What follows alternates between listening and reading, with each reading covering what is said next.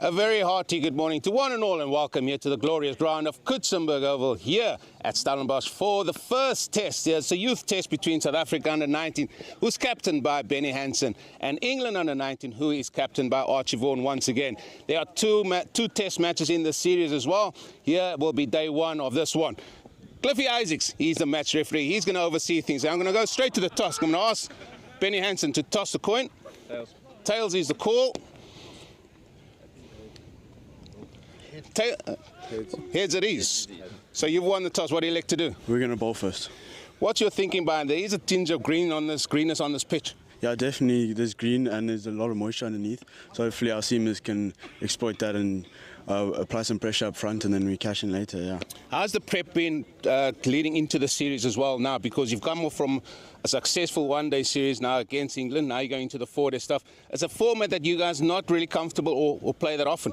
Yeah, definitely. I think it was more of a mindset shift between the ODIs and now into the tests rather than more technical side. So I think we're just coming out to enjoy it, and hopefully that our skills can take over, and then One of the aspects from the ODI, none of the teams have batted 50 overs. In this format, you have to bat time as well. Yeah, definitely. I think we've just had lots of chats between the batters about applying themselves early on.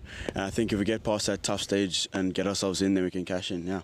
I know there's probably a whole host of changes to your side as well. Maybe somebody that's coming in that we can have a look about? No, everyone's superstars. Okay. Yeah. Listen, go well today. Thank you very much.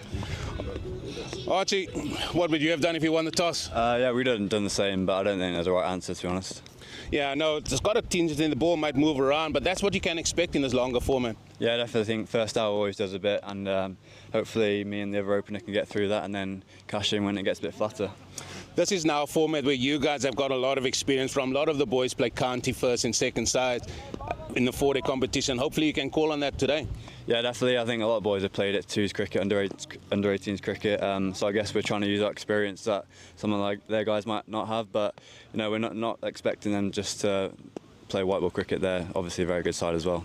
Good chance for you boys also to bat time. As I spoke to Benny there, to bat longer than 50, to maybe bat for the whole day. That's probably the first toss and end.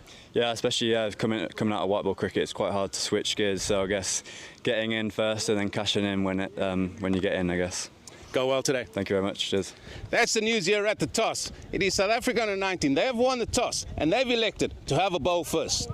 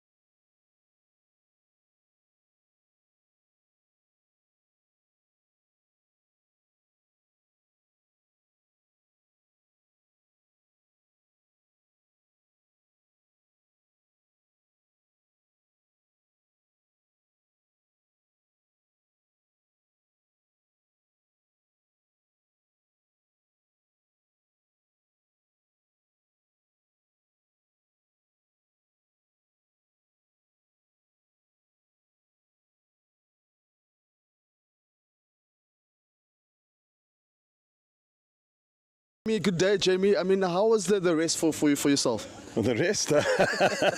No, it was all good, all good. There's always cricket on the go, so there's not much rest left, but we out here in Stellenbosch. What a glorious day. Bit of golf? No, not yet. I'll get there soon. There's too much cricket. I'm going to wait for the cricket season to get to an end, and then I shall be playing quite a lot of golf. All right, so obviously South Africa won a toss and decided to bowl first. I mean, was it a good decision? I think at the end of the day, I mean, we were, Eugene, myself, Ezra Poole, we were chatting about there. We went to look at the wicket and said, well, probably the team that wins the toss here will bat first. I mean, we'll bowl first, I beg your pardon. So that's what we saw, and we saw that England had the same intentions as well. I mean, do you think, obviously both these teams haven't batted 50 overs, I mean, it will probably be an advantage for the South African team? Well, you know, it's just going to see South Africa cricket. I mean, you look at schoolboy cricket, they don't play 4-day cricket. They don't even play whole-day cricket like they've done in the past. So it's all just hit and giggle at times at school's level. It's going to be magnificent to see how South Africa gets tested now at the longer version. Has the batsman got the patience to occupy the crease? Can the bowlers bowl for periods of time? Because I know there are certain rules in terms of how many overs bowlers must bowl and when they must rest. But this is where you test the character. You can't play T20 cricket from T20 cricket. You've got to play this type of cricket to give you the base. And the other thing that's an advantage, England has an advantage. They play county first division, county second division. They play a lot of 4-day cricket. So it's going to be interesting to see how South Africa go about their business. And onto the teams. I mean, South Africa have 4 changes as guys coming who didn't play in the ODIs and now are slotting in. And England, 1 change. Yeah, England's made 1 change. They've had a squad of 19 players. They've made 1 change, and they've brought back a player that didn't play in the last ODI. So they'll be a settled unit. South Africa won the ODI series 2-1, and yeah, there again we saw that guys can't bat 50 overs. I mean, from both sides, for England the same. So conditions will be slightly, I think, in South Africa's favour because they know home ground advantage, that type of thing. But if England's going to show resilience here today and stick it out and make sure that their batsmen get in, it's going to be a long day. ODI. So let's recap the ODIs. Obviously, South Africa started very poorly. I mean, losing their first ODI, but coming on really nicely to win the ODI series 2-1. Yeah, that was fantastic. I mean, they were bowled out for poultry 87 and then came back. That showed a lot of character. So I'm sure that will do also good for team bonding. But I just hope, Nets, that in the future, if this is what starting that 2 4-day tests, which I think is absolutely marvellous. Cricket needs that. We need that these youngsters can get a taste of what it is when they make it to the big time league. If this is what's to come, and they're going to play more of this, then I am an ecstatic man here. What would be the message for yourself? I mean, you obviously spoke about it, but what would be the message to CSA, maybe perhaps just to have these guys play more 4-day cricket, perhaps in the high school times? Yeah, I feel that, you know, whilst they play T20 cricket, high schools, to me, they still should play time cricket. Schools play time cricket, and I think it's important that time cricket gets played. It's a day out, and the thing is, these guys are going to become international cricketers in years to come. There's enough T20 stuff, but this is the real McCoy to play out here because it tests your character. It tests your talent, it tests your resolve, it tests your integrity. It just takes everything that makes a good cricketer and a classy cricketer gets played from 4-day cricket and 5-day cricket. And I'd like to see a bit more provincial teams, and I'd also like to see that the under-19s, as you say, play more. They go into an academy, they play further on, and that you take 4-day cricket to the people. Play the cricket in the communities. Play at Western Province Cricket Club, play at Langa Cricket Club, Western Province versus Free State or whoever. That's what's got to happen. We're going to find growth. People will want to play the game. They want to be involved in the game. Look at this facility here. Imagine Boland playing a 4-day game here that gives their ground a rest, because we're not getting all the sponsors in, and then you also give opportunities to the clubs to make a bit of money where they can buy balls and look after their junior section. It's all. The top can't be great without the bottom. If the foundation is bad, the top crumbles. And that's what we need, is to spread the gospel, make the foundation solid, and make cricket grow. Well, there you have it from the legendary Jeremy. And with that being said, ladies and gentlemen, it's match day.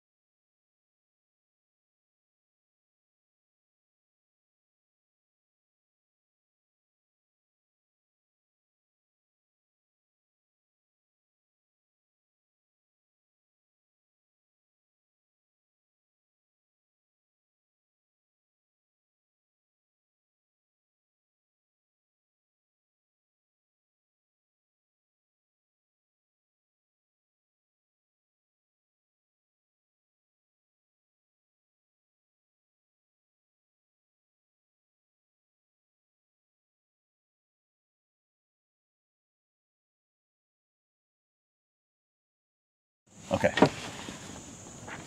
Hello and welcome to Kutsenberg.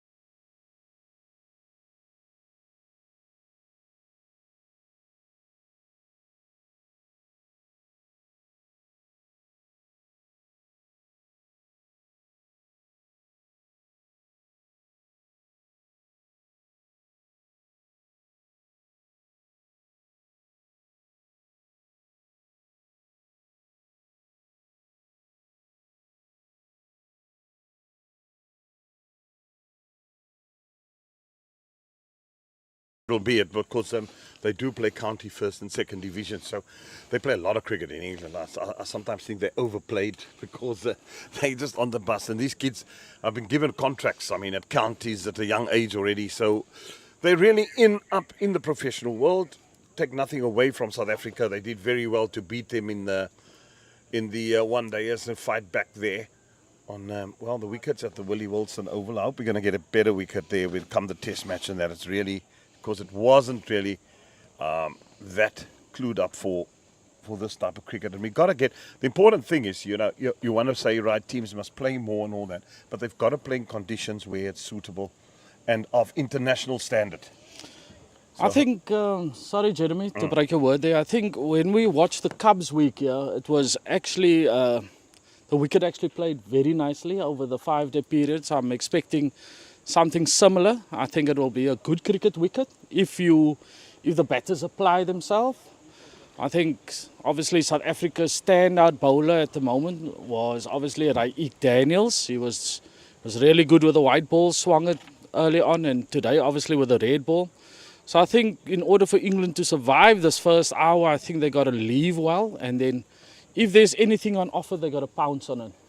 yeah, the good thing that we also, I mean, we had a discussion here out in the middle, you, me and Nate, regarding the balls. We had a Duke ball in the one hand and a Kookaburra ball in the other hand. First delivery of the morning. And you could just see the difference in balls. It's amazing. No, it does. I mean, obviously plays a massive role. But as we know in England, with them trying to prepare the players to play international cricket, I know there was a period that they used the cooker on the county circuit. And my word, was there lots of runs scored in those games. Oopsie, good delivery. Yeah, conditions are just so different in England. I think that's why you probably need a ball that will have a pronounced seam and a ball that's going to last. So that's why it swings quite a lot, and the seam it's much harder than the Kookaburra ball, and it's understandable. Yes, that in Australia, South Africa, that you can play with a Kookaburra ball because our surfaces are harder. I just think a Duke ball would create chaos in our leagues here.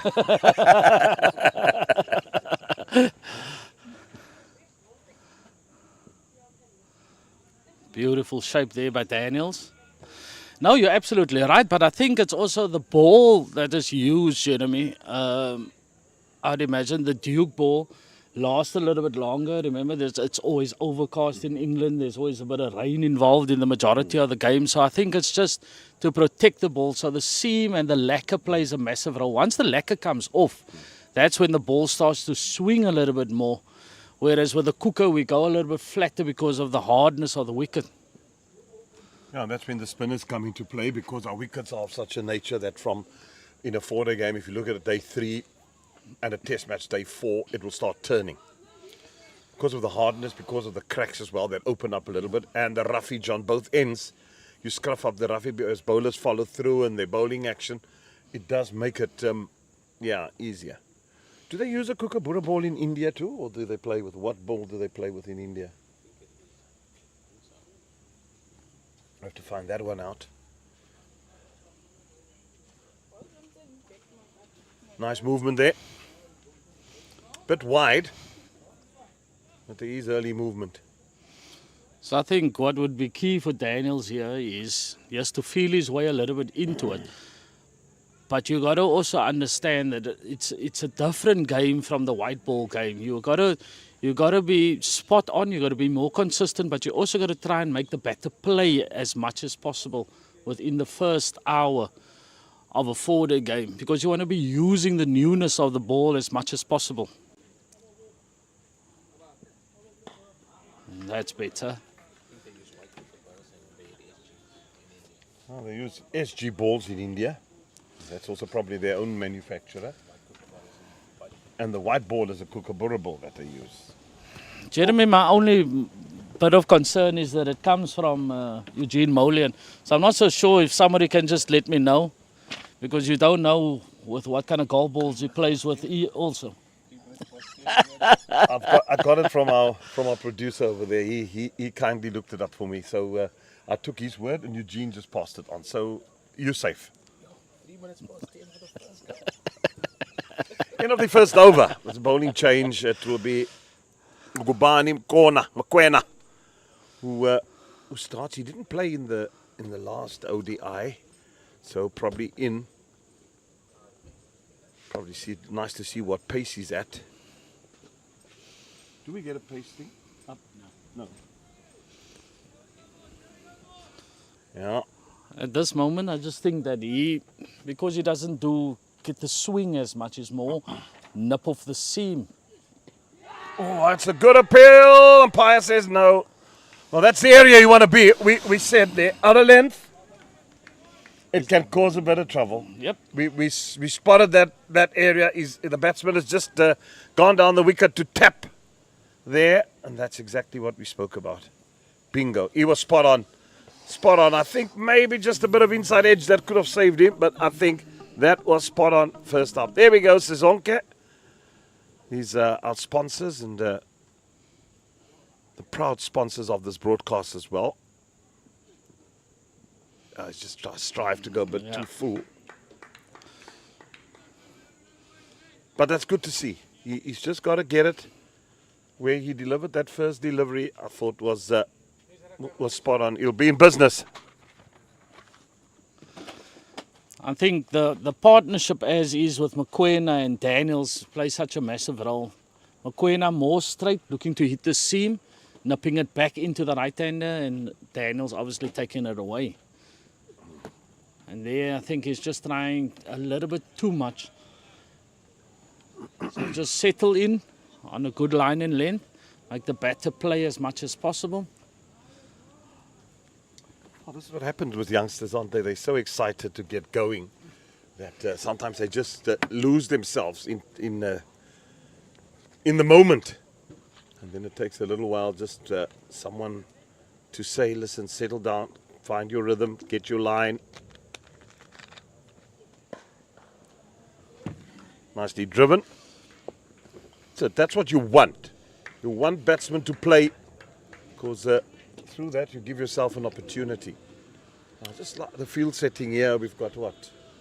There's 1, 2 slips, 3 slips in position, and a gully. And then you've got point, and then you've got extra cover.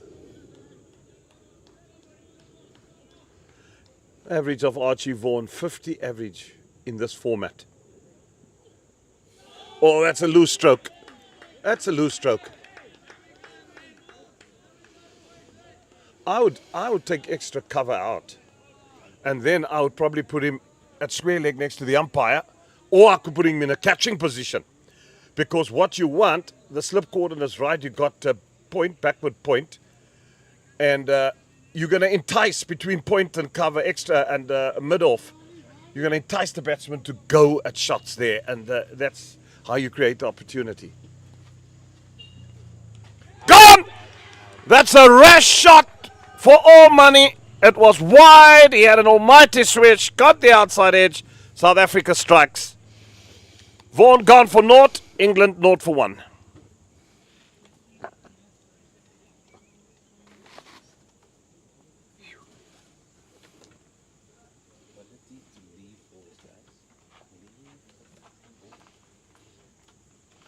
Well, that was so wide, Ezra. It was as wide as the wing of a Boeing 737. Just have a look at this, Jeremy. I think this is more of a premeditated kind of thing. He's looking for the short ball, and he's just decided that anything short, I'm going to have a pull at. And I tell you what, if I am Mikey Yardy at this moment in time, I'll be very disappointed, because I would want, and obviously this discussions has been, guys, you got to make sure that they get you with a good ball, and not to give your wicket away. So this is one of the changes that's taken place. Kish Fonseca to the wicket now, Jeremy. He's hasn't played any of the ODIs. I think he's straight into the test matches. Yeah. And I mean, that was just a poor shot. I'm sure if Michael Vaughan was watching that, he'd be falling off his chair. That was just poor cricket. What are you? It's the second over of the day, third delivery. You're having an almighty swing. Wow.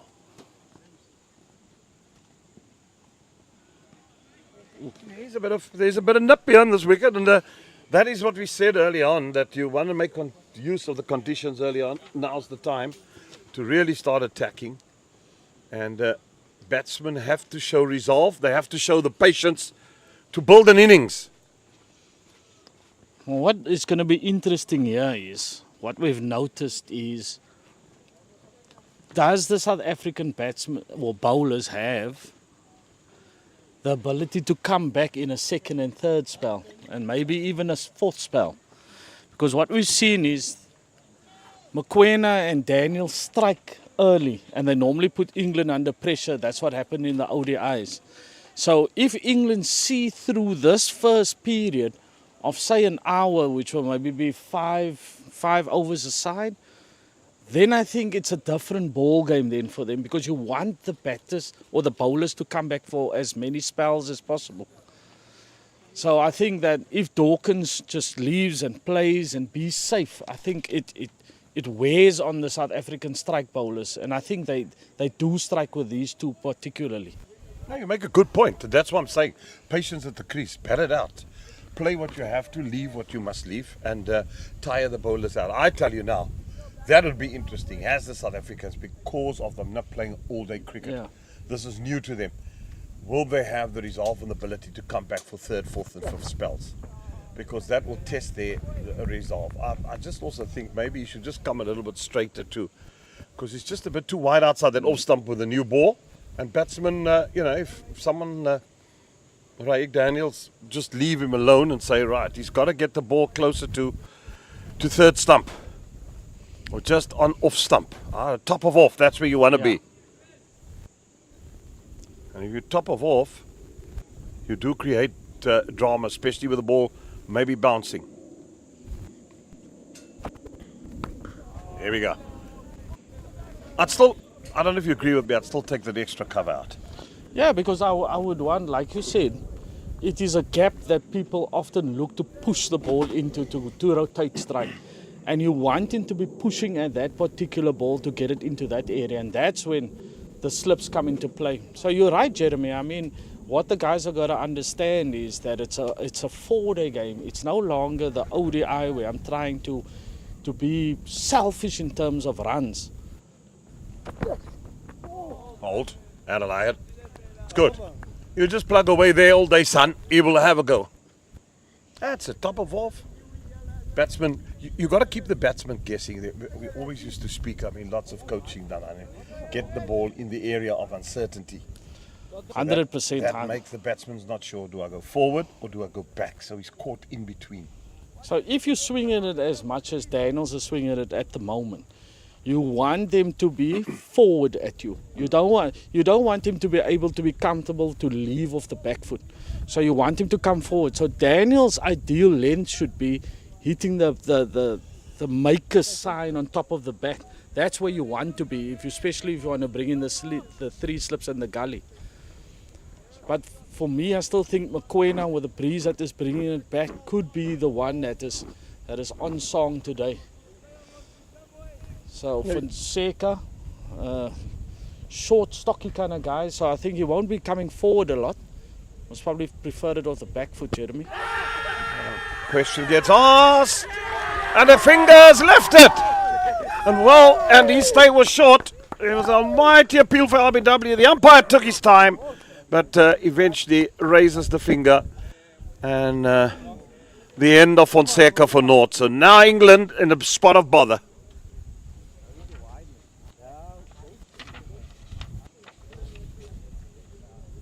Ooh, looks very good, that one, Jeremy. Can't be having too many complaints about that. So I think that's where it's at for South Africa at the moment. You got to be bringing the batters forward, and with a little bit of in-drift because of the breeze that is going across from our right to left, I think it just naturally the wind will take it, looking for the in-swinger. Mokoena shouldn't really be looking for anything outside. Can we see it again? Producer, can we see it again? The slow-mo, please. There we go. Let me just look here, Jeremy. But an in-drift there, and that's what you want to be. I still feel that sometimes that is the most dangerous delivery in Test cricket or in 4-day cricket, is the one that is coming back at the right-handers. Oh, you were spot on. You said Mokoena with the breeze there behind him. So these batsmen got their work out. Aaron Savant in now. He looked accomplished watching him in the one-dayers. So there's work to do for these young English players. 0 for 2.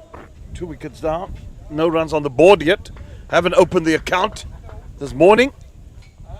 So it is a bit of a sticky one. Right, 2 down. I just hope the captain can, I would even have a short leg in there and take the man out at extra cover.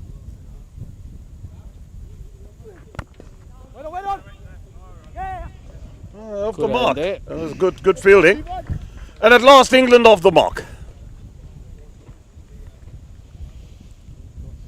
Just I'm looking at this field, Jeremy. I just think that the slips are opposition in like right on top of each other.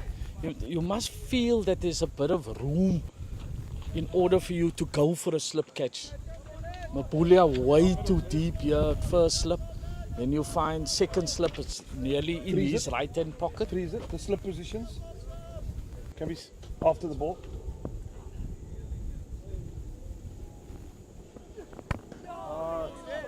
And that's where you want to be, Jeremy.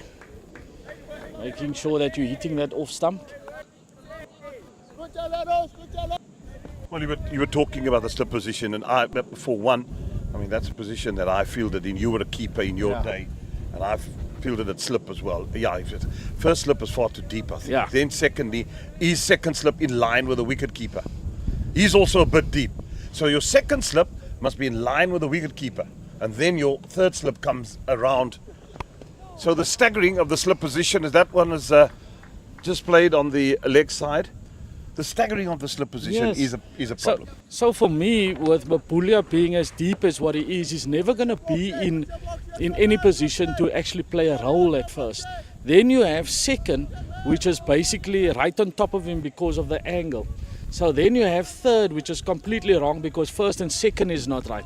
So if you're looking at that, if second is gonna move, anything is gonna disturb first because they just too tight there for me. And their positioning. I mean, the positioning of where they are in the line that they are standing. You can't be that. The second slip's behind the keeper. Second slip must be in line with the keeper, or slightly just in front. Yeah, that's where he's got to be. And then third will obviously dictate his position from where second is. Absolutely. And if you look at that, if the nick is going to go in as kindly and it's maybe in an uncertain position, nobody's going to move for the catch. Because you're going to feel that it's somebody else's. Yeah. And as far as Mapulia is concerned, I just think it could just bounce short of him. 100%. 100%. If the keeper doesn't move, then it's never going to carry to him. 2 for 2 now it is after 4 overs. South Africa in a good position. Dawkins has just got in. Sawan also just got on the mark. They've got work to do. Daniels thus far has been toiling away outside off stump, and Mokwena's the one that's been impressive from the mountainside end, I would say, at the ground here at Kutsenberg. Oh, that's a naughty shot. Now, yeah, it's just so wide to go and have a go at it. I don't know what it is that cricketers sometimes don't believe that a good leave is a good shot. Yeah. Like I would always explain intent. So intent doesn't necessarily mean that you have to smash it out of the ground, but it can just be good feet movement also, where you make sure I'm coming forward. Oh, that's gone through the slip area. I wonder if it was airborne for a while, if it just came from the ground. You can see that these guys are attacking and that they like to get after the ball. I don't mind it as long as it's controlled shots and not getting yourself into trouble. Is that a no ball? What did the umpire say? Yes. Oh, that looked like it was an edge. Yeah, it did look like it. But now you see that slip cord and how it's scattered. That's the trouble. So 1, 2, 3 is right on top of each other. You gotta be having at least we also used to stand. like double that maybe. Yeah. So it'd be interesting to see whether South Africa will maybe adjust that after this. I think even gully, that's not the conventional gully position. No, that's not. more like a traditional fifth slip. You could have somebody in between there, and then you'll say no, it's actually 5 slips. 5 slips, yeah. Well bowled. Well bowled. Nicely off the straight. A little bit of movement. Got the best batsman guessing. That's where you got to be, young man. So Eugene was always, if you have a look at that, there we go. So you got first, that could be a touch wider, and then even second. Second is the one for me that you got to set properly. First can just come up on that line. Second can be a touch wider, and so can third. Gully will have to be more of a slash position rather than one that is going to carry through. It's almost like he's in a no man's land position there at Gully because of the way the slips are grouped in that area. Here we have it. So first slip, bit straighter, flip forward. Second slip, forward. More to the the left as we're sitting and then now. Your third slip as well. Yeah. Would come right in front or square of second. Normally arm's length apart and a half. Oh, that's a good shot. But probably going over the top. So what Eugene noticed, especially with Daniels. So Daniels is very much a bowler that wants to have something ticked off in his wicket column. So here you can see he's bowled really well. He's shaped it all day. There has been a few play and miss. There's been one through the gully, but he's looking for the nipper back or the swing back ball because he feels that is the one that is going to give him the wicket. Sometimes it works in partnerships. Just stick to where you are. Mokwena's on song. He's hitting the right length. So you just got to go for nothing. He wasn't aware of that shot. Wasn't convincing at all from Dawkins. Fortuitous.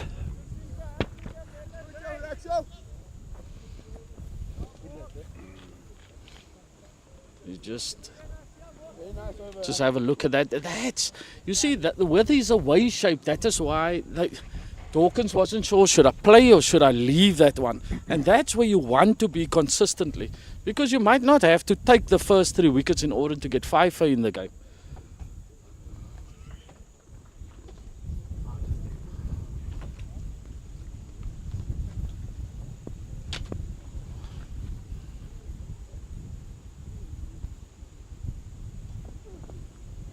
Bold. Absolute pearler.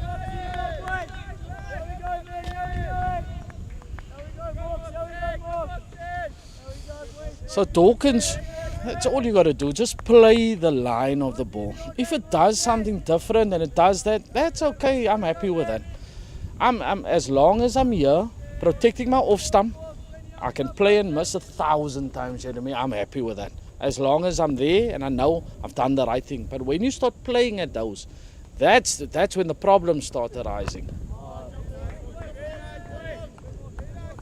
So as you can see, he's getting way outside off stump. So if anything is the ball that you want to take the wicket, is you want it to be coming back at him. So Mokoena just got to be patient. He's been in good areas. Just stick to what works. Yeah, he has been fantastic. No doubt about that.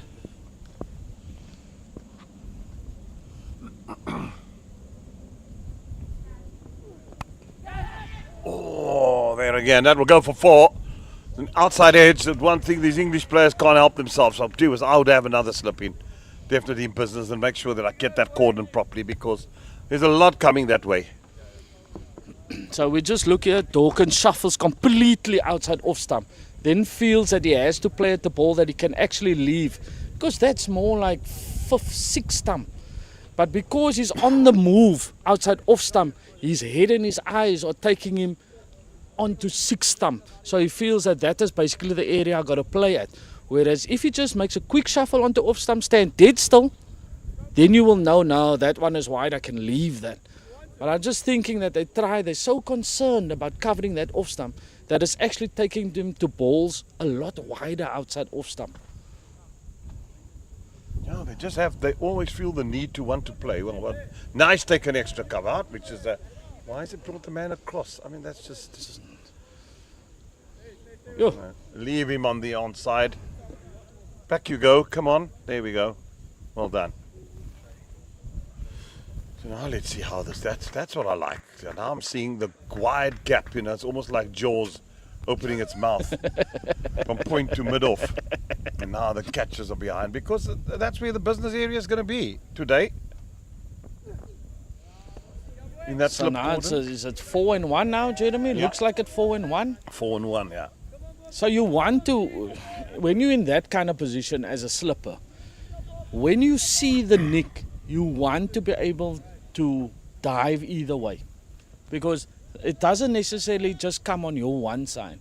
So if you're on top of each other, your natural thing is, oh, that's not for me, then you leave it. And that's when you make the mistake. Your idea must be, I'm going to go for anything that is in my catching area. Oh, he's spotted that outside off stump, and nearly. Those guys at the back, they'll have to watch carefully, because it's going to come their way and it's going to fly.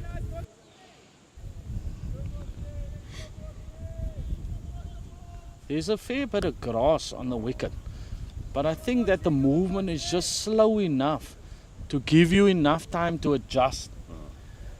You don't necessarily have to go out that wide, so you want to make him bowl to you. Yeah. Bold. That's a good leave. That's a good leave.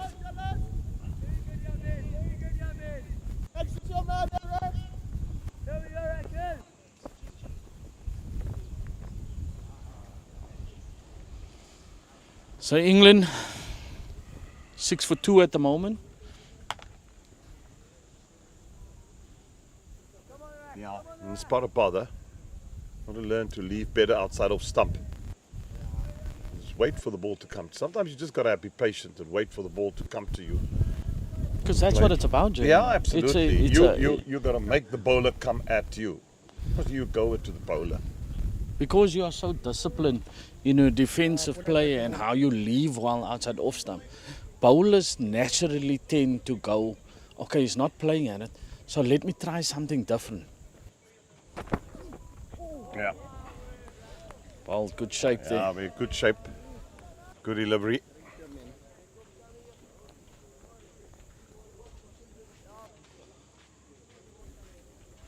Daniels looking good. What I haven't seen yet, Jeremy, is the old-fashioned bumper. is to take those feet away from Yeah. the batter, Yeah. especially if he's leaning forward like Savanti is at the moment. Nothing wrong with pushing him back there and saying, good morning, I'm also around here. It's one past the earlobes. Something effective. I've seen him hit a few in the weeks leading up to this series. So he bowls a mean little bumper there, but I'd like to see maybe one or two, not constantly, just one and two, just to remind him that you're around. Well, that was nearly airborne for a little while in that mid-wicket region. And just with that kind of delivery, it is, like Eugene was saying, sometimes he's looking for to bowl the golden ball. This is 4-day cricket. Yeah. You can just sit in there. There's nothing wrong with going for nothing or bowling a maiden. Yeah, it's just bowled a no ball too. So, oh, that was beautifully That's bowled. beautifully bowled. Yeah. Just love that. Just drew the batsman forward.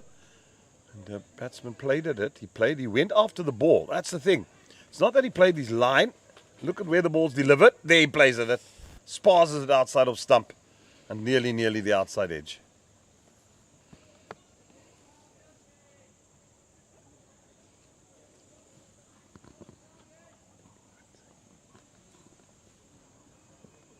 Oh.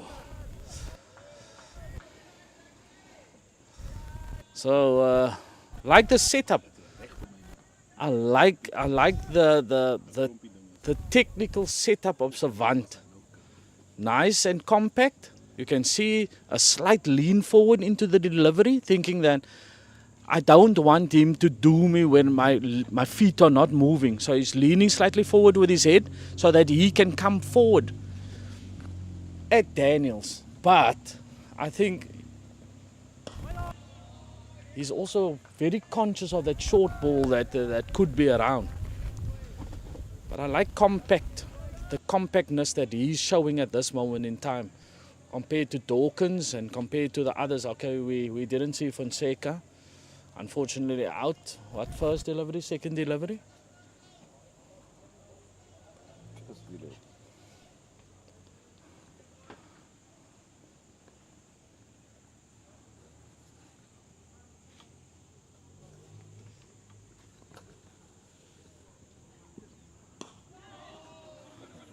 Be a couple of runs. Could be 4. Quick outfielders. Oh, it's just hold it in. They'll turn for 3. So it's 7 overs gone now. 13 for 2. 14 for 2 it should be. And Ezra Poole, after a fruitful half an hour, departs. And after Eugene Molian The legend. Mo. coming in here. Good morning, Eugene. Good morning, Jeremy Fredericks. Good morning, viewers. Good morning, all. What a day. What a day it is here. No cloud in the sky, blue skies, light breeze blowing. I mean, what better setting? Kutsenberg Oval. I also found out that Doc Craven's dog was called Bliksem. You learn something new every day. I knew Bliksem too. I met him. Came here to Doc Craven's offices here and always saw Bliksem around him. Everywhere he went, from coaching on the rugby field, everywhere. That's why it's legendary. That's why that statue is up right at that gate when you're coming. Daniel Hartman Craven. Oh, the Doc.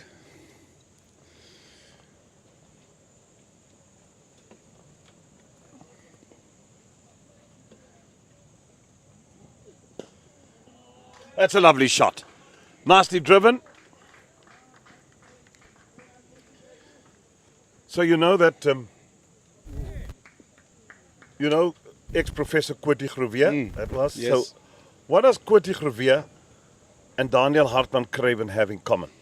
Do they both play scrum off? No. They both were born in Lindley in the Free State. All right. What a good man Kweti was as well. Absolute Oh, legend. you loved him. Did. Helped me a lot with my broadcasting as well. My career working with him in Afrikaans. Still miss him so much. Yeah. The prof. Missed the voice, eh? You missed Yeah. the voice?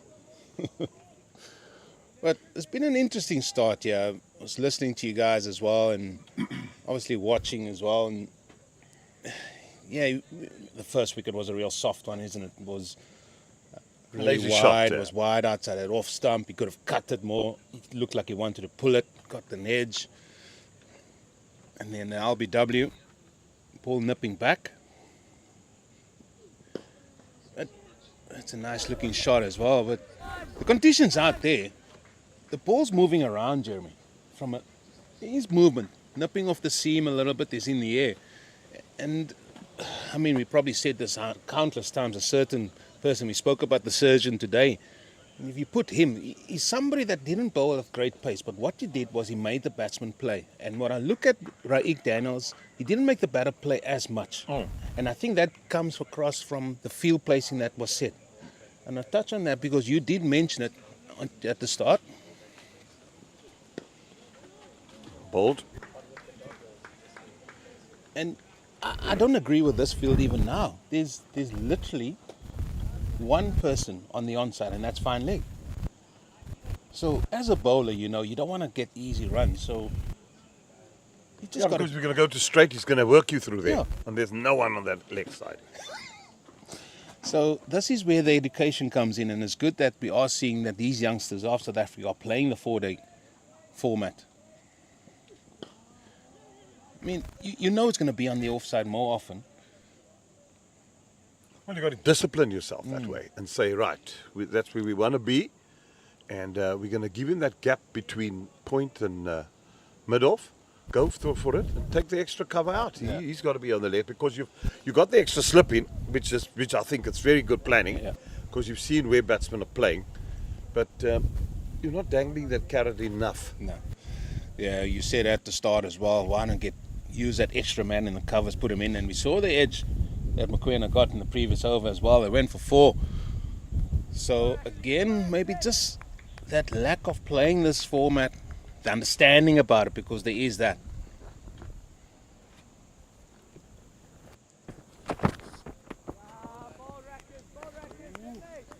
But a lot has been expected from someone. He scores a lot of runs. He's someone that's come through the youth ranks from representing his country throughout.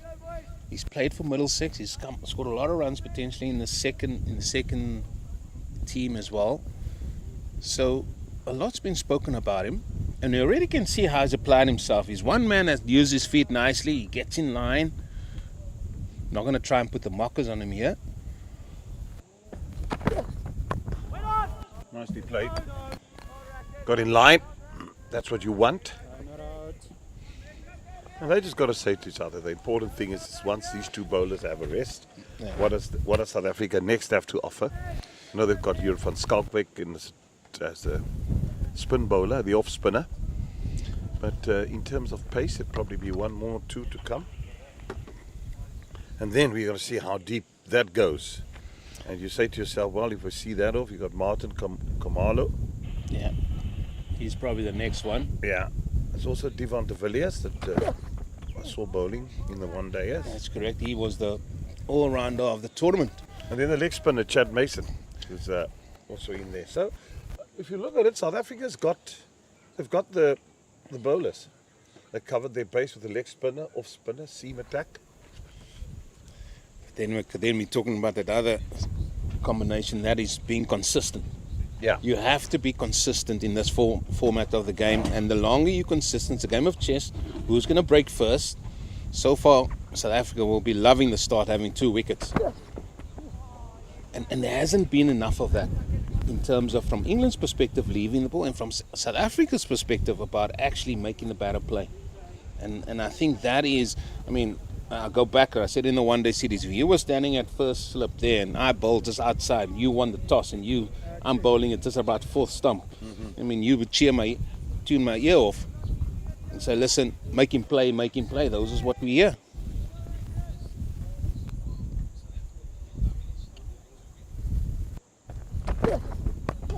Much better. That's where you want to be. Why are you saying me? I'll be in your ear. Listen, for the people out there, I was fortunate enough to play at, I think my first two-day game was with the great Rhino. We came over to Somerset West. I can't remember where the ground was we played. I was steaming in my Reebok flats and pulled it out there and just wide outside off stump or off stump with a new ball because I just thought, I just don't want to concede runs. Oh. A good one. Well, he got himself in a little bit of a tiff there. And then after about the third ball, you get the shot. I mean, because Rhino's not one for walking. That's why he goes around with a golf buggy when he's on the golf course now. So he's not one for walking all the way back to where my run-up was. And he said, listen, can you just make him play? Not in those words, but to that effect. It can't be wasting ball. Costs a lot of money.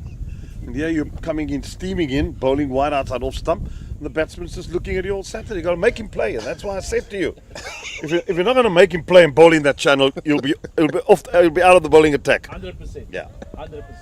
So it should be. It was worse when you bowled a short ball and the batsman didn't have to duck. He also once said to me, I also had fielding and he was bowling rather well. 4 slips, gully, and I had a short leg in. And he said, what? I said, why are you that tall? Make the ball work.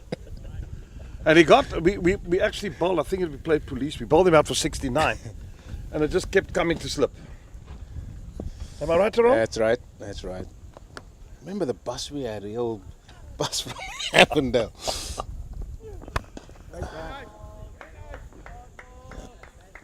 Well, what the other two would have now just to have their wicket, another chance, because what these two are showing us is just basic command, go there, get in line, get their foot to the ball, get the hands, don't try and force it, because they know somewhere along the line you're going to get a ball that you could score off. Well, I think sometimes, you know what you do, you go there, you see the grass, and then your eyes go like this, and then all the demons and the gremlins get hold of you, and you saying to yourself, wow, you're thinking to yourself, the wicket's going to do this, the wicket's going to do this. I've never had an idea, even when I played club cricket, to think I didn't care what wicket, whether it was gone. I always said to myself, you've got to get into line.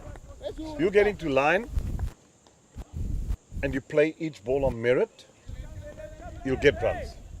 And Jeremy, I think that's where the shorter format of the game has a lot to answer for, because if a batter wants to really go after it, you always see him give himself room and free up his arms. Where in this format, you got to be nice and tight, as Ezra said earlier, and just make sure that it's a new ball, it's a new rock, it's going to seem about. Just let's see that out, because the kookaburra does get soft, and then later on here and after lunch, it's a lovely place to bat. Absolutely. That's why I would never, ever have been selected for T20 cricket. I'm sure if I was selected, my captain would drown me. Because where were they going to field you, Jeremy? That's more the question. listen, I used to field in the covers and stuff. Eugene Molian is talking absolute nonsense. Because I used to, when he was bowling, I was fielding at mid-off. I'd walk there and go and have a chat with him, or mid-off, wherever. That was never a problem, fielding. But, I used to pick apples on a Saturday when you were bowling. Just to nick them off, and then good position to be. Didn't have to do much walking then. But T20 wouldn't have been. I was too much of a stodgy player, and like to protect my wicket, get in. Beautiful. Oh, that's a lovely delivery. This kid has bowled absolutely exceptional this morning. Wonderful to see. He's been right on the money. 10 overs gone. And he's reaching those areas that you highlighted to me this morning. And he's been around that area, very consistent. There it is, jags back off the seam. And there's a lot of that. And you just got to be patient. Yeah, that's a big thing. You've got to be patient. But the one thing that the captain mustn't do is over-bowl them. It's almost time where you're going to say, right, 10 overs gone. That you normally want your bowling fast bowlers to go 5. You're giving them one more, they bowled well, so I understand that. But Maximum 6, I would say, for starters. New ball still fresh. Getting another bowler. You've got the other seamer. Yeah, that's one aspect I forgot to ask the powers that be, because we know when it comes to national tournaments, especially the underage tournaments, there's a restriction on fast bowlers bowling 6 over spells. Can't bowl more than that. You just got to find out if that is the case in this series as well.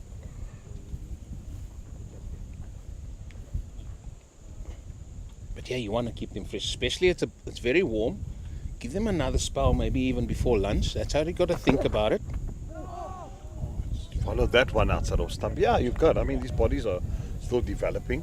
So, you know, you can, if things go awry, you can always fall back on them. But you want to keep your bowlers fresh throughout. What is, I'm going to ask you, Jeremy, because we spoke a lot before and during this test series as well, as we're going to see here. What makes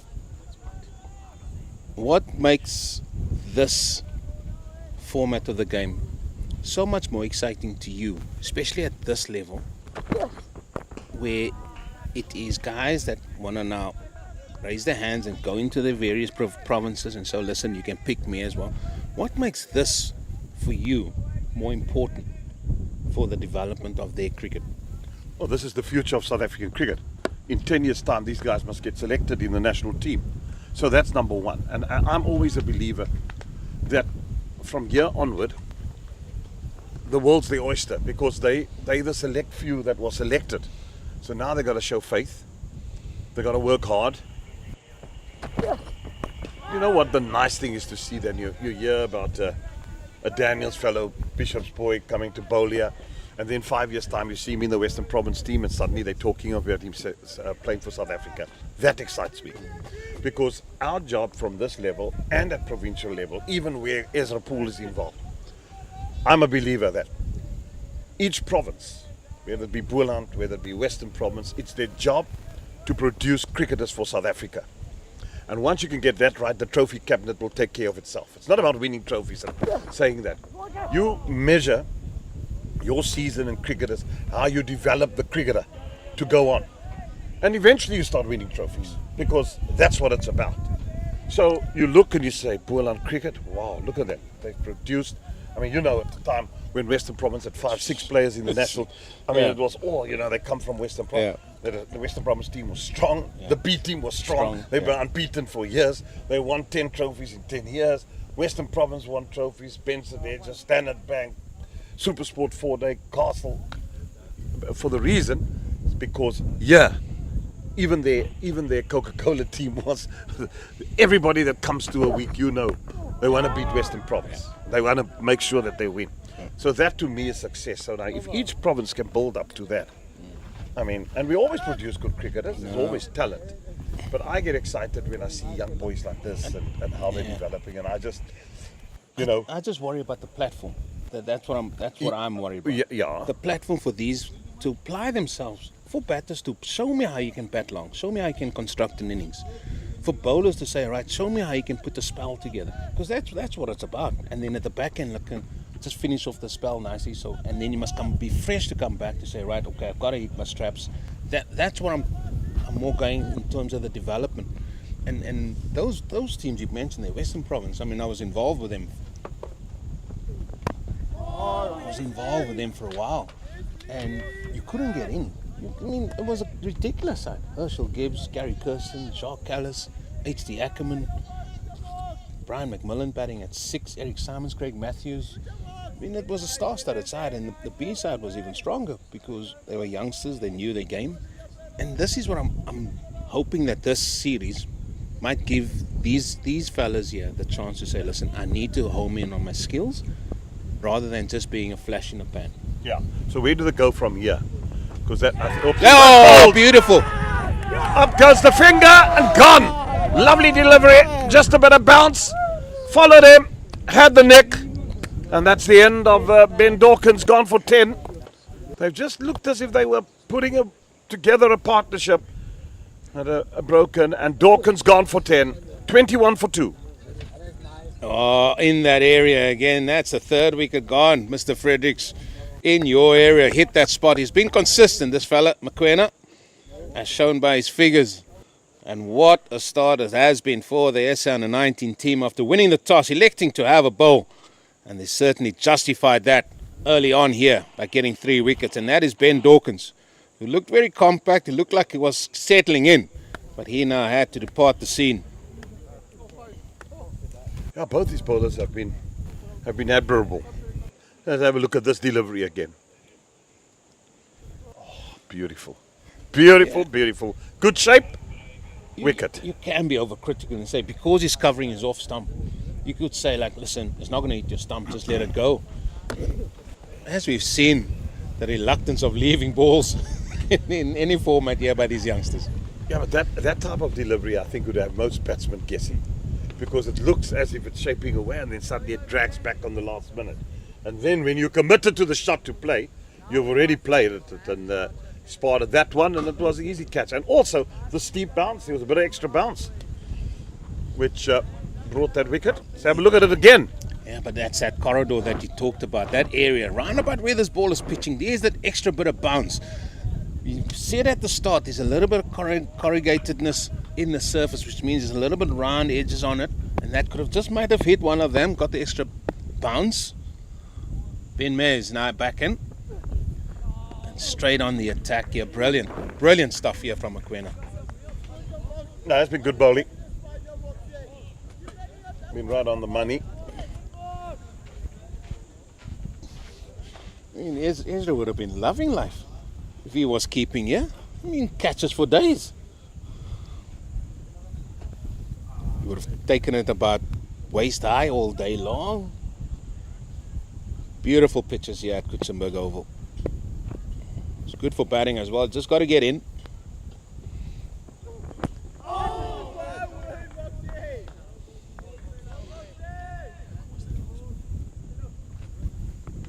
The big thing of also coming here.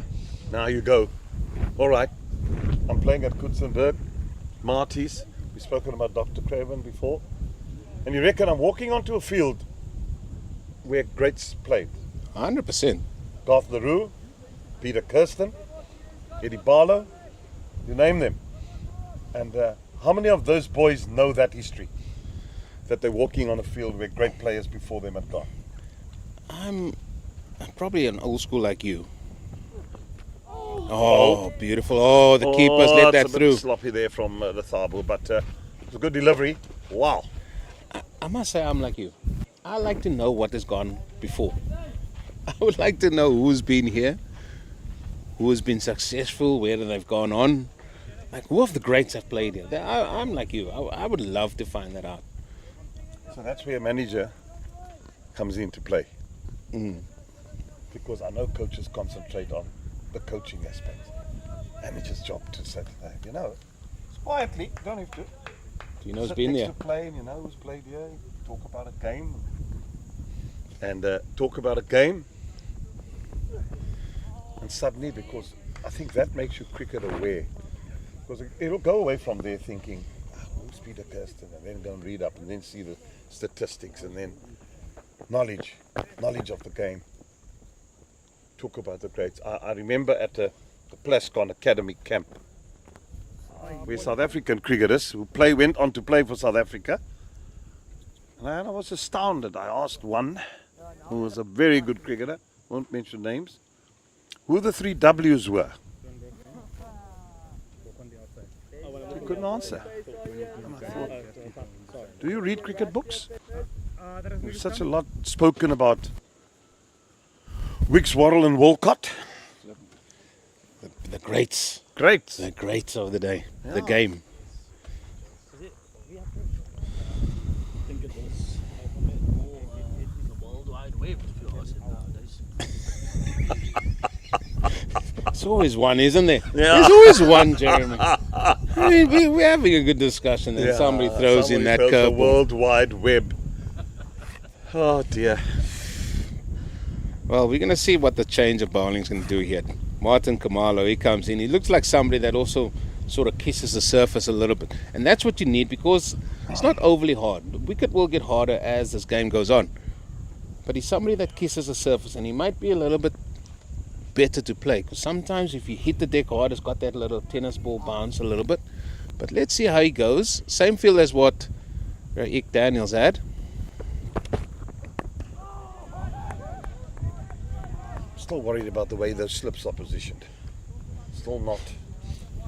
We were worried from day one at Kaya Majola week how we saw the slips were as well.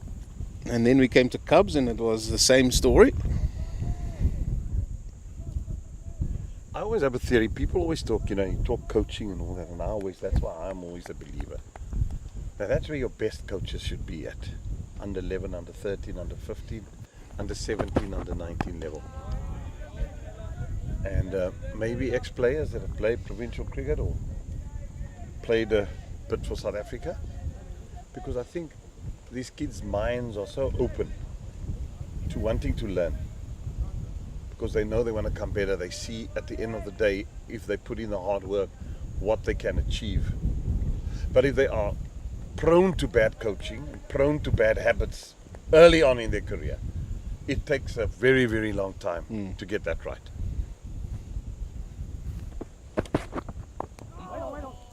Therefore, it's so important, as far as I'm concerned, that you do it right from the beginning.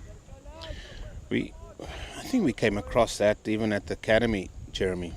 We had a fella, first month of the academy, scored buckets of runs, heaps of runs.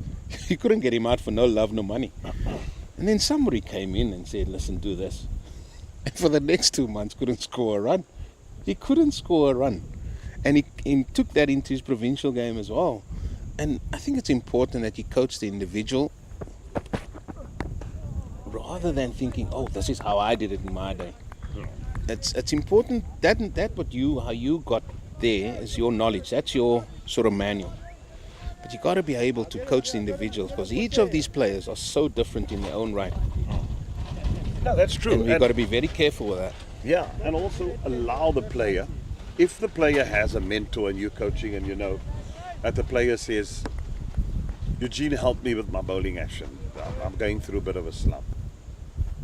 Any coach, if you're a coach worth your salt and you would say, phone call to Eugene, I need you at the nets. Come and spend an afternoon with so-and-so.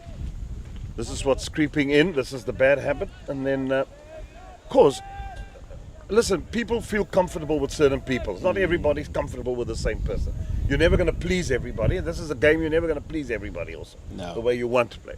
But you got to make sure that the surroundings that you create is a plausible one and one where people can work together for the common goal of making the player better and for the game. Well, that's just clipped away down to fine leg for one. Too straight from Kamala. Easy pickings for the batsman. Yeah, I'll give him that over, gone. It's just conceded the one run. He's going to have a nicer look or better look at his action. But it looks as Mokoena is going to continue. So maybe my thoughts about the bowling restrictions is probably not going to be enforced. So he's going to be bowling his 7th over. And why not? In terms of where this game is and in terms of how he is going. 6 overs, 3 for 14. He's just taken a wicket the over before. You're not going to get the ball out of my hand. That's right. Give him another over. And there's a nice breeze. So you're not overtired.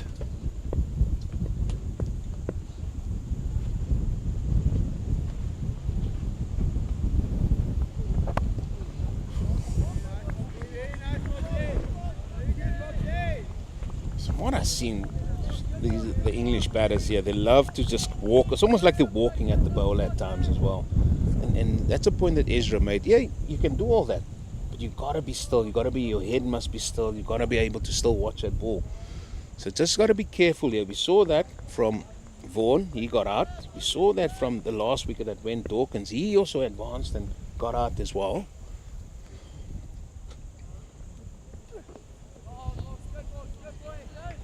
You just want to come at it. Come at it hard, apparently.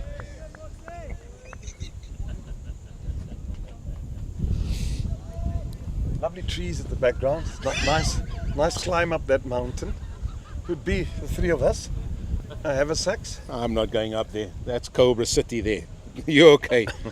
You're all right there. Yeah, I mean, you guys can go. I'll cover you for you boys. No problem. I'll stick Good. on. I'll stick on the path. No, you're right, Eugene. Leave the cobras alone. They're sleeping. Let them lie. They'll surface Well- on these hot days. They do. Well, here's Make the the question. appearance. Here's the question, because we spoke about baboons making their appearance. They're all over the place. I'm led to believe it was at Sea Point the other day. Yeah, I was walking down the main road in Sea I mean, Point. Are we going more in their territory, or are they coming more in our No, territory? we've encroached in theirs. Humans always do impossible things. Should know that. I mean, Elon Musk is wanting to take Chippy to Mars. Dearie me. Said he's taking the little husky to Mars.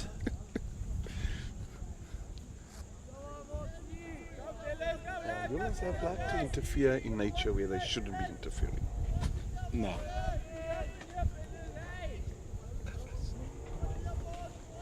Had a bad haircut? Let me rather put my cap on, because Ezra is again having words.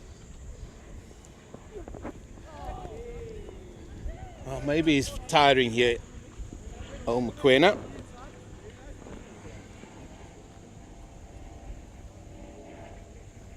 Where's the comb over? No comb over today. My baby boy. It's good to be loved, yeah, by these two co-commentators, let me tell you. Fatherly figures. Very-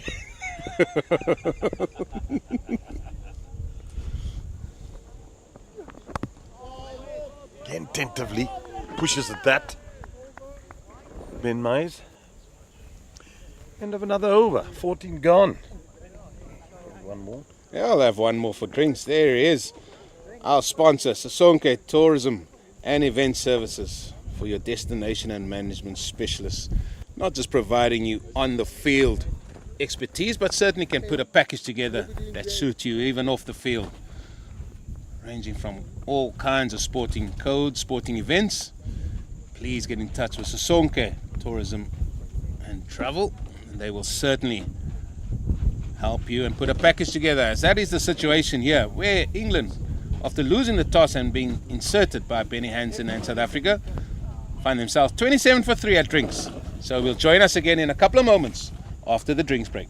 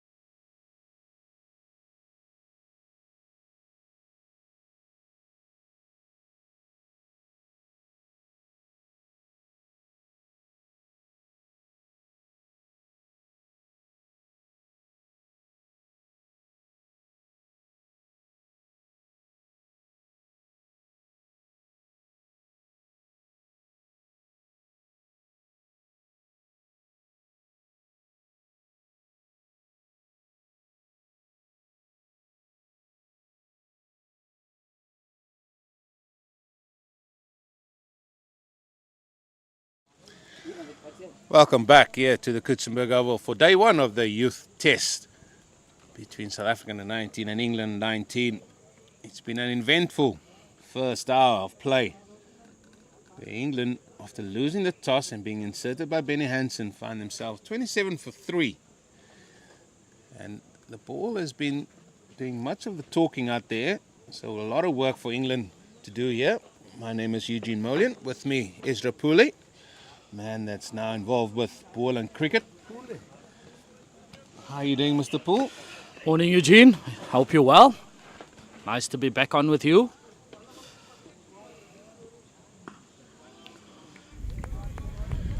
You know what is eye-catching about this whole thing, Eugene? Savant has come in, and it looks to me that he's decided that all I'm going to do is I'm going to look to play straight. And when you look to play straight, like he is at the moment, it looks like he's not being troubled at all. Whereas the other guys are coming in and it's looking like if anything is out there to be attacked, they're attacking it. Knowing full well that they still have a few days here to play. Yeah, he looks very compact as Mr. Sawant. But I like the look of Martin Kamala as well, busy with his second over. He's somebody that looks like it could come on a little bit quicker than what you expect, a little bit skiddier potentially. Just want to have a look at that bowling arm of his. It could be a little bit round on, which allows that ball to skid on even a little bit more. So we'll just have a look at this delivery and just get your thoughts on that, because it seems like he's hitting the bat quite hard. Oh, he's bowled, he's chopped it on. Just when we said he's playing nice and tight, he's played away from his body and chopped it onto the stumps. 4 down. England under 19, all sorts of bother. Eugene, I don't know. To be honest with you, I think that if we have a look at this is most probably 4th, 5th, 6th stump line. And it was unnecessary to play at that. I'm just a little bit disappointed in the lack of discipline from the English batters at this moment in time. I mean, he's done all the hard work. He's come in, he's looked comfortable. It looked like one of the batters that could take England forward here, and then just playing a loose shot. How many balls? 32. 9 or 32. Here's my question to you, Ezra, and we've played a lot of cricket in this country, and the reluctance to just let the ball, just to leave balls in the first session. We're not even talking about the hour, in the first session, because you can certainly get the balls back. We see Sawant, he's gone 9 of 32 balls. Now some would say, yeah, he's taken a lot of balls. Yes, but when in the back end of the innings, you can certainly get it back. But there's definitely that reluctance, from what I've seen, in both formats, ODI and now here, the reluctance of batters just to leave balls. Especially with the red kookaburra, when there's catches available. Now we've seen it chopped on. It's not Eugene, for me, it's not a mental, it's not a tactical thing or a technical thing. A little bit you can say is a technical thing when you're chopping on, but for me it's more about the mental transition into the longer format. So yes, they started off with a white ball competition, but because there's so many white ball competitions being played nowadays. Oh, what a take down the leg side. They just get into white fever. It's like, I don't know. Maybe I think that from the South African point of view, right? They play a lot of school cricket, so it's a lot of one-day cricket. So I can give them the credit to say that, not to say that England don't play white ball cricket a lot. I can say that South Africa is more used to the one day. But in the test matches and how they've gone about it, I just feel that it's not so much what South Africa is doing with the ball, but it's more what England is doing in terms of their batting. Well, So, if you can see this delivery again to Thomas Roos, and what I want you to look at particularly here is his front foot. Look at his feet. His feet didn't move one iota to a ball that's coming forward. And I mean, you talk about presence at the crease. We talk about the likes of Graham Smith and those. Was that presence? And when they left the ball, they made sure you knew about it. again playing from the crease there is. So I picked that up. I mean, how many balls has he faced now? That's his third ball. So I would say, listen to my bowler, just hang in there, Yeah. bring him forward. Because he's looking like he's playing from the crease. And this is part of parcel. I spoke to Jeremy about it. Look at the feet here. Not going anywhere. Just staying there. I want to play the ball from the crease. So technically, if you look at that, Eugene, I'm not saying that when he is making the movement, just before you shuffle or whatever, just before the ball is being about to be bowled, his whole weight is going backwards. When your weight is going backwards, it is so difficult to come forward to a ball, because obviously it's coming on with a bit of pace, so he's thinking, do I hang back there? If you just have a look at that, he hasn't moved anywhere because his weight is actually in a neutral position. So it's very difficult to get it coming forward. Devon de Villiers into the attack, and his first ball gets guided down to third man. Will only be a couple, but what you'll get from the youngster is he'll try and shape it away from the right-hander. He'll try and hit the deck a little bit hard. That's what he'll try and do. The breeze is not going to help him, because the breeze is blowing from right to left as you look on the screen there. So he's trying to get that ball to move from left to right slightly. On the screen is what you see there, away from the right-hander. But what England need here, they need a partnership. Not just about runs, but about staying out there. They need time.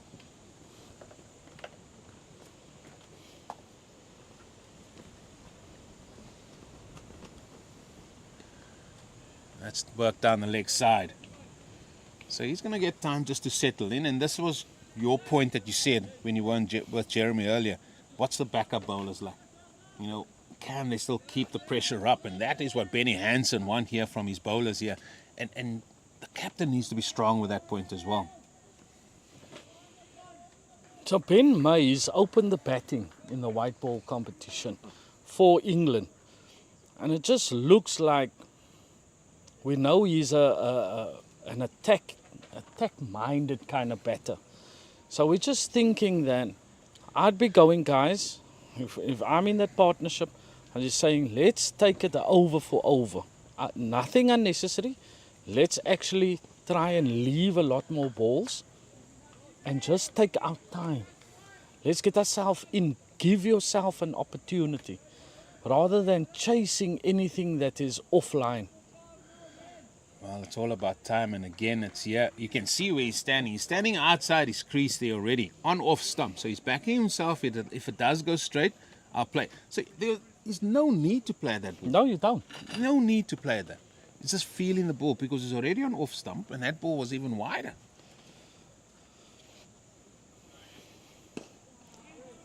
So the idea of the shuffle onto off stump is so that you know that you can leave the ball that is wide of off stump. That is the whole idea of the shuffle getting onto off stump. It is not, I'm shuffling onto off stump to play a shot.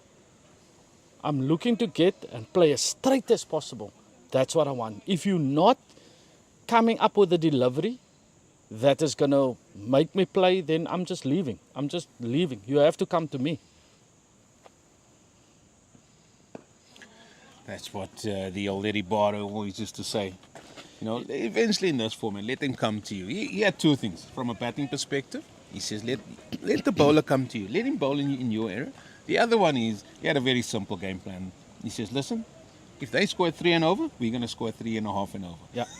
No, We'll be ahead of the game. That was his thing. He was very simplistic in his way. He got things across, but it was very good what he did. And I think sometimes, you know, we try to overcomplicate this game with too many theories at times. That's a full toss and just work for one.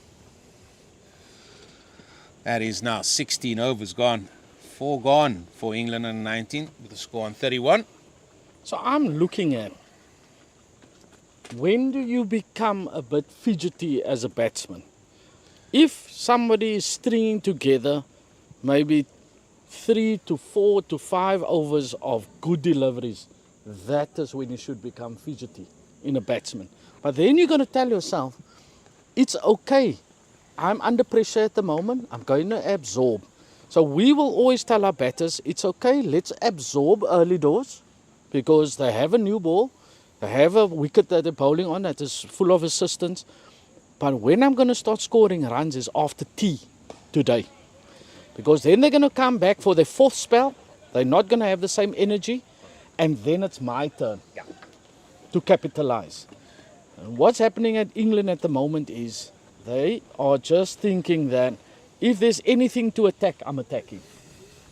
So, can you say that it's the competitions that the guys play in, the T20 and the 50 over competition, that makes the 4 days suffer? Well, I'll go even further from a batting perspective, Ezra, and you being a coach in Boland as well. And we've seen this morning even when from both sides coming in and in the nets, and it's throwdowns. How many times are the guys actually leaving balls? From the little bit that we saw, there was nothing. There were shots being played all the time. I always look at how you're going to formulate an innings here. You got to think, okay, I want to bat here, I want to go. These two definitely have to say, like, we got to bat to lunch. Irrespective of what the score is, we want to get through to lunch. So that, you said 10 overs or thing, I think that's first ballpark figure that they've got to get to. We've got to get to lunch 4 down. Then we've got to reassess. Because then, I mean, we've played here for a long time and we know that this wicket flattens out. We know the Kookaburra gets a little bit softer. And that way you're going to put the game back into the hands of, like South Africans say, right, okay, what are you going to dish up now? Because you haven't got a breakthrough. It's been a little bit easy. We have to say that. With the 4 wickets that's gone.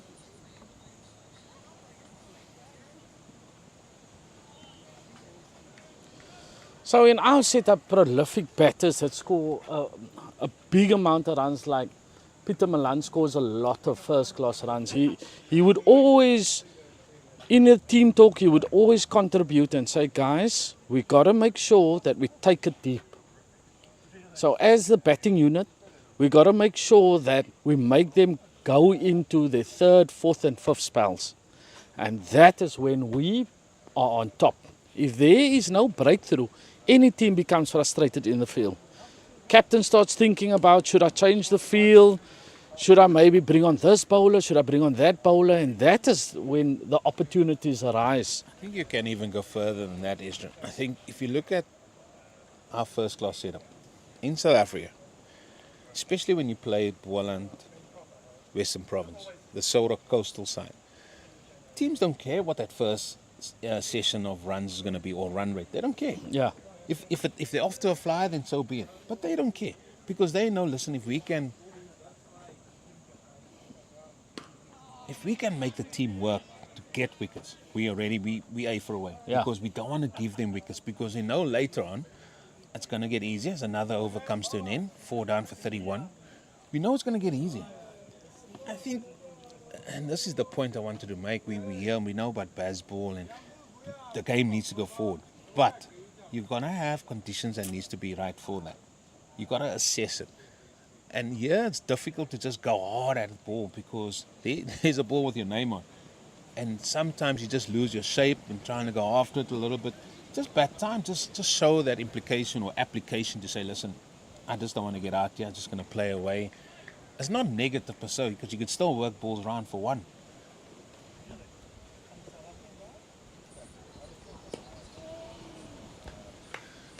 It's just punched on the ground. Not altogether convincing that. No, you're right, Eugene. It's just a matter of... I've seen Raik Daniels and I've seen Mokoena in the white ball series. They are the most dangerous bowling pair for South Africa at the moment because you don't know what Kamala is going to do because he's just made his debut. You faced the Villiers in the last ODI, so you know that he's going to be there and thereabout. So you got to make sure that you counteract, or you got to counter punch that. Not in the sense that you're going to score a lot of runs, but it's just a matter of I got to see them through because this is the dangerous pair. Yeah. After that, the intensity will drop a little. And then I'm going to take them after lunch again because I know Daniel's them are going to come back. That's their second spell. Then I know towards tea time, the body is going to the body is going to take its toll, and then they're going to start searching for wickets. So it sounds like we are but like repeating the same thing over and over and over. But that is basically how you play 4-day cricket or 5-day cricket. It's about getting yourself in, leaving a lot of discipline, leaving defense is the most important. I'm really strong defensively. And then just keep batting, that hunger to bat long. That's the thing that strikes me from both teams. Oh, he's hitting good areas here. He's Mr. De Villiers. Ball before. Just had a hint of just coming back at the right hand and maybe just held up a touch. This time back at it. And this is what I like. Medium pacer. Hitting good areas. That's where they've been all day. And maybe they've identified the Rhino Ridge there as what is going to be known for the next 4 days. Just hitting that consistently well. You'll be in the business area. Outside his crease, as you can see, trying to negate any bit of swing, any bit of shape there. I'm a bit disappointed though, Eugene, I have to say. What's that famous saying if the first wicket goes down? Good night, good day, what? He didn't say it. He didn't say it? He did not say it. And God bless. Good night, good day, and God bless. But then again... no, you know why. Why? The man is upset about one little horse that didn't do it for him yesterday at the Met. One little horse. He was 5 from 5. And he just needed this one little pony. One little pony to come in for him. Is that the Hilton Ackerman horse there? Is that Province? I strapped that pony. I took that pony to Bibi's and that's where I left it. Oh, 18 overs done. 32 for 4. Man of many talent. The Rhino. Yep. Checked the social medias this morning. Hanging out with a surgeon. Wow. And the Dale Santon, the ex-Springbok hooker. So I think there was a continual flow of beverages.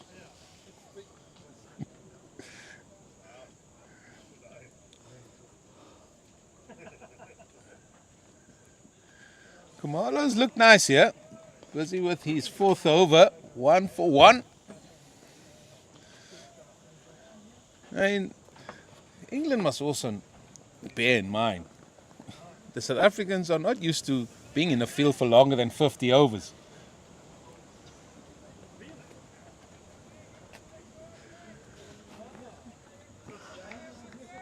Yeah, and that's what it's about.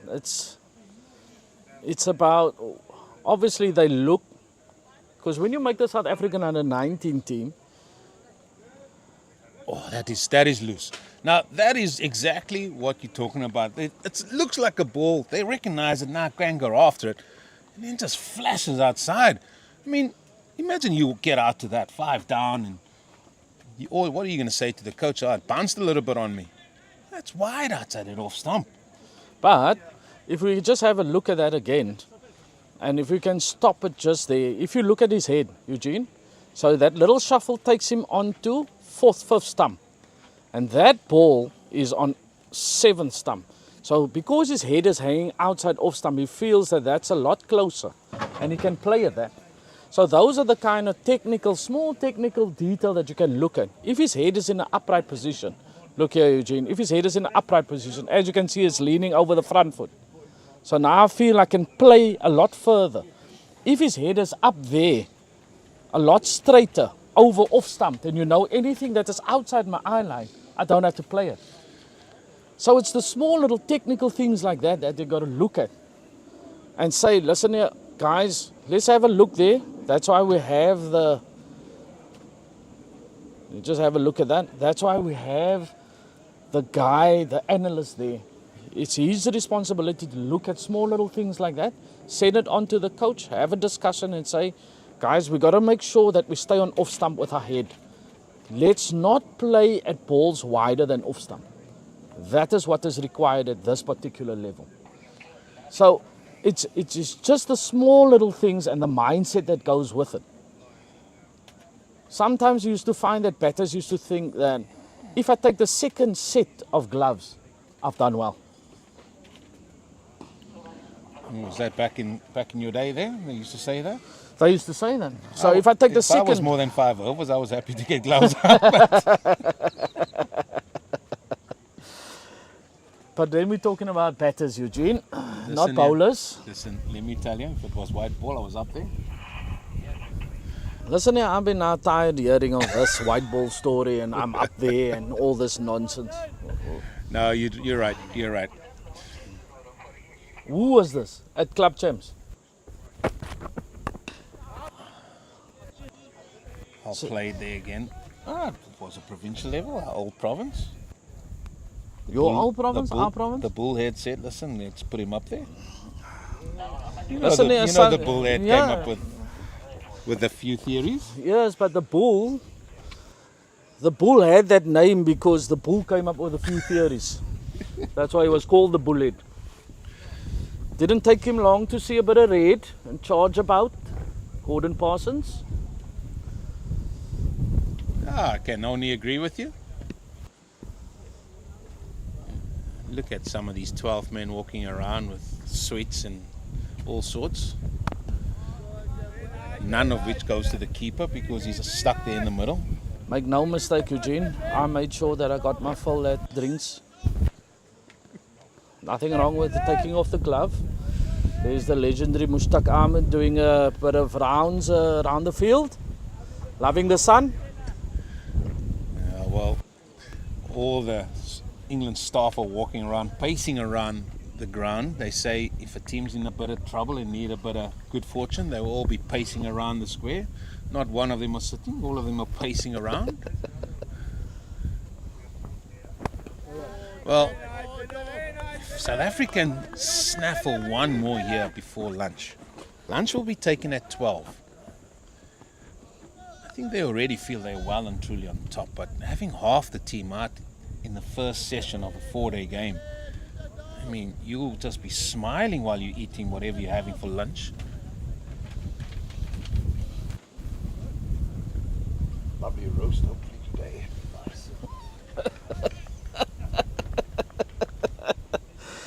Mr. Fredericks hoping for the impossible here. Nice little roast. No. That is what South Africa won. I mean, the way they are talking there, the way they're clapping hands just tells you, and that should say, look here, they don't care if you can hit the ball through the covers for 4, but if you play shots like this more often than not, you're going to find the edge. I mean, how wide is that? You know, at throwdowns, you want to be working on something specific. So we find that the guys that have been through it, Hashim Amlas, Neil McKenzie's and those kind of guys, shot, that's a great shot. Beautiful shot. The on drive. So it just shows, that particular shot shows that he's particularly strong down the ground because he's played such a beautiful shot. So why not wait for them to come in that area? Instead of chasing something that is wide and unnecessary. Look at this, how still his head is. Little bit of a shuffle there. Right, there we go, dead still. Nice and straight down the ground. That's one of the things that I would have spoken about. Guys, we've got to look to play straight. Can't be playing straight if the ball is wide. So let them come in that particular area. Let them come to the stumps. Well, that was a glorious shot. Shot of the day so far.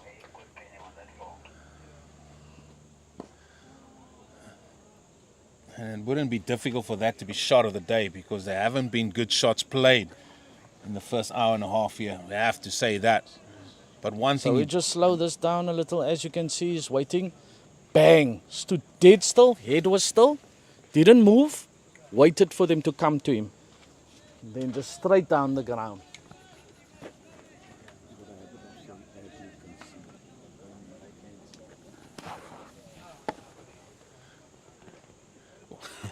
I told you. As I said to you, Ezra, South Africa would not mind one iota to say, Lekker, take your 4. Hit me through the covers. Because we know, have you got the discipline? Have you got the nerve to say, right, okay, let me just leave? And he hasn't got that yet. Because here, a ball, good line in length. How wide is that? That's very I mean, wide, that you can put 4 sets of stumps out there and still be not hitting any of them.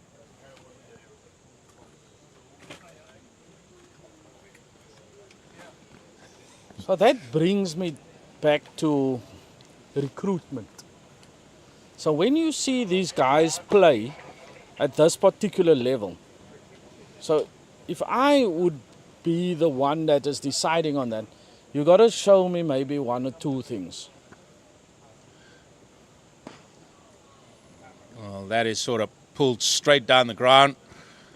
They're going to come back for a couple. And that, look at that running, Eugene. So that just shows me that you're not in the game. So it's like, oh, I miscued that one, and then he just cruises through. If you were into this game, mentally, they'll be running 3 there easily. Yeah. With that fielding now, the knock on, you'll be thinking that's 3 because you switched on. It shows that you're in the game. So coming back to this recruitment thing, so I'll be looking at how strong are you mentally, and do you possess certain qualities in terms of how you go about setting up a game or setting up an innings? Well, I'm going to vacate my seat at the end of this over. I'm going to leave you with this to have a chat with the Rhino, because he certainly watched a lot more cricket from the commentary box all over the world, all over different countries and different pitches. What made the likes of Steve Waugh, who averaged above 50, only playing 3 shots in Test cricket, what made him successful? Hashim Amla, averaging big scores. What made them successful? Jacques Kallis. What made them so good in this format of the game? Because they realized they just needed to bat time. Especially the likes of Jacques Kallis, Hashim Amla, Steve Waugh, who could only drive, play the ball off his hip and cut. That's all he could do. Never played anything else. But they were very successful in this format of the game.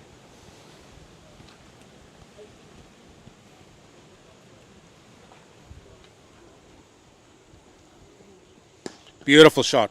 Let me tell you, that is a glorious shot. Get there. Oh.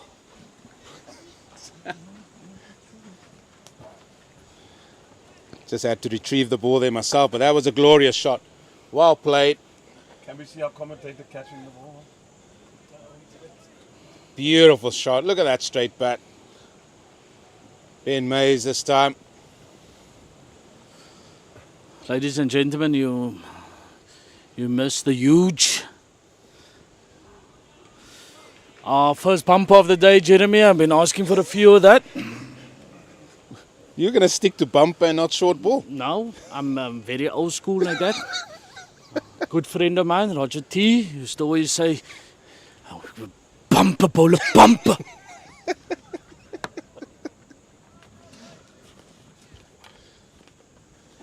So, Eugene, I played a few games with Jacques Kallis at this particular level. And what stood out for me was how disciplined he was in terms of his defense. So he wasn't the kind of guy that played outside, flashy shots outside what his strengths was. So he would be the anchor, and then also in my team, I had a very aggressive Herschel Gibbs. The 2 of them opened the batting. So we very rarely were paired it up. 4, 5 and 6. Depends, eh? But, right, 21 overs gone. 42 for 4. And I hand you over to the Rhino and Ezra, and they will take you to the luncheon table. Thank you, Eugene. Mr. Fredericks, Yes, sir. do you think that there's maybe a possibility of bringing on a spinner soon? Just to see if there's something in it? Yeah, I would. Yeah. The big thing would be that, as you said, the day's long and you want to give your fast bowlers a rest. I'd look to about 15, 20 minutes to lunch, good getting spin on, and bowlers rest, fresh, come off, 40-minute break, jump in a cold shower quickly, off you go, you 2 quick runs, and then you give me a burst of 4 each after lunch. I've already won the session, there's no doubt about that. Yeah. It's their session this morning, 4 wickets down. You win the toss, you send your opposition into bat, you take 4 wickets. You're in the pound seats. And this for me, on the other side of the spectrum, from South Africa's point of view, can you come on and beat discipline? Because yes, you've had a fantastic start, you've knocked over 4. Do you then say, no, I'm also going to go for the wicket-taking delivery? But that could give England an opportunity to kind of steady it and then score a little bit from that. Or do you say, from Benny Hansen, I'd be on and I'd tell the bowler, just bowl me maidens. That's all I would want from you. Don't try and over-attack here, because it takes longer in this format to pick up wickets. And that one's gone down to third man, a vacant third man area. Doubt whether they'll catch it up once it comes in the last 10 meters. It actually just rolls on a little bit faster. Well, you're right, I'll stick to my disciplines. Yeah. What worked for me this whole morning was discipline. So stick to your disciplines and the success will come. There again, a shot was on the ground, but it's the outside edge of the bat. So it's not going to carry because he didn't play a forceful shot, Jeremy. So you were just waiting for the ball to come onto him, rather than feel for it out there or play a drive at that. That's what makes the Knicks normally carry.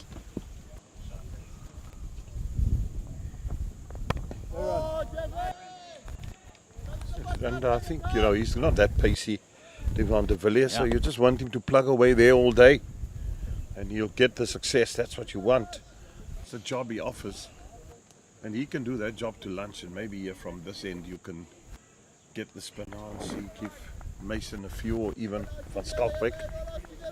See what's up there.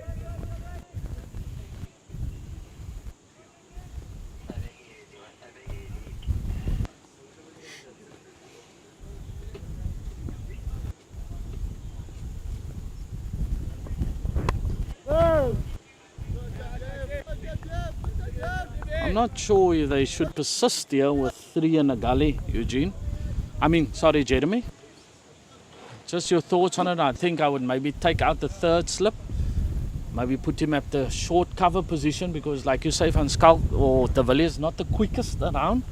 So the batsman's always got to feel that he's got to make the play.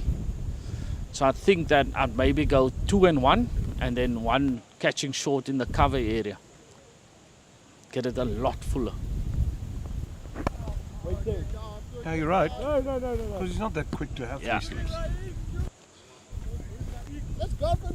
Yeah, those are the little things that the end of the 22nd over, 46 for 4. That's a thing that young players will learn eventually throughout their careers. Now, this is what happened in the series thus far. South Africa, the 3 one-day internationals. South Africa being victorious 2-1 in the series. Now this test taking place here at Stellenbosch. And then the next test starts next week on the 3rd to the 8th, and all start at 10 o'clock at Western Province Cricket Club. That's the second test. And you can watch all this cricket live on the CSA YouTube channel. Wonderful that we can get cricket day in and day out on all these platforms, streaming, television, everywhere.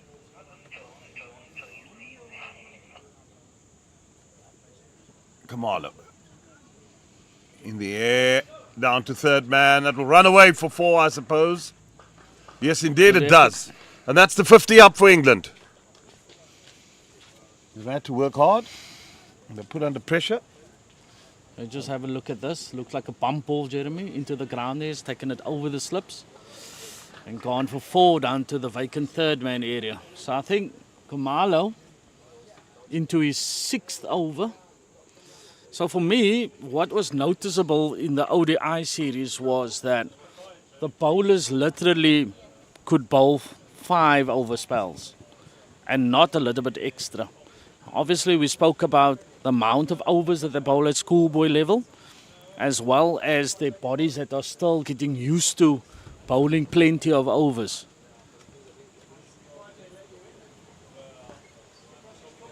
But it's good. I'm happy to see them bowling 5-6 overs. Get it? They got to put their body through it. You eventually rather start getting used to it sooner than later. Yeah. You're going to need it in your career. Who knows? Maybe one or two guys get rookie contracts next year, and they signed up to a province, and then they got to do a lot of bowling in the nets. So whilst they're getting strong and whilst you're looking after them, it's important that they get used to it. But it's no longer like that, Jeremy. What? It's no longer. So even on provincial level, they would say that, I think it's, speaking under correction, it's 6 overs you're allowed to bowl per day. Per day? Per day. Oh, that's stupid. Sorry. So what if you have a good all-rounder that's a medium pacer and he's bowling into the wind, taking wickets, and he toils away, keeping the run rate down. And I'm going to say to him, okay, 6 overs, you're done for the day. What a load of hogwash. Sorry. So I'm just thinking like, I would say, for me, at this age, for these youngsters, you got to look to say, right. You look at your fast bowlers in Test cricket, they bowl about 15 to 17 overs in a day. That's what you're going to get. I think at this level, they need to bowl about 12, 13 a day. That would be, I would call that fair. That's cut away, and that will run away for 4. Good shot, short, wide. Batsman got into line and just played it crisply. so I used to think if you just have a look at this one here, short, wide, outside off stump, nice, stood nice and still there, maze, and then got right on top of that, played it nice and late through the point area for 4. So we, as a youngster, I remember growing up, getting early to school, playing a bit of a cricket game, bowling there, then going into classroom, first break, we played a game. So you would bowl a few overs there. Second break, you would play again. You would maybe play a game when you come home after you've done your homework. Then you go to your club and then bowl at the club again. So literally you could be bowling over 20 overs in a day. Just generally. Absolutely. That's my point. So what are we training? Robots? Because their bodies, they need to get their bodies strong. Yes, that's one thing, and that's where all the bike and I don't understand. But goodness me, you've got to be bowling fit as well. And the only way to get bowling fit, it's not going to help you pumping iron. You're never going to be bowling fit pumping iron. You've got to get overs under your belt, and you've got to bowl. So I don't know. To me, the rule that they brought in at schoolboy cricket, I don't know. Do we develop cricketers, or what are we doing? Because to me, it's a point that I really contest. If you want to be good at your job, you got to bowl. Yeah.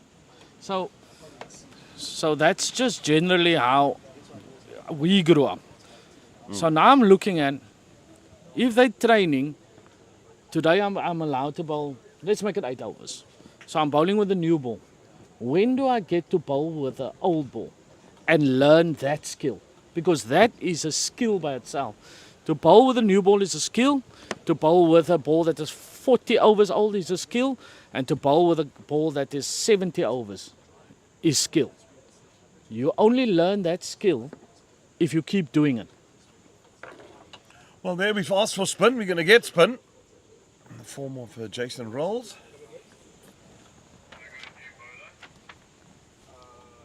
So, Jason Rolls, left arm spinner from the top end.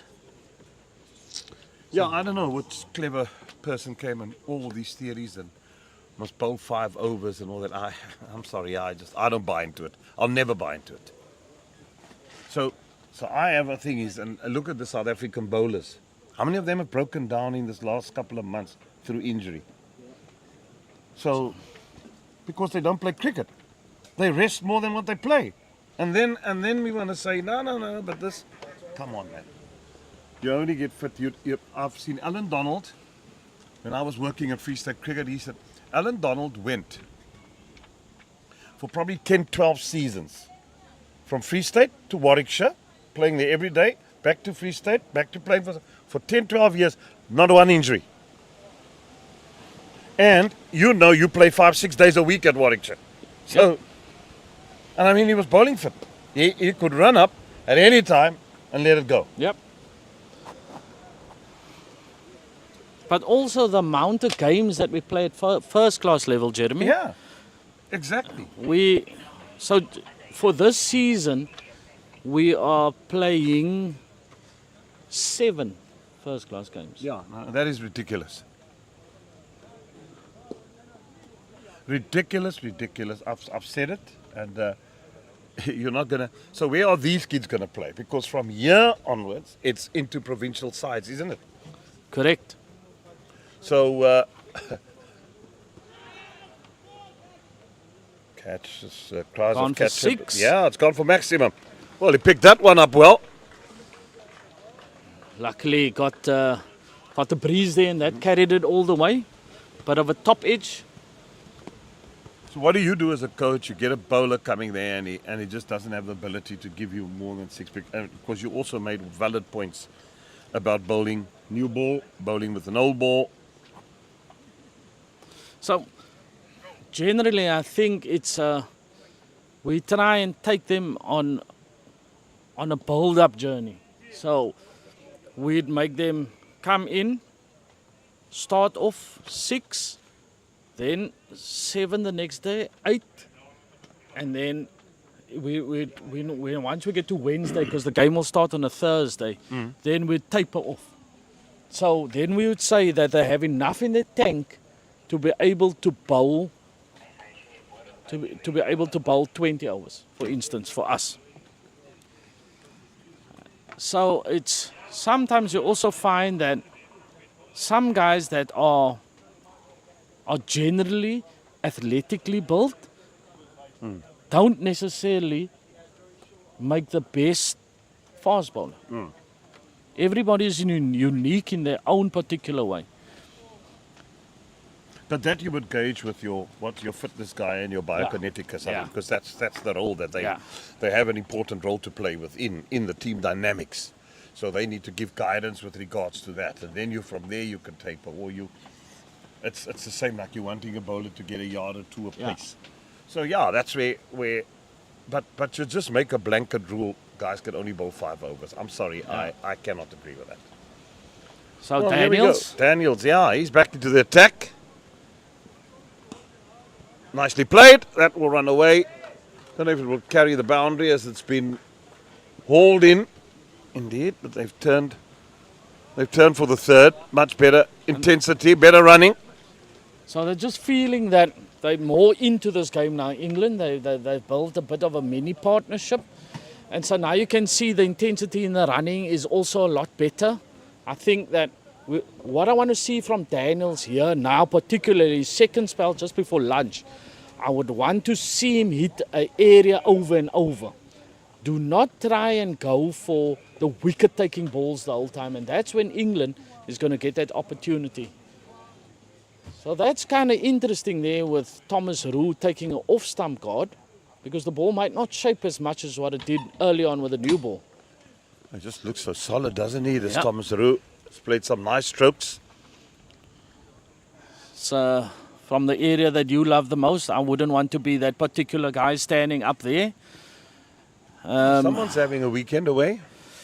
Well, Jeremy, you might just get a rude awakening with a Cape Cobra or puff adder in that kind of area. I tell you what, that tent won't be standing there if there's a puff adder lurking around. You'll be puffed out of there.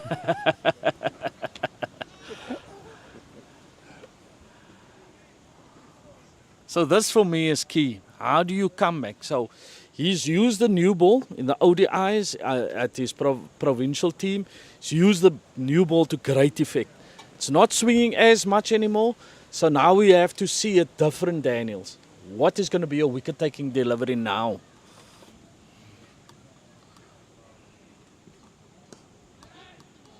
Oh, that was in the air for a little while, but it will run away for 4. Just played on the onside. Yes, the boundary wins in the end. And runs just seem to be flowing a little bit now for the English team. Just overpitched again by Daniels. And neatly tucked away by Roos. Roos, obviously one of your guys, obviously from Somerset. You love a Somerset player, don't you, Jeremy? No, that's just an easy wicket to bat on. I mean, I think every guy that lives in England will want to bat in Somerset. It's flat.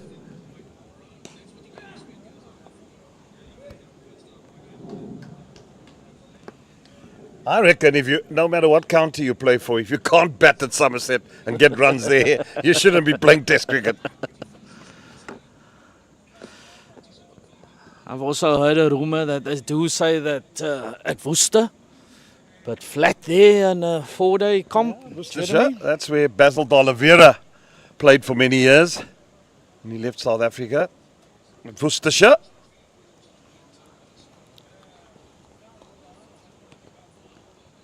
Just a nicely run down. That will give him a couple of runs again. Been hauled in. Running a bit lazy. First run should be hard. That should have been 3 at the end of the day. Just a bit more intensity. I know that his grandson is now captain there, the young D'Oliveira. Yeah, he's captain now. Yeah, it's a long family. I mean, his son Damien was also captain. That's the Zonke. They're the partners in broadcast sponsorship. So if you want to make use of their services, your destination management specialist, and you can scan if you want to, and that's the addresses there, telephone numbers. The offices are in Mowbray,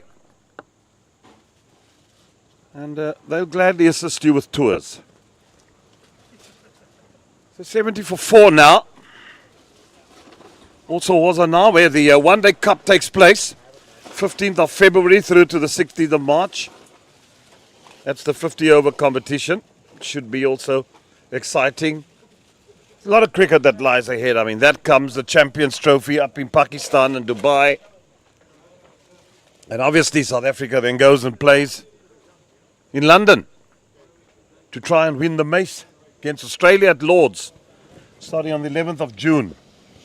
Anybody that can take us there, Jeremy, Yeah, that you can think of? Well, Sazonke, we've given him a lot of advertising. Well, let's get, Gavin van Dijk and Johan van der Merwe just to say, guys, have a whisper, and off we go to London.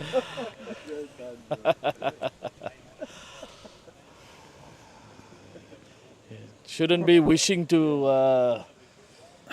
shouldn't be wishing for those kind of things, Jeremy. It might just start raining soon. Because it's not going to happen. No, you never know. Never say never.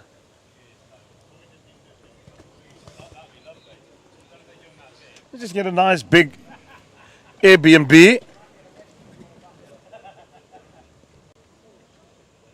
Good piece of fielding there. Brilliant fielding. And we just leave the snorers at home. Anybody that snores can't go on to it. So just, if you're watching Thomas Roos, he's a player that wants to take the game forward. But it looks like it's shot a ball at this moment in time. Just thinking that lunch is around the corner. Unless it's a rank bad ball. Defend, play until lunchtime. You can come out again. Great to have a start of 20 runs. And then you can just build from there. Bat a session. Or try and bat just until drinks. From drinks to drinks. Yeah. So this year coming, there will be no New Year's Test here in Cape Town because there will be no Test cricket. Because after the England game, there's 2 Test matches in Zimbabwe. And then South Africa go to India until just before Christmas, around about the 20th, 21st.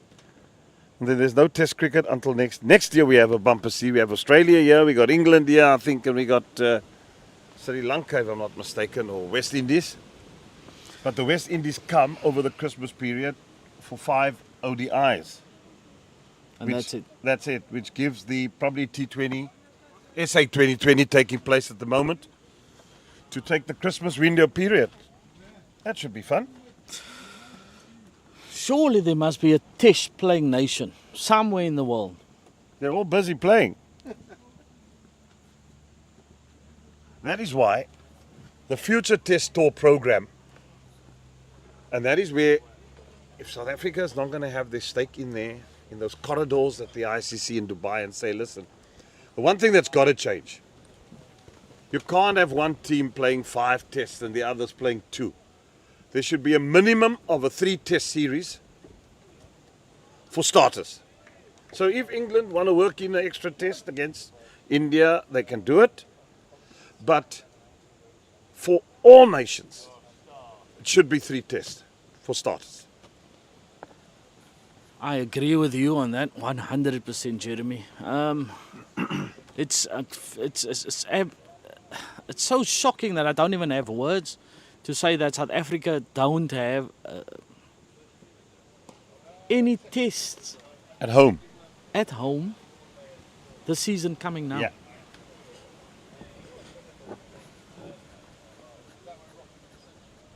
I know you're gobsmacked. I am. I'm just trying to think of an alternative here, Jeremy. Surely Ireland, they can't be that busy.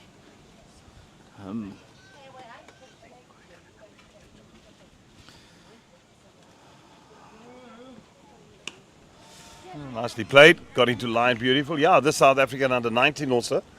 So with the result of them playing now, we talk test matches and I'm happy to see longer format. They've had 3 ODIs which they played, and it's wonderful to see. This is the future of cricket, and it's a step in the right direction. Let's give the positive. They also go to Namibia, I believe, in April. So I don't know what they're playing there. I hope also it's 4-day cricket compared with T20 and one-day format. 3 one-dayers. So that's good. That's just down the road. Namibia. Lovely facilities there. Lovely people down in Namibia. Been there a couple of times. Hell of a drive though, Jeremy. It is a hell of a drive, but once you get there, I tell you what, it's beautiful. It is a long drive. Yeah. But I reckon these boys will fly. We're not in the drive. We're in the age of, it's a quick hour flight to Windhoek from Joburg, I think.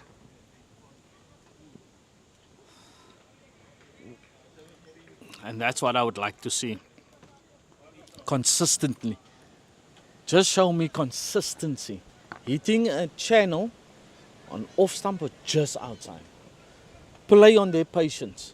That's what you want to do. As we can see, Roos and Mays, they feel at this moment in time, oh, we're seeing the ball well. No, you're not. So South Africa has just got to stick in that area, and surely somewhere along the line, England will make a mistake. That's too straight. That's too straight, yes. Good running there. Yeah, that's the urgency you want. Turning for 2. Just because by that you're just transferring a bit of pressure onto the opposition. 4 wickets down, but you're saying, right, let's run hard, let's run good. Make sure we tick all the boxes and get the basics right. So as we saw that previous over, bowled 5 dot balls where the batsman has left him or either defended him. So somewhere in the along the line, his patience just started running out. So then he looks to go a lot straighter. So England, if you're batting there, you should recognize the small little things in the game to say that Raik Daniels is not a patient bowler. He is going to come and give you something in an over, especially when nothing has worked for him. Yeah, you're right. Then rolls back in again. Are we going to see that sweep from Roos?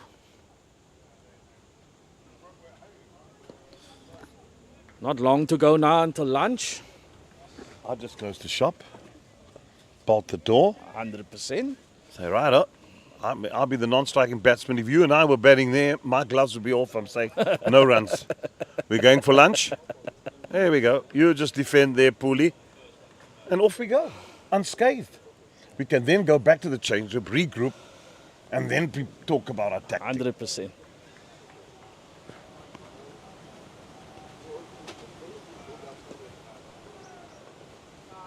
Oh, if the opportunity for run scoring is there, that's what we got to do. Yeah. You know, but I'm just saying, last over, I would just Don't need to force anything. No, not at Don't all. need to force. It's a glorious day. There's a breeze now. It's pleasant under where we are commentating under the gazebo. Camera. So I'd just be settling in there. My mindset would be, you got to bowl me a Jaffa somewhere. So if you're going to spin one off the straight and it's going to hit the edge and go to first slip, by all means, great delivery. But I'm not going to give you anything. I'm going to be looking to play straight the whole time. It's like a bowling machine.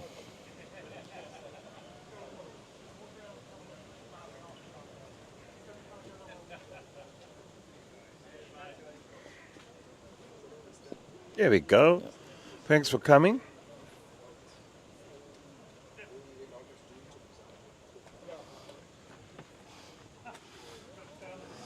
Daniels.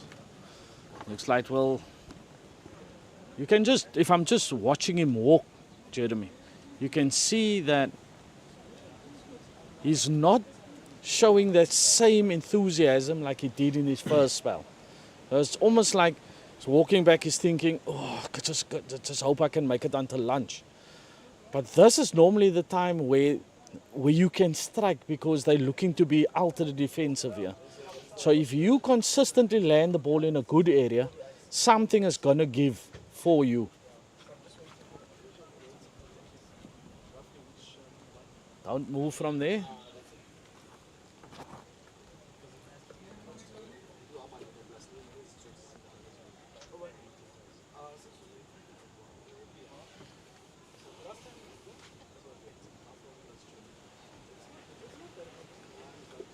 Just look like South Africa by themselves. Not hearing a lot of clapping, you're not hearing a lot of cheering. Yeah, that enthusiasm early on. Maybe it's now as good a time for a break.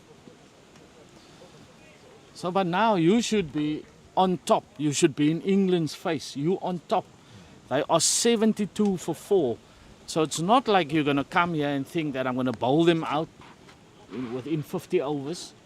It's about progressing. How do I set up a batsman? And that's the difference. You know, with Vern used to tell you, I used to look for the inducker on the 4th delivery or the 5th delivery. But at first took him time. He did the good things so well. So he allowed himself that opportunity to strike with a delivery like that because he went for nothing. Yeah, the surgeon. What a bowler. Vernon Darrell Philander. What an absolute bowler, Jeremy. But he learned the hard way. Had to do it old school. Went through the ranks, went through the academy, went through B-team cricket, played a few first-class games, got dropped, they started all over again, learned, taught himself different skills, climbed in, back into the first-class game, knocked everybody over, opportunity in the South African game, and bang. And that's all he won. Yeah, and I just love the story when Gary Kirsten became the coach of South Africa. He asked all the best batters from every province, who's the best bowler? And they all said Vernon Philander. And he said, but now why is he not playing for South Africa? That to me, if he's the best bowler in 4-day cricket, which you all say, and he went to the best batsman of every province, he needs to get to the nets. Got him in? The rest is history. Yep. Wonderful. I just love that stories. I love it when guys have gone through the hard yards and they make it. Sometimes today cricketers, they just look for the easy fix. That's why I just think that sometimes T20 cricket can make you so lazy that you think, oh, here I've arrived, it's money. You just see dollar signs and you forget about your game. This is where you learn it. 4-day cricket, 5-day test cricket, I think teaches you to respect the game. It teaches you when you get there to the other side that you know you've arrived once you've made it. Through sheer hard work, humility, it's an important part. Yeah, and learning as much as possible. Day 1, South Africa. This session belongs to them, no doubt about that. There's been still a resolve from Ben Mays and Thomas Roos 27 and 20 respectively. But Kubani Mokoena was outstanding, 3 for 14, bowled well.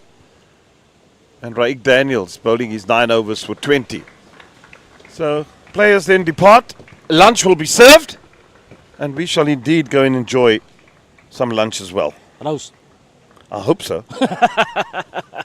See We'll you chat after later. lunch.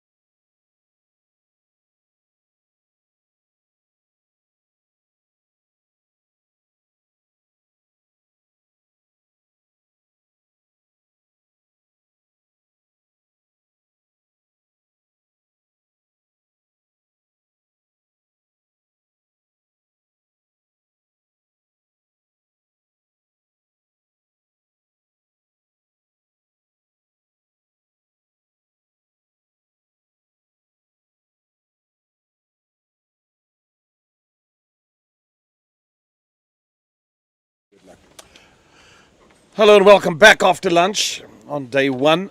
2 umpires are out in the middle. And just waiting for the players to arrive now. Last bit of chat. Good lunch was had by all. Eugene, good afternoon. South Africa were in total command in this first session. Belong to South Africa. So yeah, we're hoping that they can capitalize on this now, because it just seemed that they went a bit weary just before lunch, which is totally understandable.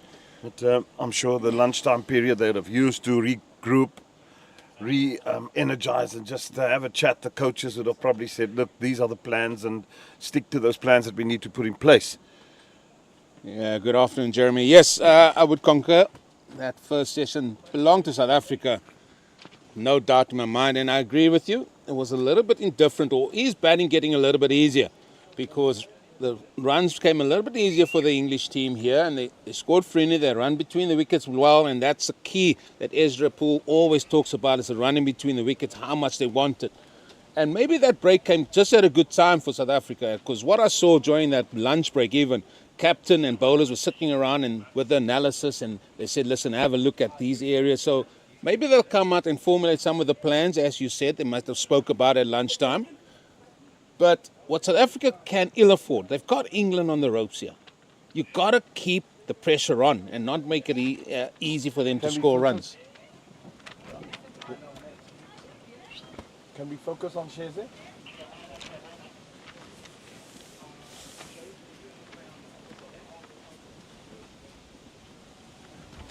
Well, that man there in play at Mokonthensi, Sheze, he played provincial cricket for Dolphins, also played for South Africa, left arm seam, and it's just so lovely to see that these guys are giving back to the game that they played. And I always get excited, nice to see him. He's always been a pleasant fella. And I thought he was a more than useful seamer with that left hand of his. And these days umpire, and I believe he's doing quite a good job as well as being an umpire. So that's wonderful to see. He's a burly man, isn't he? Shezi ran in, left arm seam. We'll try and get it down there. Never had a smile on his face. I'd like to see him smiling now, isn't it? He done the old umpire's gear. And as you said, it's brilliant to have these men give back. And I think he's on the up. He's on the up level as well. There's some players, they get white line fever. Yeah. You step over that rope, there's no friends out there. No. And don't expect a smile. I don't know if you smiled when you were trying to bowl people's heads off. I smiled a few times. They called me the gentle giant. That's what they called me. I think even you did. When you were standing at your first slip, or should I say mid-off? Well, here we go. Back after lunch. Nicely driven. And that'll go away. No, it won't be a bit cut off. And 2 runs only. Well, as I said, has scoring become easier, Jeremy? And if England could have just got away that first hour, just seen it through, got a little bit of luck potentially going their way, who knows where they could be. Because the rate is going up now towards that 3 and over. As you said, you do the hard work in the morning to gain the success in the afternoon. That's it. You've got to bat through difficult periods. You got to watch the ball. You got to get into line. You got to leave well, and then eventually, bowlers tire, and then you say. I always remember Ezra also alluded to it this morning. Hilton Ackerman used to always say, in the afternoon, it's cash-in time. You reminded me of a story about Hilton Ackerman, which I'll share with you now, Jeremy. Oh, beautiful delivery. There's the Rhino Ridge being hit again. But Hilton Ackerman, he always had a few stories, and there was a certain batter, James Henderson, opened the batting for Boland for a long time and then moved up to... He was the brother of Claude Henderson, wasn't he? The left-arm spinner. That's correct. And I mean, obviously he was opening the batting and he played away, and eventually they changed the bowling to spin. And then he got out to the spinner and Hilton Ackerman asked him, Blokkies, that was his nickname. It's a loose shot. Yeah, but it's a no ball as well. Blokkies, what happened there? his answer to Hilton Ackerman was, "Oh, I didn't realize he's going to spun. He spun one on me, Hilton." Hilton lost his head. Hilton said, "Blokkies, if that man gets his salary, he gets his paycheck. It doesn't say it's just his name there. It says whoever's the bowler, off spinner. The emphasis on spinner. So the ball must turn somewhere along the line." So, likewise, it's the same with opening batter. I mean, you never seen an opening batter says, "Listen, can I have a night watchman, please?" You've got to go in and face the music at some stage. That's what you get paid for. Yeah, absolutely. You got then make sure you have all the bases covered. You have to. So, yeah, your job as an opening batter, you know it's going to move around. You know you need a little bit of luck. That's what you need also. You're going to play and miss at balls. I mean, absolutely. that's a given. But you got to show that you want to be there. Yeah. That's the nuances of the game. Cricket. Yeah, no, it's all right, coach. That one turned on me there. You got to love excuses. Hilton Ackerman will be ever that sharp. Oh, he's brilliant. Guy fielding with sunglasses on in the shade. Dropped a catch. He says he didn't see it. He says, well, if you take your sunglasses off, you might see it then.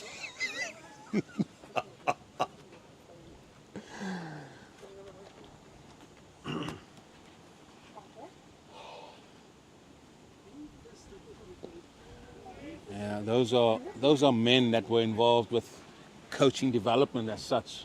Hilton Ackerman being one of them that could really served a lot of the players we see today have come through that academy as well, when he was part of it as well. And you could see how it served him. Yes, it sounds like stories, but I mean, the players then, they loved listened. it. They loved it. And the players loved it. They Yeah. always speak about it. I always remember all players coached by him. And when I always sat with the South African A team and telling stories, they say, they just loved it because they say, and a lot of the stories would be which Hilton Ackerman or Robin Jackman told me. So, I mean, we listened to a lot of stories and things about the game. Looks like a change of end here for Jason Rolls. He was operating from the end further away from us, so he's decided to come this end. So is it potentially we're looking at him doing most of the donkey work, so to speak, from this end, and the seamers are going to be rotated from the top end, Jeremy? Yeah, well, he's also got Mason, the other leg spinner, which he can bring into the attack if things do go awry for Rolls, because he's the off spinner. But I don't think you're going to get much turn on day one. There'll be whatever turn there'll be, it will probably just be conventional.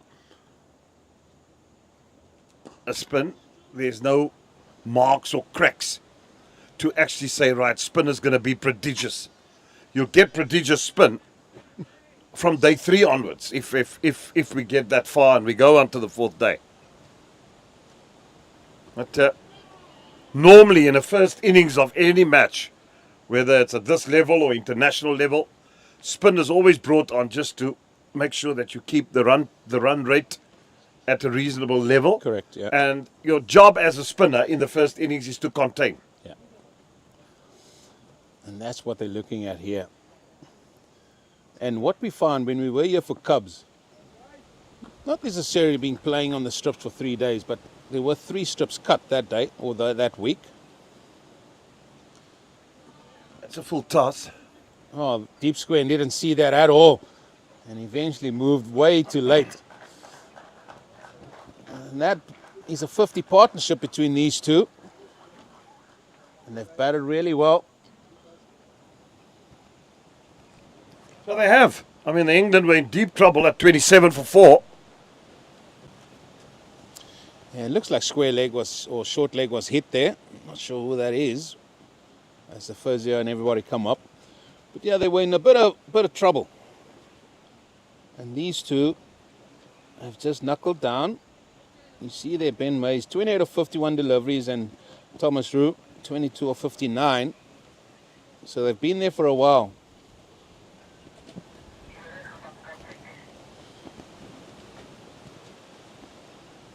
Yeah, there must have been loads of stories between you and Hilton Ackerman, Robin Jackman, especially during a lunch break and coming up with more stories, could depict certain incidents. Yeah, even the late Gavin Fuel. Oh, Gavin Field, yeah. He's an interesting man as well. Ah, lots of stories, lots of them. Still some floating today with Mike Hazeman, myself, a couple of the guys there who, we'll always reminisce back. Used to be at Kingsmead after the Test match, Boxing Day, day 3. Used to gather at the Castle Corner deck for an evening of dry entertainment, and they'd invite all the commentators, all the cameramen, and all that. And Robin Jackman and myself would then change our commentary voices into singing voices. Well, I know you're probably a baritone. What was Mike Hazeman? Now Mike Hazeman can't sing. Jack is good.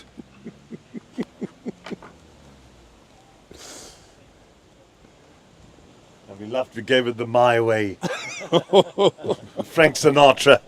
There we go. Well, there are a few of the coaches from both England and South Africa in the nets, potentially with men that are gearing up for the second test. Probably not involved with this one. What do you call that thing? It's a slinger. That's a slinger and a mitt. No, I mean, you did it the old school boy way, old school way, just ball in the hand and throw it. These days it's a lot easier on the shoulder. Just ask Mr. Poole next to me. So the coaches become good slingers, gunslingers.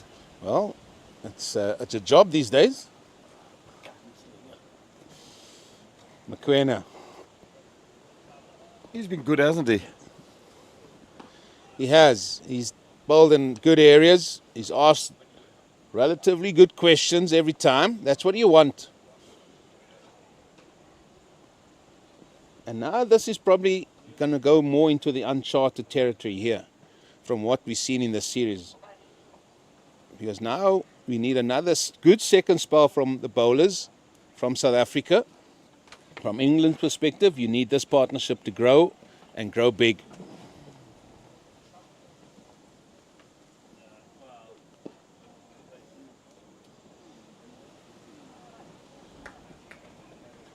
But there certainly doesn't look any demons out there, Jeremy. No, not at all.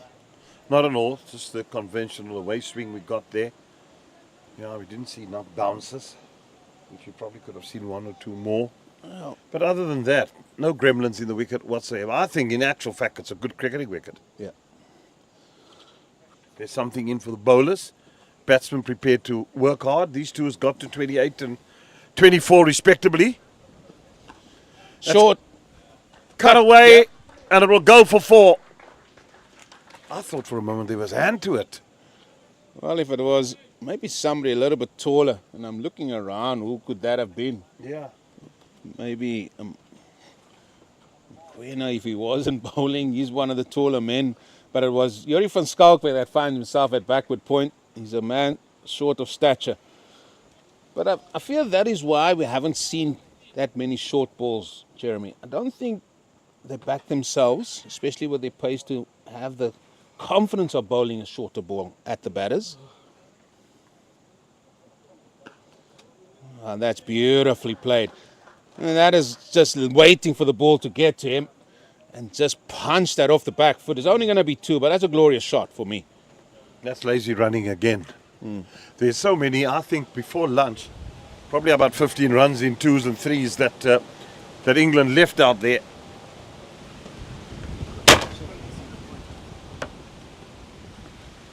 Well, we've reached the afternoon here where the breeze has picked up from Kutsenberg, coming from Doc Craven's stadium in here.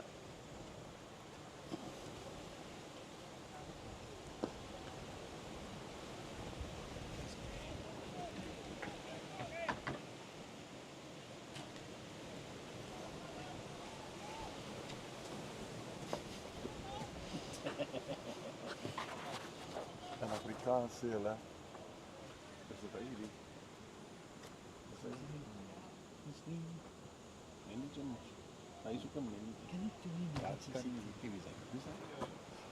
hou maar aan sê. Die wind waai woes, maak 'n rympie.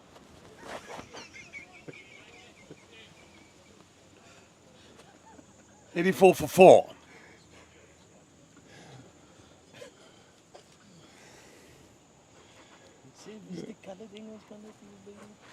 Well, that is the tour that's still coming up in April, the South African U19 tour of Namibia. There will be 3 youth ODIs being played. The 28th of April, 30th of April, and then the 2nd of May. And then later on in June, July, there will be another tour. Bangladesh will be coming to the shores here. Yes, that's in June in South Africa. So I'm led to believe that tour will be happening in Durban. Probably the right time of the year to play cricket there. Because you can't play in summer, it rains. I think that's why you enjoyed Castle Corner in Durban all the time. The horrible thing about Durban is that it's raining and you think, you get back to the hotel, you think, won't be cricket tomorrow. You play that card. Into town, boys. Get back. 4, it's hosing down. You go down for a lie down. And then somehow, like, you just awake 2 hours later. The first thing you do, just to try and get excited to get back into bed, is to open that curtain of that hotel window. And to one's dismay, the sun is shining brightly. Oh. There we go, Kingsmead, here we come. It's happened plenty times. It's happened to every cricketer in that town. There's many a cricketer that has happened. Play the old rain card. The forecasters say it's going to be raining. And how stupid we are. We do it every time it rains in Durban. Yeah. Well, what the forecasters didn't tell you is when it's going to rain during that day. That's cut away and that will be 4. Short. Gets the punishment it deserves. You have to put 2 stones there, Baba. See, you must put one. So if you put it aside, you can't put that. Yeah. Or should I put it on this? That side. That's not going to. Well, the runs are coming a little bit easier here for England under 19. Yeah, it's flowing nicely, Eugene. And they've certainly raced from being, 70 almost after lunch? 74 for 4? That's 90 correct, for yeah. 4? 72 for 4 at lunch. And already, as easy as you like, 18 runs scored in no time here.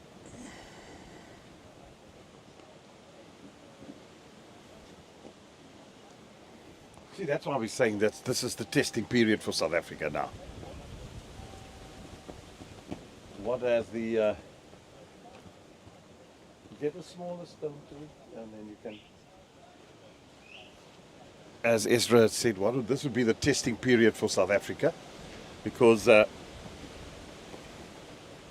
we were also talking before lunch about overs that had to be bowled, and we had quite a nice debate on it, and he was talking about readiness for provincial cricket, because that's where a lot of them are going to go to now, once they get contracts and all that type of thing. And it's going to be the stamina to actually bowl long spells and then go back, and spoke about what happens when you're 40 overs and they have to come back for a 3rd spell and a 4th spell. That's so important. And these are all valid points, because it's going to happen in their careers, that this is going to, can't just be running in with a shiny new ball. Yeah. Sorry. Yeah. The one big thing also, Eugene, that and you guys did the Coca-Cola week, was the scores that was terrible, wasn't it? Yeah. There's a lot of factors when you look at the scores from the Kai Majola week. The wickets were a lot slower. They weren't easy scoring. So from a pitch condition, from a pitch factor, yeah, that was it. We also played with the Kookaburra match ball, which after about the first 8 or 10 overs, the ball just went soft, so it was difficult to score. But that being said, there were still not batters trying to work and nudge balls around. It was just trying to hit the ball or hit the cover of the ball, and you hit the fielder or the ball doesn't go for anything more than 2. So there were different factors that sort of was contributing to the low scores. And then when they came here at Cubs, it was 2 new turf balls from either side per innings. And then batters could still play away and bowlers could also still bowl and with the hardness of the ball. So there were different factors that contributed to potentially the lower scores in Cape Town. For me here, I'm looking at Mokoena now, and I'm saying, right, look here, he's busy with his 10th over. I would say he's probably got another 8 overs left for the day to get through, because I would like to see him maybe bowl 15. Oh, short ball, there it is. Right, so now he's gone to that tactic. And he's made Ben Mays play a ball here. But just come back on Mokoena here. I would like to see him bowl 15 to 18 overs today as a seamer, because that will tell me, okay, he's got the capabilities of bowling potentially long spells. This is now going to be his 3rd spell today, and that's what you want from your bowlers, and that is what provincial teams are looking at. He looks a strong fellow. When I look at him running in, he runs in strong. He's got a strong approach to the wicket. And I just watched the follow through as well. So he looks a strong lad. But there's a plan here for me, Jeremy, because they've got deep square out and they've got a fine leg.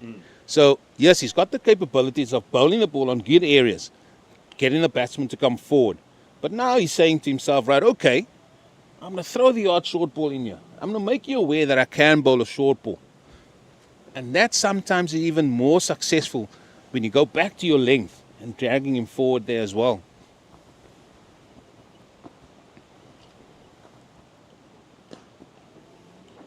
But for me, there's no demons. No demons in this pitch whatsoever. The ball's coming on. Yes, the pitch will get quicker as it goes on.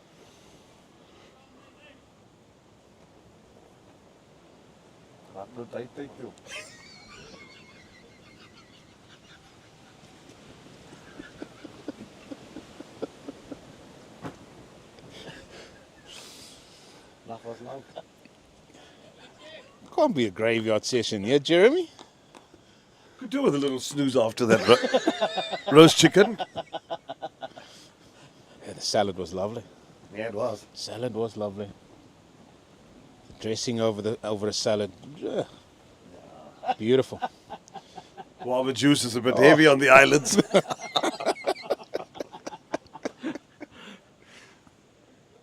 Down the ground she comes. It's in the air. And... oh! It's gone for 4. Opportunity gone a-begging for South Africa. Could have been the 5th wicket. It was in the air for a long time. Fielder was under it. Got both hands to it. De Villiers. He took him on. But I just feel he could have got there a lot earlier. And then it's almost like, I just need to put a dive in. He didn't need to do that. If he got his feet moving a little bit quicker and get under that ball quicker. I know the breeze was also potentially involved there with the way that ball was, while the ball was in the air. That's a chance gone. No, there was a chance of begging, and those are the opportunities. They don't come there every day. Those are the opportunities that need to be taken. Especially now, if you're saying that this is the graveyard session, yeah, you've got to take those. And I just feel he didn't sort his feet out a little bit earlier, didn't get underneath the ball earlier. And he definitely had time, Jeremy. He definitely had time because that ball was in the air for a long, long time. Yeah, now he's looking at his fingers. Yeah, I'm sure he'd be disappointed. Nobody drops catches on purpose, so he'd be disappointed that he didn't take that. De Villiers. Ooh, nearly had him. Nearly did him. James Rolls, he's doing a good job. He always has been doing the donkey work, so to speak. Oh, I think they missed out on 2 runs there. The first one, it was hit out here into the offside and onto the the leg side that time.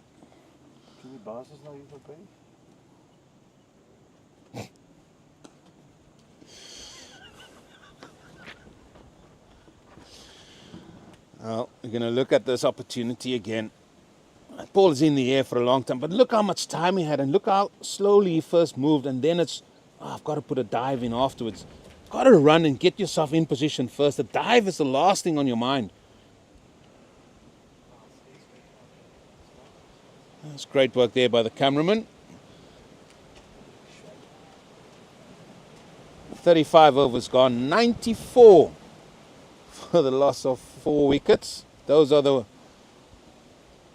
most runs. That was in the ODI series not so long ago. Archie Vaughan, he was a top scorer for the English team.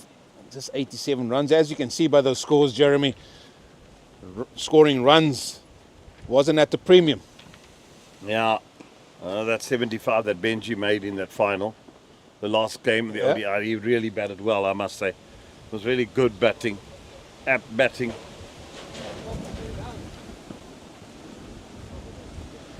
I tell bit you of a one thing. blustering wind picking up here in the afternoon. I tell you one thing, we're going to have to speak to our producer to put a little bit of shelter here from the elements.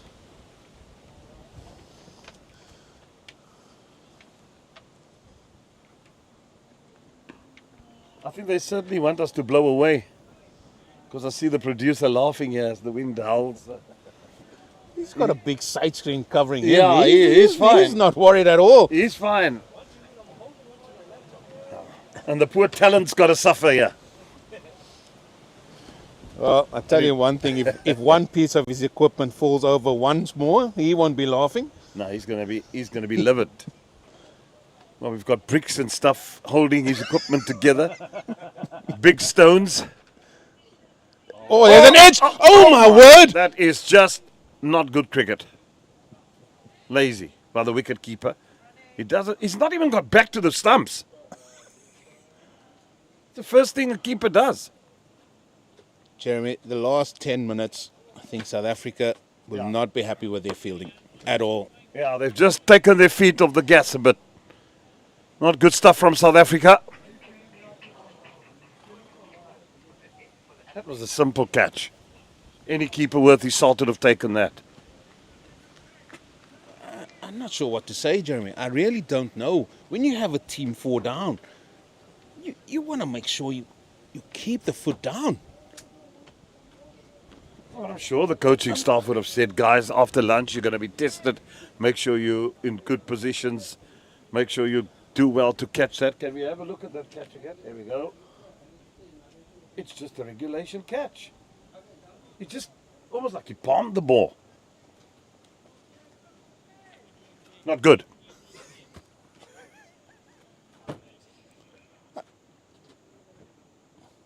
Maybe their lunch was better than ours, Jeremy. Must have had caviar somewhere along the line too, yeah.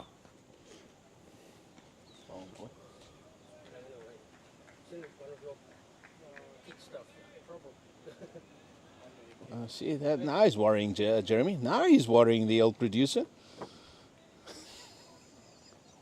No, that's just lazy keeping, and then he doesn't go back to the stumps when the ball came down here. He stood dead still in the position he was in. Not on. Nonchalant attitude. Have a look at this. There he goes. He should be running back to the stumps. Could be an opportunity for a run out. Oh. At last, South Africa gets the wicket. That was a good catch there. Was that Bulbulia? That slip? No. Number 1. That's Lachadin. Lachadin takes the catch. South Africa get their 5th wicket. I tell And you something what, had to give. I tell you what, McQueen, you could see what it meant to him. Picking up that wicket. Chance had gone a begging. A simple chance to the keeper. And this time he found the edge. He's bowled good areas. There it is, good area, just pushing forward at it. And that's a great catch there at second slip. And that's the 5th wicket gone. And I think South Africa can regroup here and really get amongst themselves. I think Benny Hansen should really talk to his troops here and say, listen, few of the chances have gone a begging here. We're just letting it slip. Let's really pick up the piece, because there's standards as well that we have to look at. That would certainly be the words coming from Benny Hansen. hasn't been a great start after lunch. We have to say that from South Africa. But they've managed to get that all-important 5th wicket here.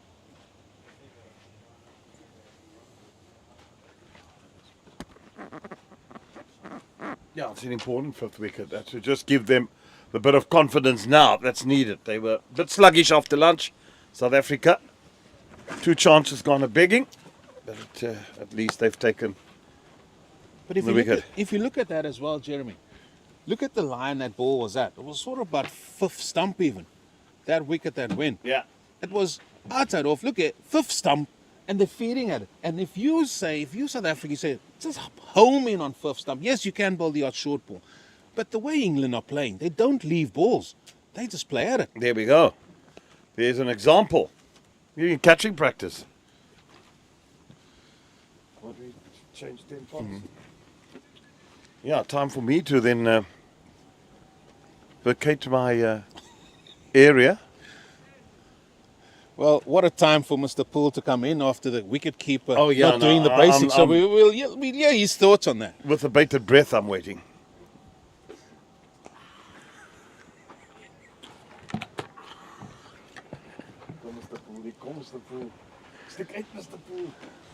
Roos still doing his work here. 6 overs. None for 19. Should have had 1 in the wickets column for sure. As Mr. Poole back from his lunch. Joining us back here. Still no clouds for you, Mr. Poole, but certainly a few chances going the way of South Africa. One of which, I'll have to say, as a keeper and a keeper of high standards like yourself, I mean, what were your thoughts on that? Afternoon, everyone. Yes, thank you, Mr. Raulion.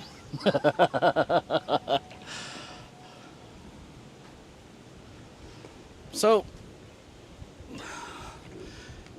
just what we spoke about earlier, when the guys are on schoolboy level, it's very rare that they go into lunch and then come back from lunch, because it's 50 over cricket constantly. So the concentration levels, as we've seen, is not as powerful as what it was when the game just started. So this is something new for them. It's not something that they know, especially from a South African point of view, because lunchtime would have been 50 overs is done, right, is our turn to bat. Longer version, concentration has to be spot on. So for me, it's not so much technically wrong. I just think that sometimes players drift, especially during this period of time. So the concentration wasn't quite there. There is technical things that we can look at. Like, for instance, how quickly or how long it took him to come up, especially if you're knowing that Mokoena is going to run in and bowl a few short balls. And then that one has just hit the gloves because you were just late on it. All valid points, Mr. Poole. And what I'm going to say, I'm not having a go at wicket keeping because it's a thankless job, let me tell you, because you live every ball. But you, the keeper, you see the ball. You're there, yes, to catch the ball. You're there to really dictate the pace of the game because how quickly you gather the trips to go around. But because you live every ball, and that was a basic sort of dismissal. It would have been taking a ball about head height as well, fingers up, and maybe there was a little bit of drop in concentration, which leads me to the next point. His prior one running in well here is Mokoena. My next point I want to do, you're 100% correct. There's not a lot of time that South African boys especially learn about the longer format. They learn about, we got to switch on now, we can switch off now. And that is a learning curve that they're going to have to learn here, when to really turn it on and when to just, let me switch off, because you cannot focus for 90 overs in a day. You got to learn to switch on and off during that period of time.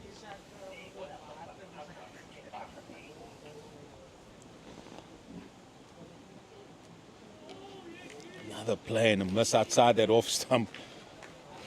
I mean, Mokoena, he's looked the part, hasn't he? No, he has. I'm really enjoying what I'm seeing here, Eugene.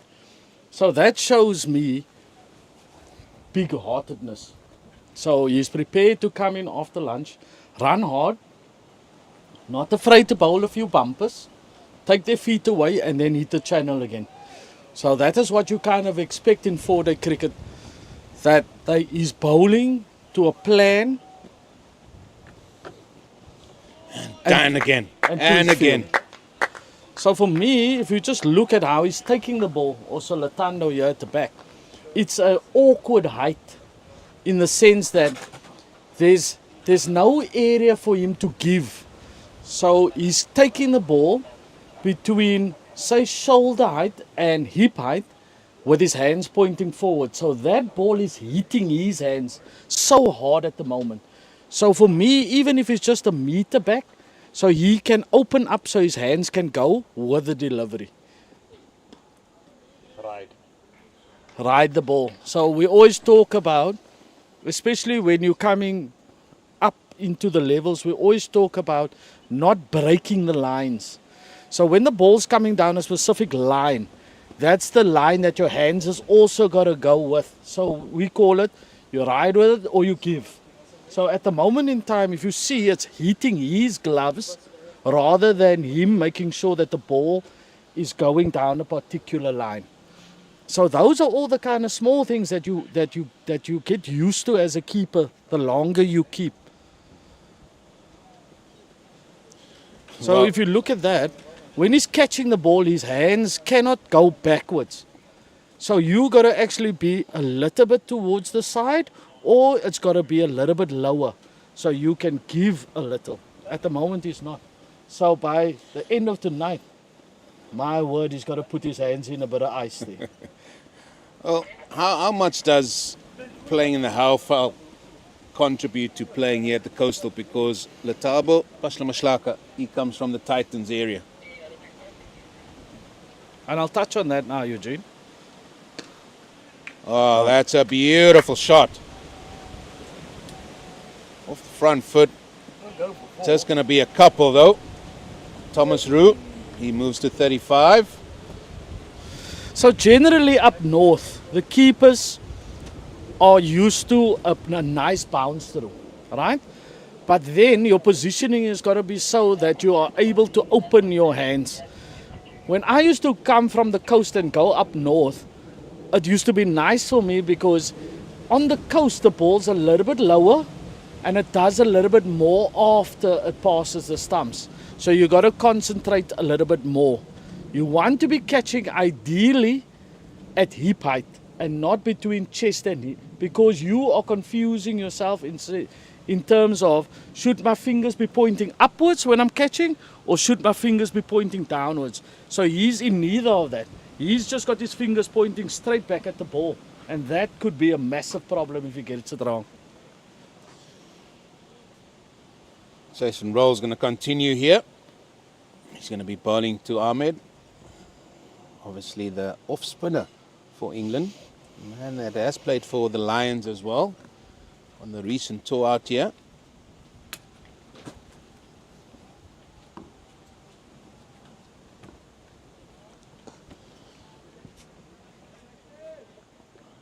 Scoreboard reads red balloons at the minute.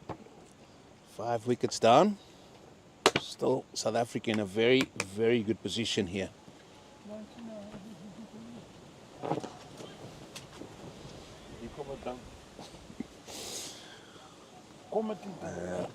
A few of the men saying somebody's getting itchy out there even after just facing 5 balls.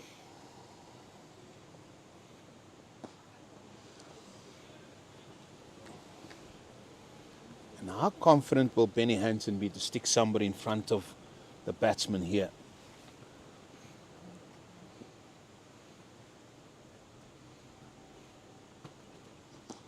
Because at the minute it looks like just a big old lunge on the front foot. So I think South Africa's been clever in the field setting, especially for the England batters. Because what they are saying is, we got mid off on the ring, so he's deep. Then we got the short covers at the moment. We know that England is not a team that is going to defend the ball for long. We know that they want to field bat on ball. Oh, that's... Oh! Leading edge. And Rolls, he just couldn't get there at all, and Miron was also trying to get there. So there's a perfect play or perfect act of what I was talking about. South Africa know that England want to feel bat on ball constantly, so they will do it. They won't be able to resist a half volley or a good length ball. They always feel that they have to score, and that's a particular mindset that is very difficult to go from white ball cricket into the red ball game, to change that mindset. So it's how you say, right, the series is done, boys, we're back into red ball, let's work on disciplines. Discipline meaning leaving the ball, defending your wicket, and waiting for bad balls. So and also to cut out certain shots. I don't need many shots in 4-day cricket. I just have to be good at 3. Maybe a drive, a cut and a pull. That's I mean, we've seen it around the world. Yeah. And have a great defense. That's it. That's the only 3 shots you need to play. But you got to be patient in waiting for the ball to be presented in those 3 areas. Well, Thomas Roos, he's moved to 35. And a lot's going to depend on him because he's got more than a decent start here.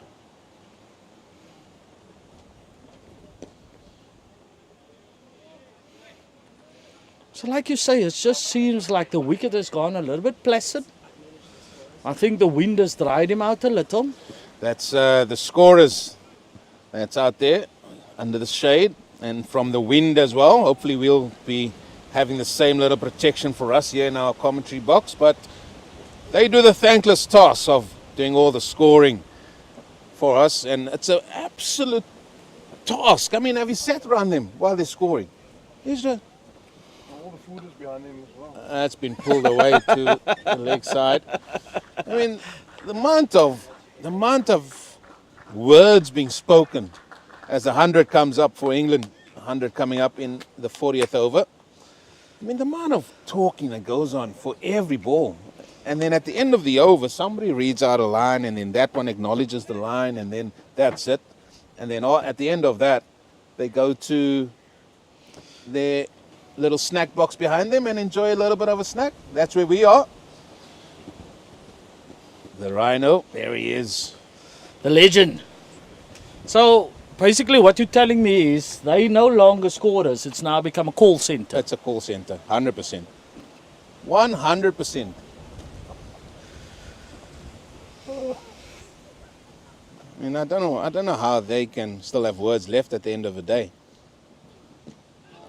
Stifled appeal. Now, this is a field I like. So they brought short leg in. There's no deep square now. So they're saying to Ahmed, listen, if it's a short ball and you fancy yourself on the pull, go ahead. But they still got the catching in place. So are we going to see sort of the back of a length ball again, or the ball that's slightly fuller drawing him forward around that 5th stump again? So Eugene, like I told you earlier on, I'm a big fan in the 4-day comp or 4-day cricket that you've got to make sure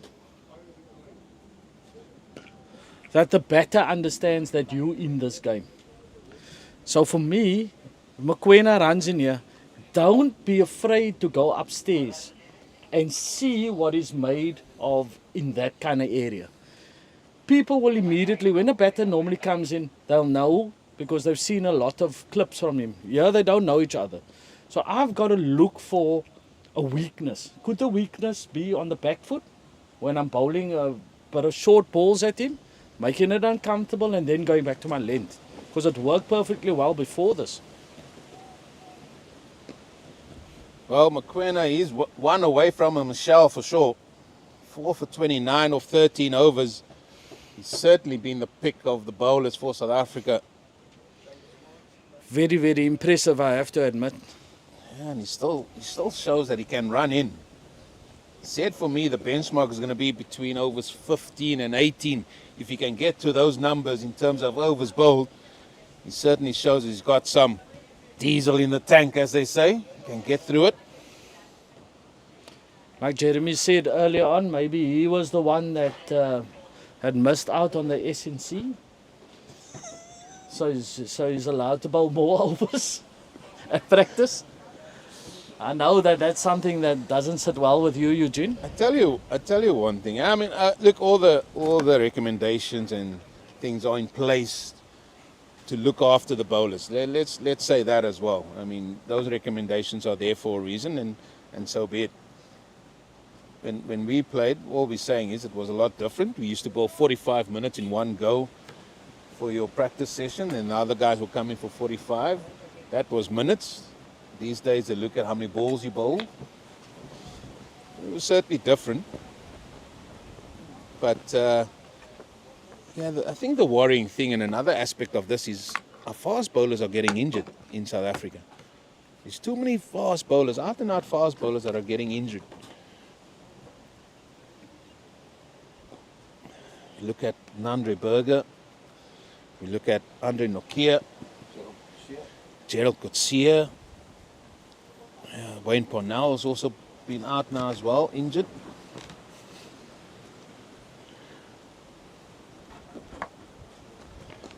He's coming back off a shoulder, I think a shoulder operation. But there is a concern. It's good having these fast bowlers, but they don't seem to have the longevity of Alan Donald over Dale Steyn. Ngidi also hasn't been consistently back. He's also struggling to get back, potentially from injury. We don't know, but we haven't seen him. Oh, there it is. As you said, Mr. Poole, just that sort of game plan and say, listen, I'll play maiden off the maiden if I have to. Well, Roos finds, he says, no, I don't play that way. Like to see the scoreboard moving. And that's how that's how opportunities get created, isn't it? And South Africa's moved their short leg to the offside. Oh, the short leg is still there. They've brought one in now. Oh, sorry, Eugene. Yep, they brought one in, now it's silly point. Now this is the question I asked just the previous over. Benny Hansen, I said, right, let me try this. Oh, it's a late call for a run, and Murdoch was sleeping there. Murdoch was thinking, what's for drinks later on? He wasn't at the ballpark there at all. Well, he's got to think about drinks first because tea is still over an hour away. 102 for 5. One ball to go here still.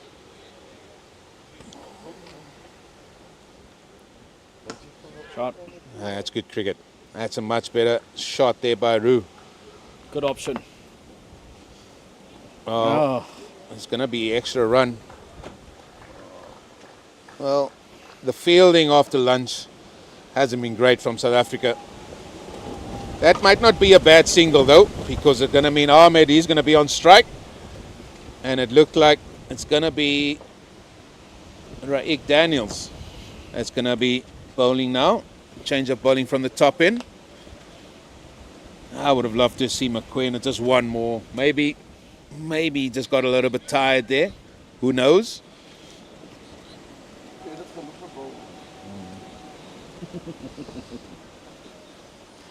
Now, Raik Daniels, as we said countless times, is somebody that loves to bowl, especially this period, wicket to wicket. Just keep it out there at fourth stump, maybe even as wide as fifth stump.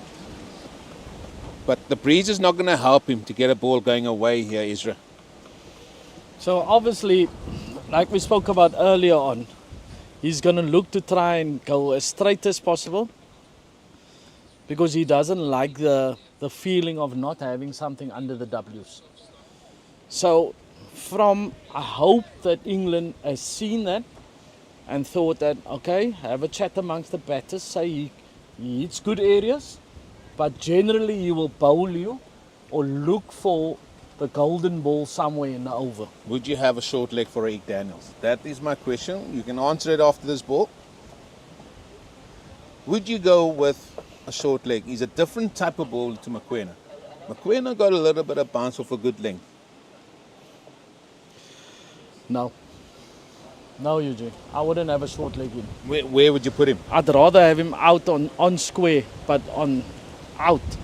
because I just feel that sometimes he gets it wrong, he's looking for the inducker, and that's when he gets to straight and gets worked off the pads a lot.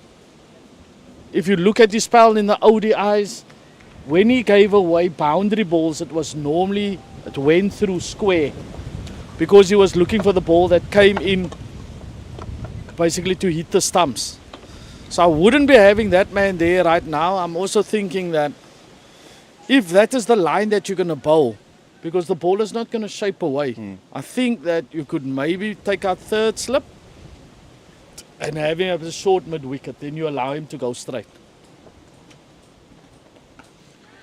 Oh, that is played in the air through the offside. And they're going to come back for 2. It was in the air as well for a long time. And even that time, you see the reluctance of just leaving it.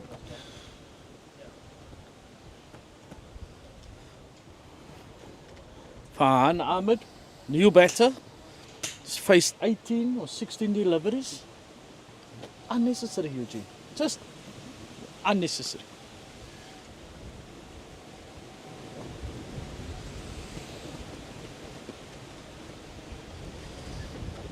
Well, I would like to utilize all the fielders I have.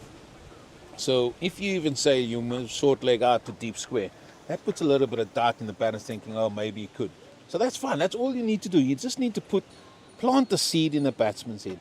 The minute short leg, what is it there for? Because Ray Daniels haven't got the pace to trouble these batters. It shouldn't. Because the ball's what? 42 overs old now.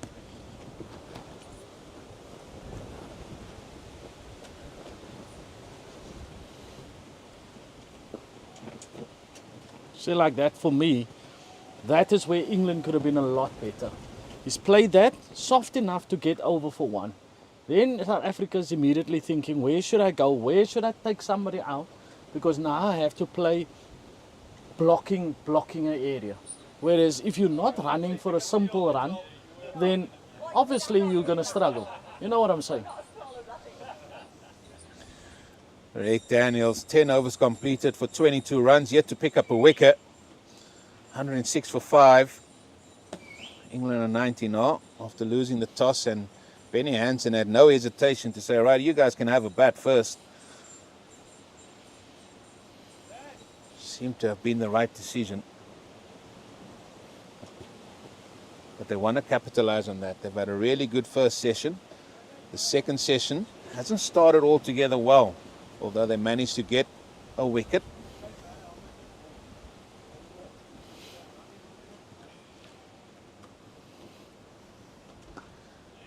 It's beautifully played through the offside. So I think this is also where Benny Hansen is maybe a little bit of experience is doing him here. So when he had the 2 short covers, he could have mid-off on the ring and floating. So what's happened now is he's only got 1 guy to cover left and right in the short cover area. So if they just play the ball down straight, they'll get 1. Again played in the air onto the onside, but no risk whatsoever. That's 1. Just as we said, or just as you were talking there, Ezra, we did see Murdoch go in a little bit closer. He's now come back deep again. So if it beats Benny Hansen and the bowler, it should be an easy single.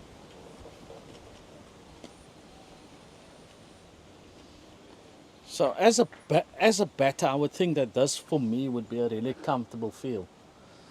I feel that whenever there's maybe a bit of width and I'm just pushing it past the silly point, there's an easy 1 there. Well, that's hit onto the onside powerfully. So it's 4-1. I think the ease of play at the minute for England is because there's no big turn, there's no bounce excessively, there's no ball keeping low. So you can really play each ball on its merit because you know it's going to be true. You can sort of drive the ball if you want a little bit to the mid-off area.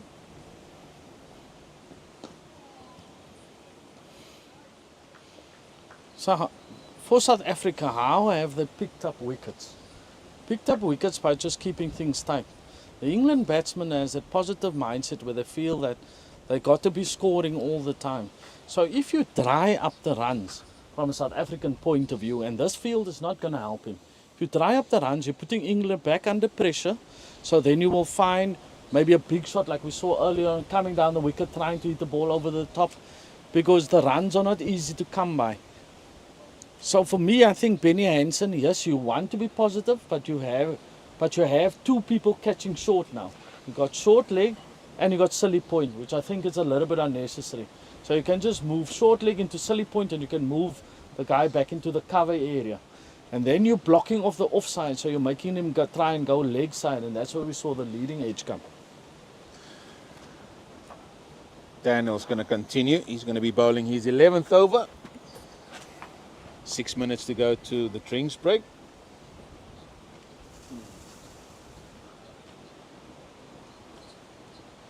Well, short leg has been done away with now and put at deep square, and mid-on is actually very wide. It's almost at mid-wicket, so to speak.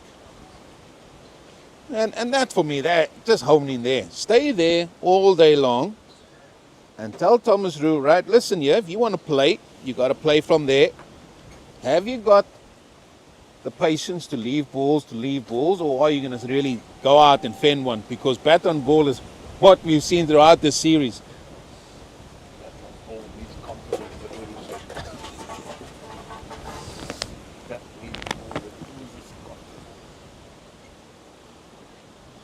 There you go. There you go. Now, do you have the patience to stay there? Do you have the know-how just to say, let me keep it there? Just a quick look at this, Eugene. Right, the ball's gone through. He's not sure, Latando is not sure whether he should be catching it with fingers pointing up or fingers pointing down. So that's saying you in a bit of a no man's area as the keeper. You're either catching it fingers pointing down, or the odd one that zips, that maybe hits that corrugated, like you call it, the rhino area, and zips through, then you can go fingers pointing up. So for me, that is where keepers got to learn. You got to feel your bowler, in the sense that you know that he's running in now, he's hitting my gloves nice and hard, so it's going to be consistently good carry. And you can actually feel when he's starting to slow down. That's when you move back in a bit further up, and it's like up and down game. I wouldn't have gone there. I would not have gone there. It's given wide. And the reason why I say that is he's bowled three really beautiful deliveries. Balls that got the batsman coming forward, balls that got the batsman playing. And that's where you just got to be. That is the difference. That made the likes of Vernon Philander very, very good, because he could home in on those areas all day long and say, right, listen, I've got the patience to stay there. Have you got the patience not to play at me? That's what he always said. Be too much going for that wicket delivery. Sometimes just being patient will bring that wicket. There you go. Just stay there. Beautiful bowl.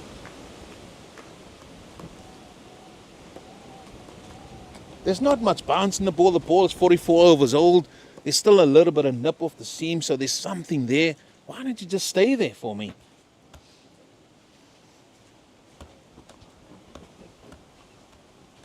We played with a guy that actually was the Leicestershire coach now, Alfonso Thomas. He was really brilliant at it. Just bowled areas all day long.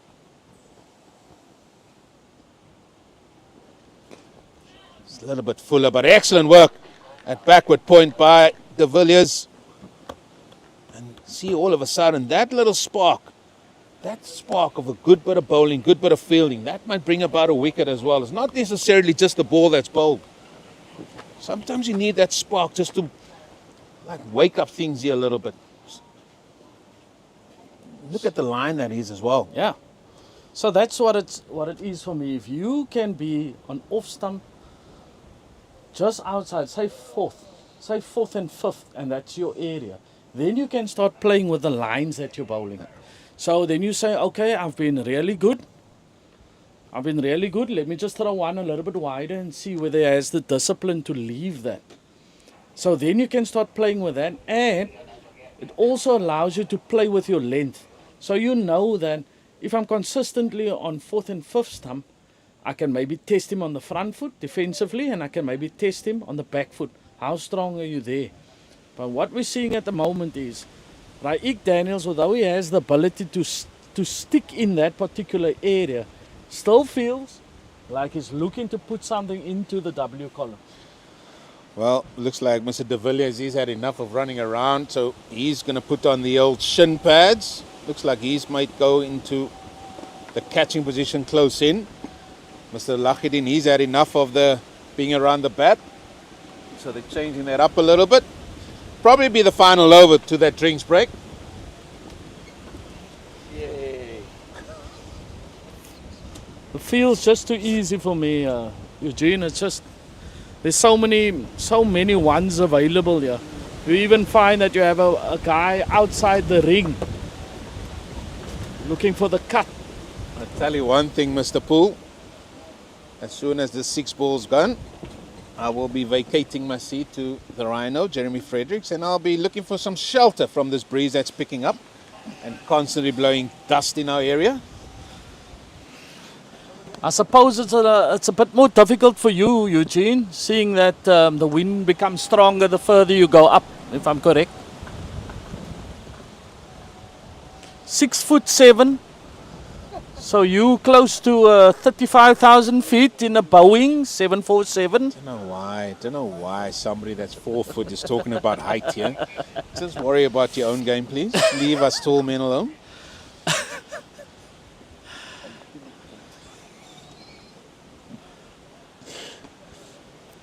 That's what I'm talking about, Eugene. That should have been an easy single. Well, it was a single all day long.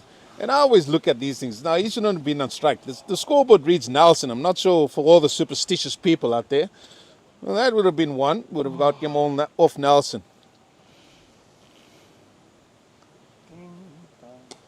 Where's Neil McKenzie when you need him? Mr. Superstitious. I'm not commenting on that, because I just have a feeling I might run into him soon. You know, he's always been sponsored by Gun & Moore.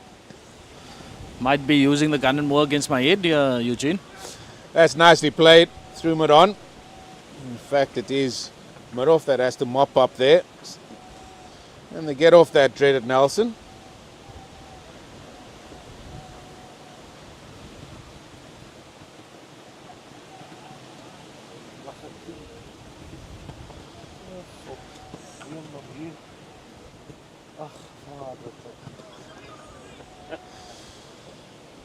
Few men gracing us with their presence. Mr. Fredericks over here. Not often that he comes to sit and enjoy the weather at Stellenbosch, especially after a good night at the Met. Good night. It was a good day. Well, that is going to be drinks. England on a bit of a recovery here. 112 for 5 after 45 overs. Men are going to go out and enjoy a little bit of a drinks break, a little bit of a refreshment.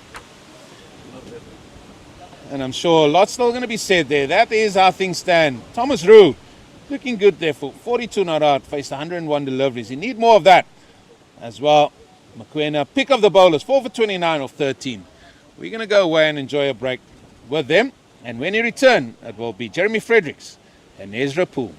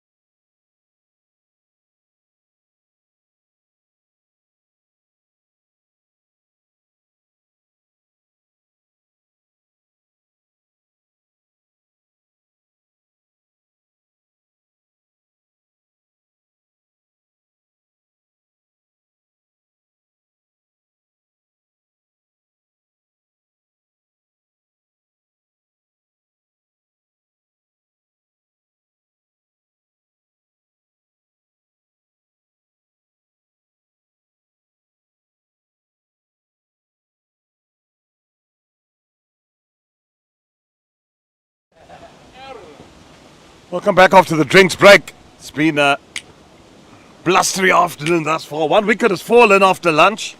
South Africa getting the 5th wicket. So Zonke, that is the broadcaster sponsor, tourism and event services, and your destination management specialist. You can scan that number or you can write it down. You can also send them an email. Fax, first ball of the afternoon. And Sazonke, really wonderful them being the sponsors of the broadcast. Ezra. Hopefully soon, sponsors of yourself and me. Going to see the Test Championship, going to Lords. Well, I wish how that dream can come true. Through the pearly gates. Yeah.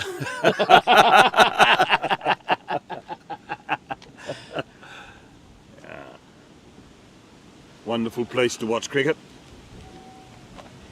Lord's Cricket Ground. Get off at St John's Wood Station, little walk, and you're at the Grace Gates. Correct. But what did Koeti say? That you won't be getting so close to the heavenly gates. Yeah, I said for the first time was 1994, South Africa's re-entry back into international cricket. I walked through the Grace Gates and I really thought, gee whiz, I'm going into heaven here. And then Koeti said, that's the closest I'll get. To heaven. I hope he's wrong. No, but you've brought so many players through the system, Jeremy. And we always have this old saying about cricket will always reward you. I mean, there's a lot of guys, especially my age, Eugene's age now, that somewhere we've made contact with you in our cricketing lives, and you've been good. I mean, you've delivered a lot of good cricketers for South Africa. Thank you. Now it's not just me. A lot of people play a hand. We're just part of the big wheel. I don't like to take credit in things like that because players go through so many coaches and so many different people. But one would just like to think that few words spoken, what you've said, advice given would have been a helping hand for someone somewhere in their lives. No, you're right. And I mean, you've Free State, very strong province during your time. I think big difference is when you do things with a big heart. Normally, cricket has a way of giving back. And I think that you've been doing the commentary stuff for 31 years. And I think that that's the way of giving back to you for all that hard work, driving in that little Uno, loaded, fully loaded, no clothes on, well, obviously the bottom part, but just being so hot in the Free State, driving millions of kilometers to go serve this game. Yeah, no, cricket has rewarded me, that I must admit. The game has been good. There's been some good people I've met along the way, excellent people that have become lifelong friends, and that's what cricket's all about. So, if I don't get to Lords, I'm not too perturbed. I've been there 5 times. I had the opportunity. It would just be nice to go and see South Africa now. Yeah, 100%. As the Mace. But be it as it may, I'm quite contented. I'm happy, and one still wants to serve the game with aplomb and do your bit for cricket, because it's important to make sure that the next generation of players that come through, and it's lovely to watch these boys play. I just enjoy it. It gives me great joy sitting here out in the sun and just watching the future of South African cricket. In 5 years' time, one will be commentating on SuperSport, and there will be Lachadin and Mabata and Mokoena, and we'll be talking about them. That makes it all the worthwhile. Yeah. And that's why you just want to see that the development of these young players are steered in the right direction. It's important. Rolls has done a good job.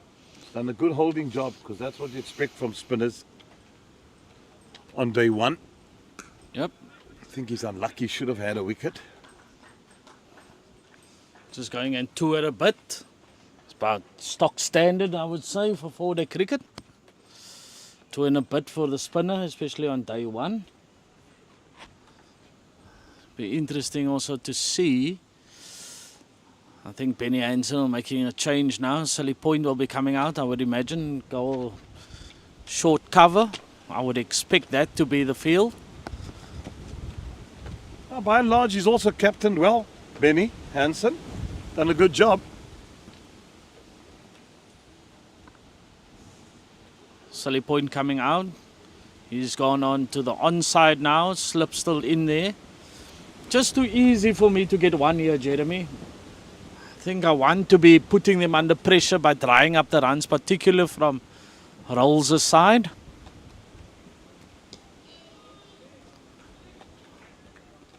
Yeah, they're going at what? He's bowled at 2 and over. That's not too bad. That's what you want from a spinner.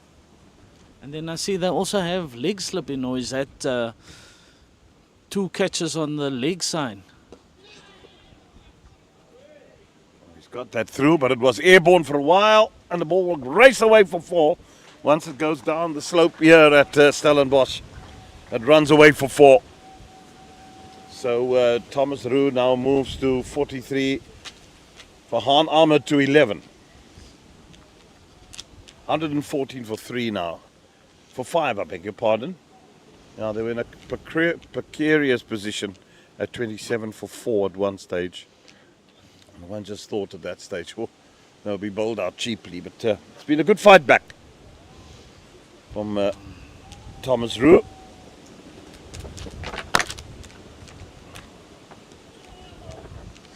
And that's for me, Jeremy, is the problem. It's yeah, just too easy. You got at to the cover moment. that gap, yeah, and not give them that single. If you're going to bowl that line, you can maybe possibly take someone, one of those 2 catches in front, and put him really straight on the mid-on thing. Then you're cutting that. Then you're coming into play with your plan of trying to get him caught on the leg side.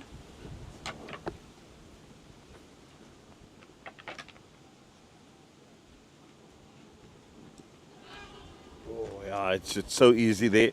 It's around the corner. That's why the man is in there at the short leg position. Just for in case.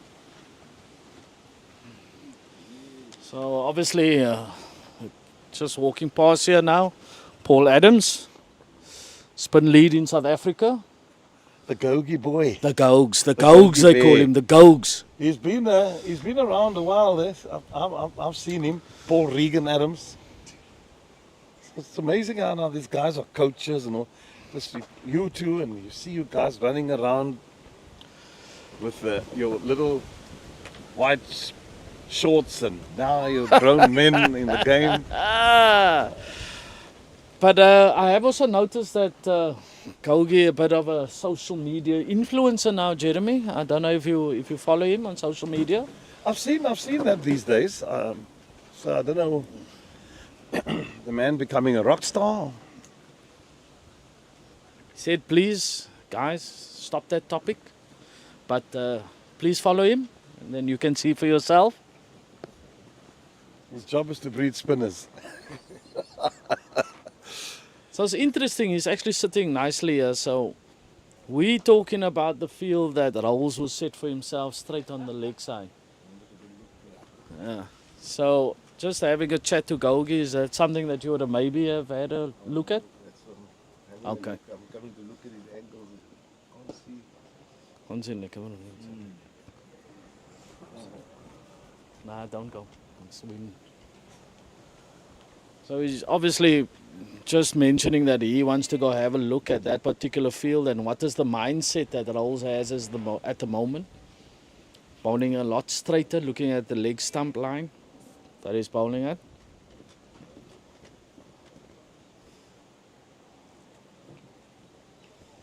Waiting still to see the offie maybe come on.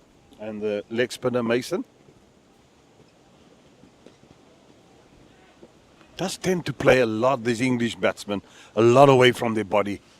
They don't seem always to get into line, especially when the ball's a little bit quicker and movement. So maybe that's also an area that South Africa needs to exploit a bit more, especially with their quick bowlers. As I said, I thought Mokoena bowled well. He impressed me when he was bowling from that top end as well. And I just thought that Daniels, he looked good in spells, but he hasn't been consistently on the money. And he started also maybe just too wide outside off stump. With the newest ball. Yeah, when he got closer, he was very threatening. And there we go. You said you haven't seen much of that also. I wanted to see a bit more of that this morning too, when he had the new ball. Just the quick ones, just as a surprise. You don't have to do it every delivery. But you just want to use it as a stock ball down there. Because he does have the one that comes back at you. And sometimes the short ball just keeps the batsman guessing.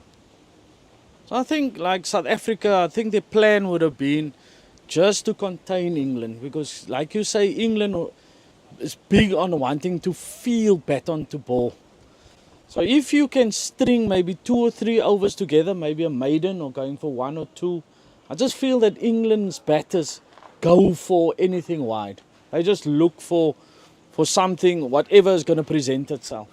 And I think that is where South Africa, the key to this game would be in that area, especially straight after the new ball, after you've attacked with the new ball. No, yeah, and also now we see 2 balls that have gone, streakiness, it's gone the ground. I'd still take out that extra cover and have him in a catching position. Yeah. I still feel that there's enough runs to play that South Africa can really, squeeze England, because they will go through that area. Bowl him! Bowled him, neck and cropper, gone. Yeah, stop it. Gone for all money. And the 6th wicket is down. That was a good delivery, that. And you can just see the relief on Daniels' face there after picking up one. I think it's a very good delivery, just nip back off the seam. We have a look at this. This is the kind of area that you want to be in. Just outside off stump, Nipping back. And then just clipping the bails as it went through on top of middle stump. That's a good delivery. Yeah. As a coach, I'll be sitting here and thinking, I don't have an issue with that. So that looks like that's the end of Thomas Roos for 43. He's faced 111 balls. Yeah, it's been a polished knock. And that was a very, very good delivery from Daniels. That's what he does have, and what we probably didn't see too much of. Just have a look at this. Yeah. The breeze as well assisting him. So that kind of delivery, you want to be waiting for it. It's like the old adage that they say, they want to see that gap created when you're playing a shot. So as soon as your bat goes past your front pad, that's the gap that the bowler is looking for. So if you waited for that and tried to play it under your arms, he would most probably have defended that.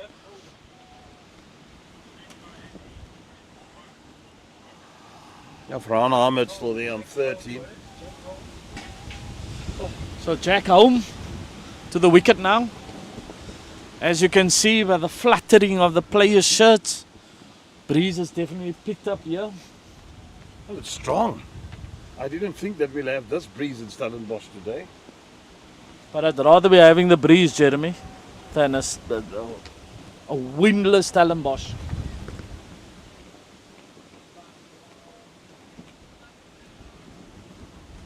It's just that we're sitting right in the breeze. Bang on.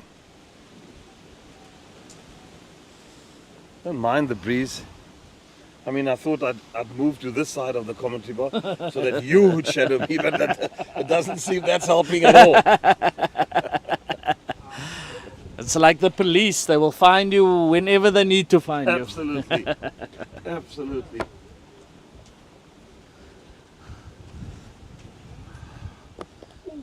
All right, Ig Daniels, 13 overs, 1 for 24.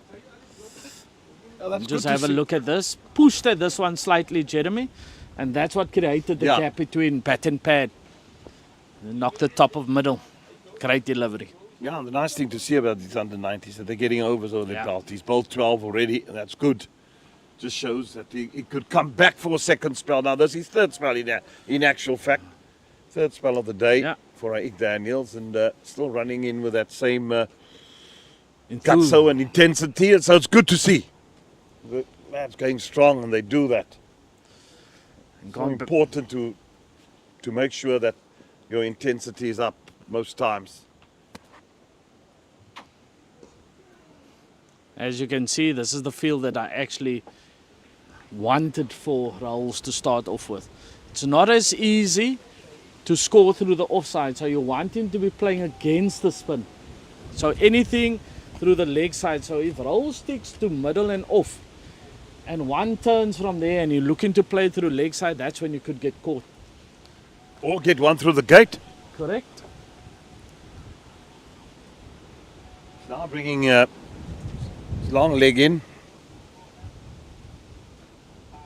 into the gap. He probably wants him more at a 45 angle. No, he's more to mid wicket.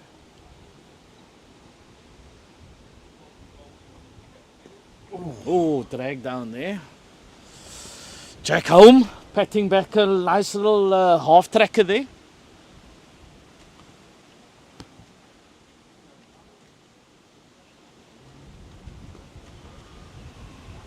Nicely flighted, like that. Bit of guile, flight. Ideally, you would be wanting them to swap around.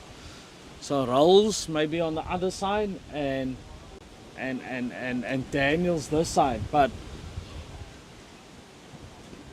because just with the drift, if he bowls from the opposite side, the drift will take it in, hits the pitch and then the turn away. So ideally, but there's nothing wrong with the way that South Africa is going about it now. They're trying to create dots upon dots on the English and then hoping that they will then come, maybe charging down the wicket or trying to play a false stroke. You can't fault the South Africans, although there have been a chance or two of begging and here and there. But really, one cannot be overcritical of them. They've done an admirable job thus far to have on the first day of a 4-day game. You've got England 6 down after lunch. Use of the feet, that's well played. It will go away for 4. Was slightly overpitched. Good use of the feet, which is important.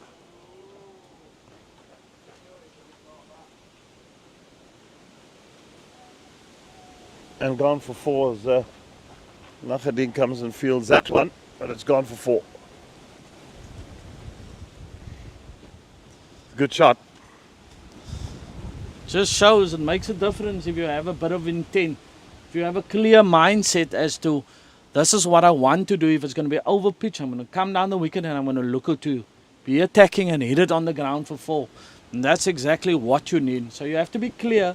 When you recognize the ball, you got to be clear in your thought pattern. I'm going to defend this one. I'm going to defend this one and wait for the bad ball to come along.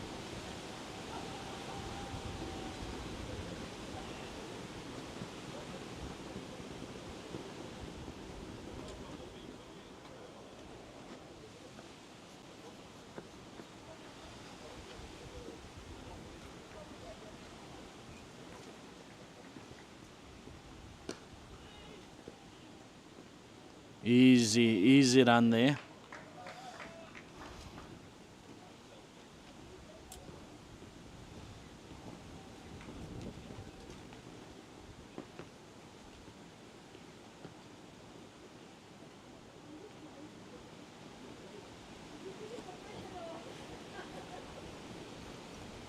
Daniels, could this possibly be his final over of his third spell?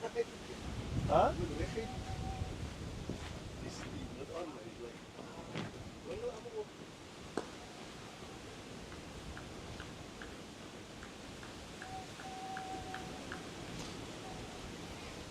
Just looks like this could be the end of his spell, just by the body language, the way that he's walking back. Yeah, you don't also want to take too much out of him. Maybe you're going to need him later on to wrap up the innings, but I'd certainly look to get the leggy on now. Yeah. Let's see googlies and rippers. Paul Adams pacing up and down here. Yeah, he was talking about the field being too straight or too angled. They need to get straighter.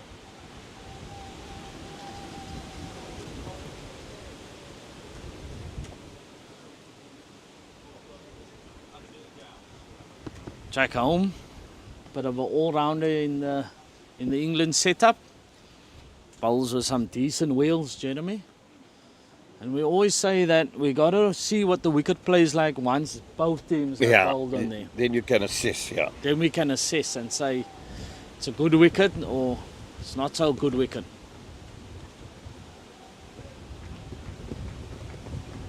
was the quickest I've seen Bulbulia run today after his hat. Yeah, he comes from a cricketing family, Mohammed Bulbulia. That's correct. They been very, very famous, especially up in the Highveld, Transvaal. And then where he comes from, Yeah. Northwest, Rustenburg. Yeah, there's I don't know if it was his uncles or whatever, grandfathers, but the Bulbulias was a very pronounced name in Sagby cricket up in the Transvaal.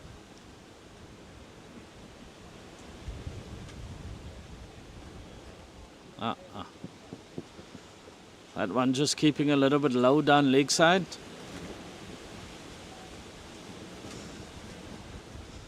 Just looks like the weather and the heat has taken its toll on Letabo. Well, he's been lethargic all day. Yeah. Sorry, he just doesn't look cumbersome to me as a keeper. He's a bit lazy, and someone needs to talk to him about that attitude. He needs to get a spring in his step. He's just been. And I know I'm being overcritical now, but as a wicket keeper, he's just been lazy. This one also goes down the leg side. All lips through. Buys again. Just so heavy-footed, Jeremy, to be honest with you. Yeah. You know, it's like I said, it's not a T20 game, it's not a 50-over game. So your energies and your vibe and your intensity has got to be one of enthusiasm, of wanting to do well. Yeah. Especially if you're the leader of the fielding unit. Yeah. And it's just leg runs there now for.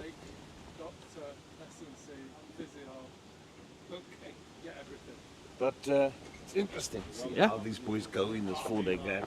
As I said, it's the first time. That just shows you when you lack not playing this.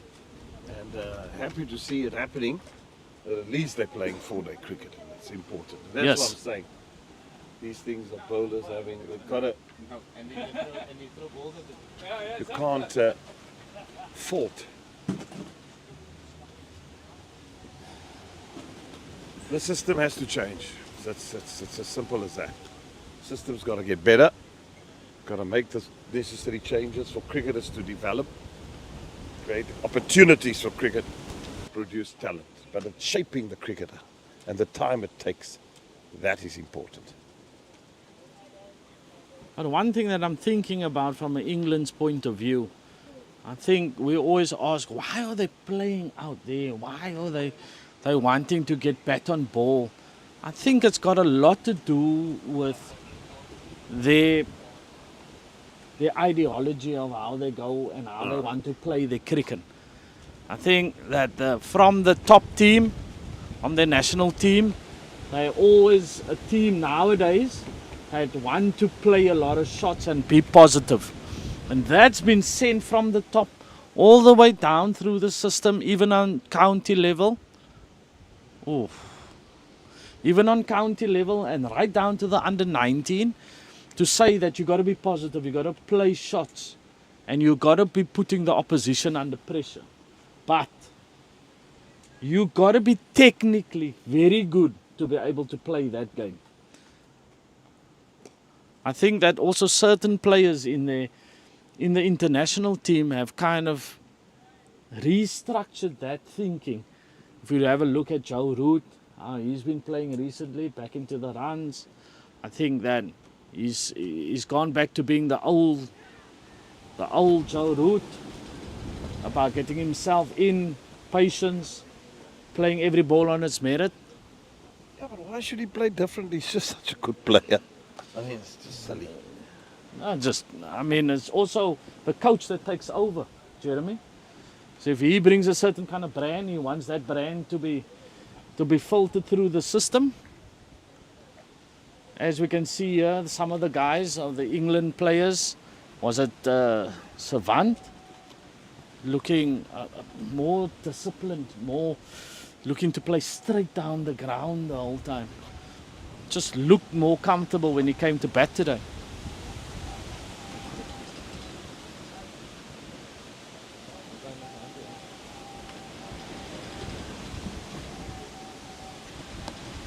So it looks like my time has come to an end here. It's great being with you. Yeah, thank you, Ezra. Have a welcome rest. I find a spot where you don't get blown to oblivion. And Mr. Raulion, sorry, is back on. The big man himself. Tall fella. Tell you one thing, Jeremy, there's one person that's not being blown anywhere. Is Mr. Ezra Poole. Well, I've moved seats to sit on the other side of him, hoping that he will keep a bit of the wind away. But that's been to no avail either. Yay!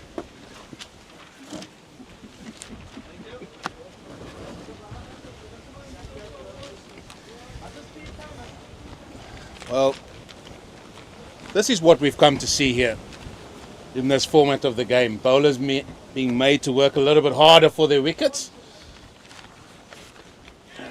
Oh, Chad Mason is in and immediately a chance.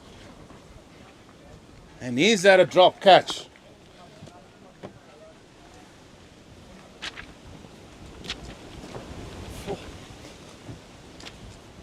We'll come back to that delivery.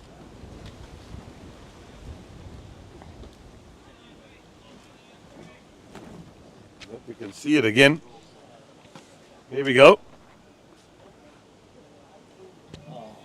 But the hands on the head will suggest that that was a chance. Yeah, it was a chance. Definitely a chance. But the keeper, I mean, he's been sluggish all day.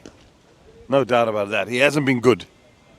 And you really have to improve standard-wise, attitude-wise, in terms of his body language. If he wants to become a top-notch keeper, this is just not good enough. South African standards. Yeah. He's a good kid. The Tabo, Mashlaka. Just needs to keep working on his attributes. There's 3 keepers in the side, Jeremy. 3 of them. Oh, here's a chance. Oh, just couldn't pick the ball up cleanly that time. It's the captain himself, Benny Hansen. So if you say there's 3 keepers in the side, who's the best? Because I don't want to hear how nice a guy you are. Nice guys don't win you test matches. I want to hear who is the best keeper, and he's the guy that's got to get the gloves. Yeah. And if he's struggling, he needs to work at his keeping.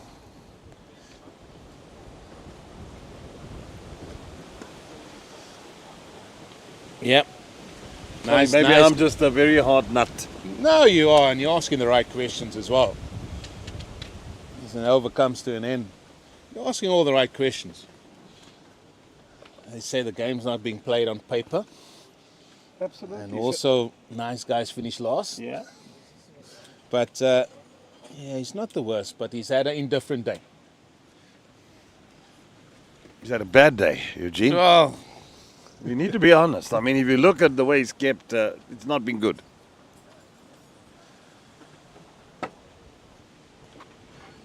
And why I'm so critical also is because keepers set the trend for the rest of the team. They really absolutely. do. With their vibiness. And I just don't get it. He's so sluggish, even the way he walks between the wickets. Look at him standing. He doesn't look as if he's interested. You know, you pick it from afar. You can see the body language. Body language says a lot. So if he just changes that body language properly, he'll take them catches. Yeah, you've got to expect today. You've got to expect everything. Maybe the outset, the body language suggests no, he's hoping the ball don't come to him. But he's a keeper. Every ball should be coming to him. Oh, that's in the air. Oh, I thought there was hands to it. Oh, but that was well put away. And Ahmed now, he's decided he's going to be a little bit of the aggressor here.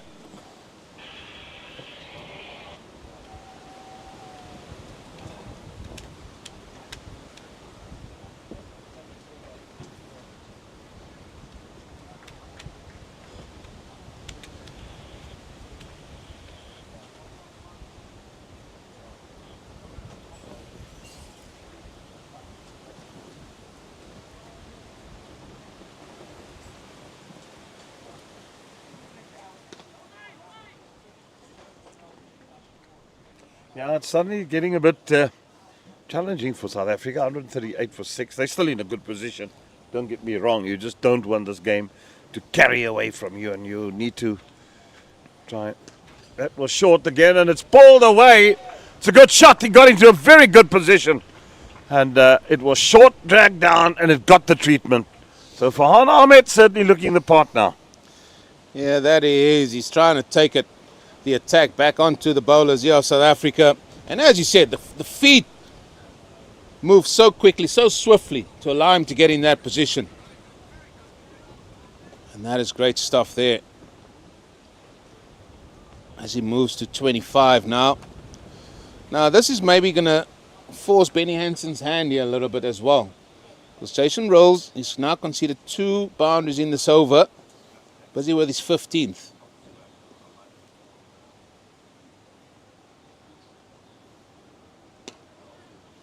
And that one clipped again, neatly, for a single.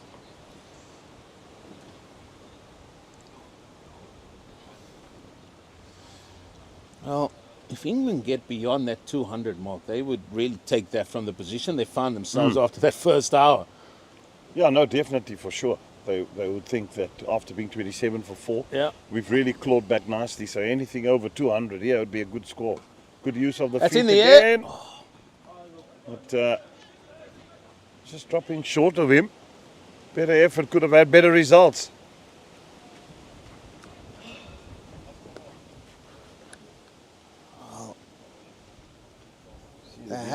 They have been lackluster in the field since that lunch break, Jeremy, from what we've seen. And it just seems to continue that way. Yes, maybe it stems from the keeper being a little bit, getting the guys on the ball a little bit more. But they simply haven't looked as sharp as what they were in that first session.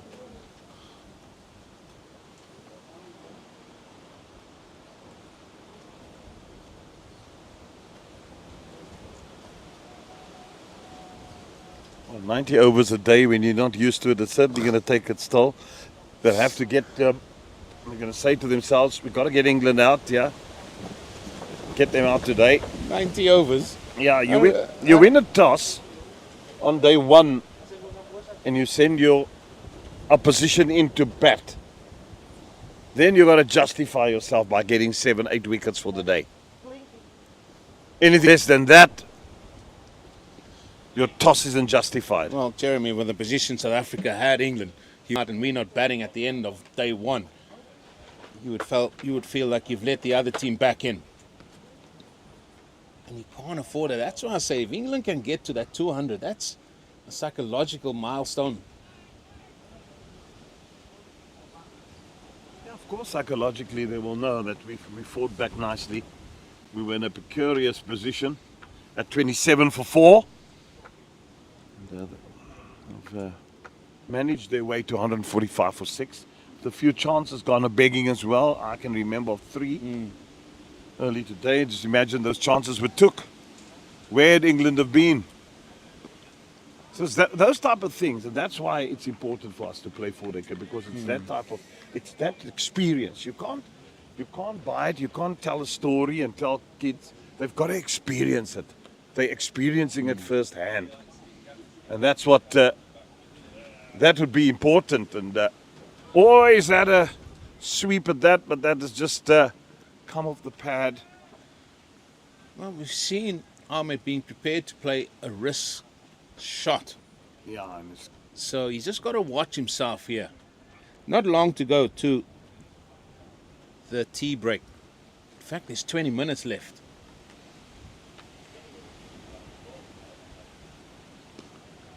and he tried to sweep that, just slog sweep that against the spin, because the ball's turning away from him, from a leg spin. That's a dangerous shot to play. He is a man on the fence. It's not that there's no one there. That ball, if he had got hold of it, it would have gone straight down that guy's throat. That's a safer option, I would say, is to look to push the ball, try and play it in that direction.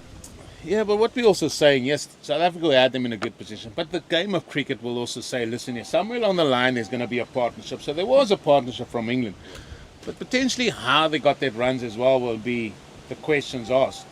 It was a little bit maybe far too easy. Maybe the bowlers got a little bit tired. Maybe the conditions obviously got better. The ball's older. So all those things are factors that makes this game so great. Because there's a lot of factors. It's not just about turning up. You're not just going to run in and bowl a ball and hope for the best. Absolutely. You're so right. There's a bowling change again, it seems like it, for South Africa. Yeah, Kamala. Kamala. Yeah. He, earlier his spell, we went for 15 in his 6. Got a wicket. Did a job. Yeah, he got struck in his first over. Yeah. Played on. Did so want. So that's why I said Benny Hansen's hand is forced there because Roos went for a few runs. So he thought, listen here, he can't afford that because that might just give the initiative back here to England.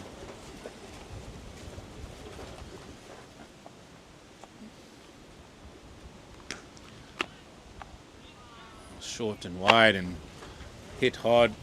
So come through for the one. I've seen him now, a bit of him. And the one thing that I wish and I hope someone will look at is the athleticism about how he runs in. I think he hasn't got that rhythm as such. As I'm looking at him, it looks like it's very stuttery for me. It's not a good rhythm, continuous rhythm to get to that crease. It's almost, I want to say laboured at times. And I hope that's something that whoever coaches him is going to pick up on that and just help him through that. Because I think he's a good, strong lad. He looks it. And I think that he can get a lot more out of his bowling.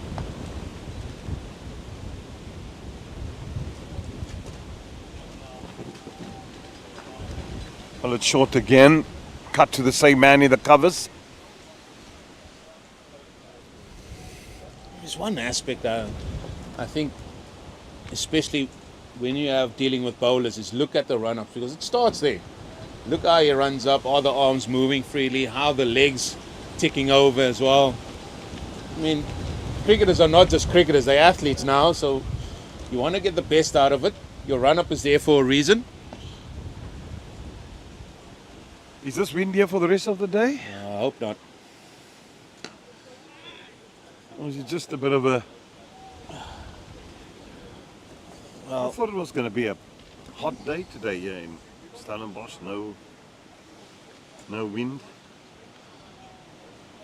Well, I think we need to come up with something after the tea break because if this gets any worse, I mean, we're eating the dust at the minute. Any worse, we'd be... we can't blow to the Donny Craven Stadium because we're blowing away from it.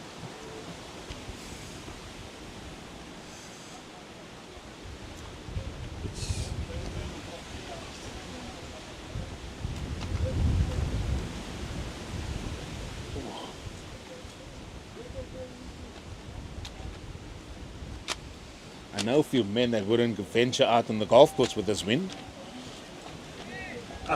I'm definitely going to say his name. He's waiting for that, I tell you. Who? A certain Mr. Vincent Barnes, he'll go nowhere near the golf course. Says, oh, it's far too windy. But just a report back, it's good to see the Vics Hub girls won their regional final yesterday. So they will go to the national finals of the school's SA20. And today, Bishops beating the team from Paarl quite comfortably, has to be said. So they will also go to that national final in the school's SA20. Yeah, it's supposed to be, it's 31 degrees, but the wind is at 22 knots.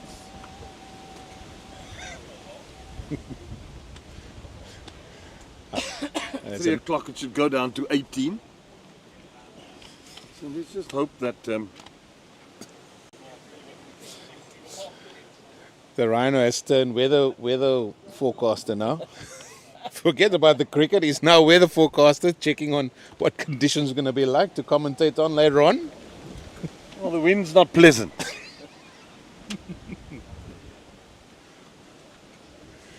It's drying you out. Especially after the Met. There we go again. Some people get invites, some people don't. Oh, there's a ball that was halfway down the wicket, but this didn't come up. We've got to find out the name of that horse that didn't come in. We've got to find that name of that horse. That little pony, the number 6 on that list that didn't come in for the Rhino. Number 11. That was the. He a should number. not have gone on the outside. He was running second, He was running second. and he just tried to going on the outside. You never go around the outside. Nah. Well, there's some words outside there now. Not sure what that is all about, but surely umpire Shezi, he will keep things in order there. Yeah, very quickly. Keep things under wraps.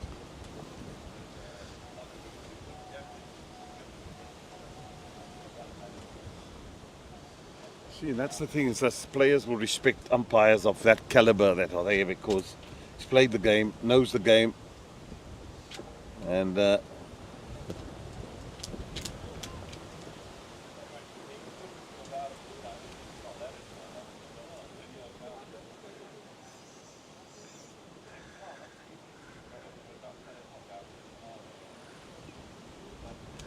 It's a graveyard session for some here.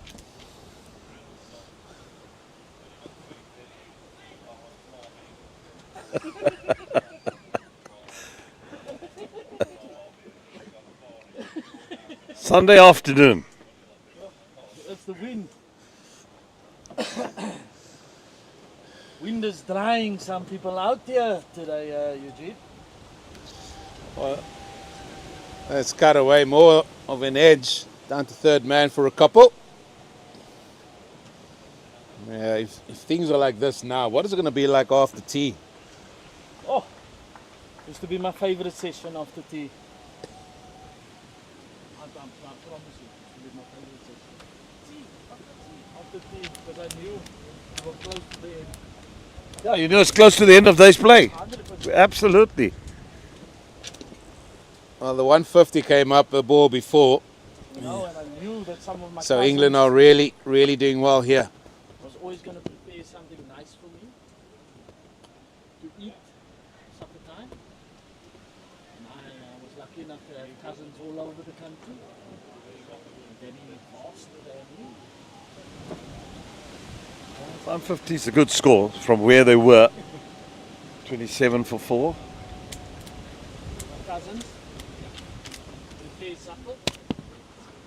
How did Ezra Poole become a lawyer? I mean, he's just next level. Absolutely nothing to do with my family. Absolutely nothing to do with my family. Well, we've got to watch our P's and Q's here, Rhino.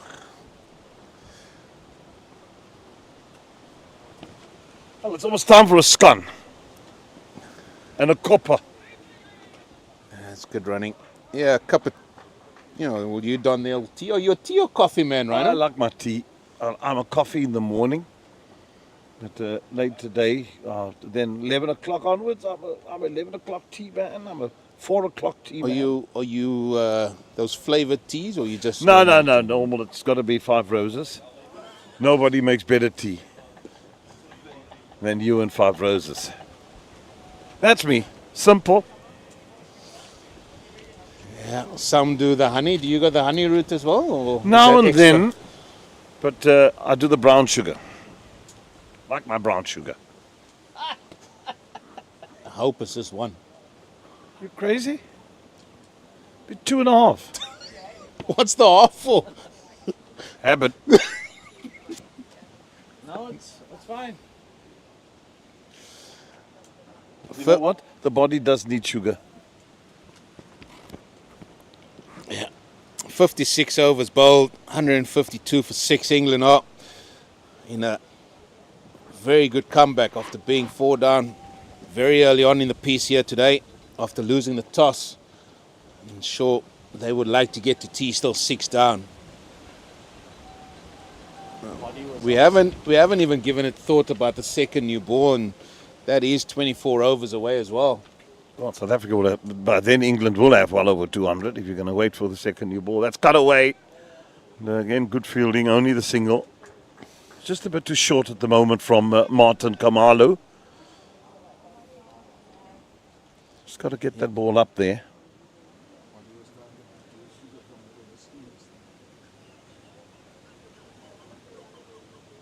Can Ezra go sit on your side? I don't mind the wind.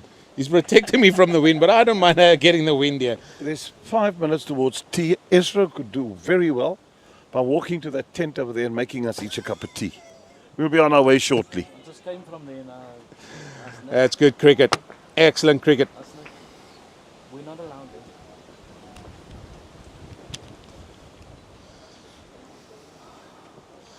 there. Yeah, you said about that second ball and where the position England was. That wasn't even a thought in our head that it would get to that stage where South Africa would think about that second new ball.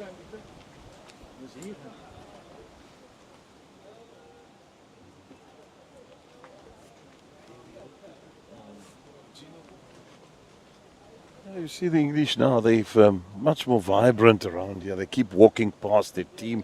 It's now got past the 150 mark. Mahan is batting well. It's amazing how they come out of the woodwork. It's just cricketers. They were lapping around very vigorously and earnestly around the ground, trying to walk runs and not to concede another loss of a wicket. In a very good position here. I had a chat just very quietly to one of the coaches that looks after the bowling. So the staff is quite a big staff, Jeremy. Yeah. They've got the head coach. That's not a good shot at all. So they've got a head coach, which is Yanni. They've got the bowling coach. They've got a batting coach. They've got an SNC. They've also got a psychologist. They've also got potentially a security. They've got everything.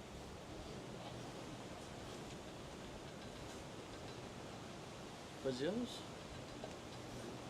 team manager. And these boys are well looked after. And South Africa as well also got their coaches and coaching staff as well. So, I mean, what a pleasure for these boys to have that much of resources at a drop of a hat for them. Yeah, then you come off the field and there it's Paul Adams chatting to you. No, I'm just saying. Under 19, man's played for South Africa. Pearls of wisdom.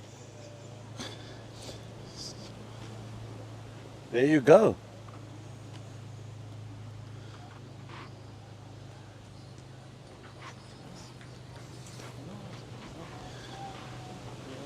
.57 gone now. Neary, probably about 2 overs left, Mr. Fredericks, and then we can enjoy that break.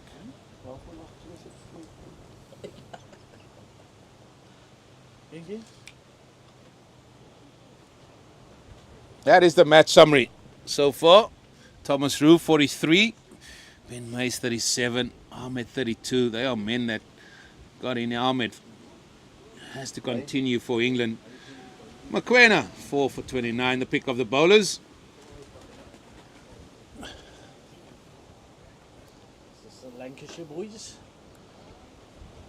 Oh, Lanky.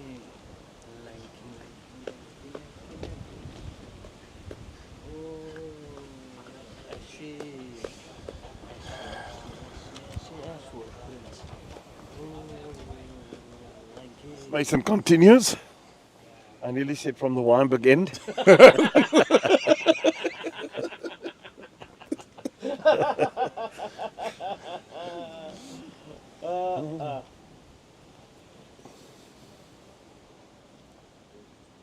we at Kutzenberg.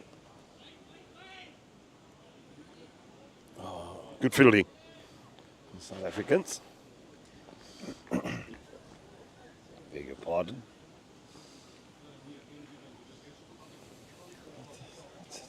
Wind is behaving itself a little while now. Well, you did say it's going to die coming up to the hour. It wasn't going to die compared, it was just going to get a little bit better. Yeah, that's all we want. Yeah. That's all we want. And as I speak,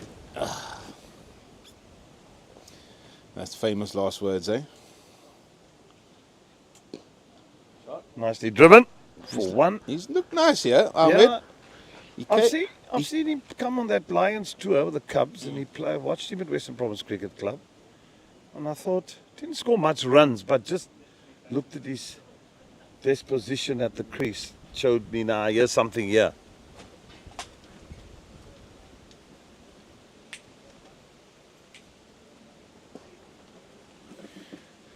Chance. I can't remember how many throws there's been at stumps today. But I can't recall the stumps being hit at any stage. When do you want to check? When do you want to check now?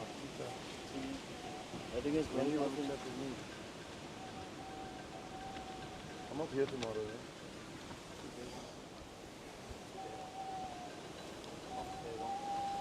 Today.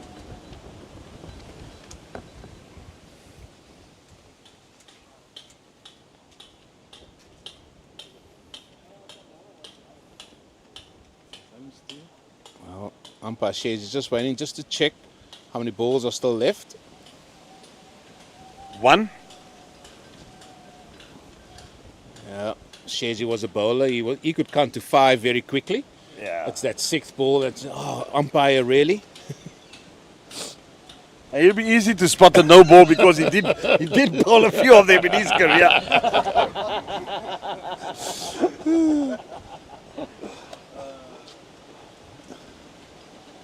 Yeah.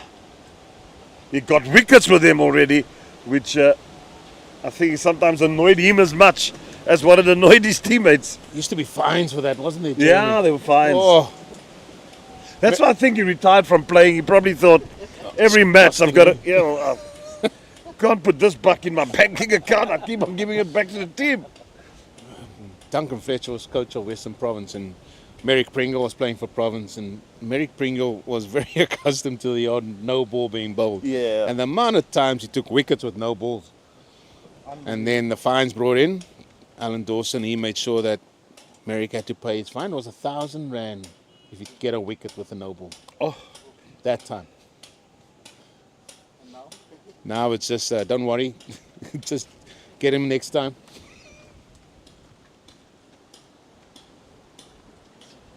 Well, this is going to be the over that takes us to the tea break. I tell you, I've been a fast bowler at Western Province and I got no balled every time in 1,000 rand. I never get to the tin roof.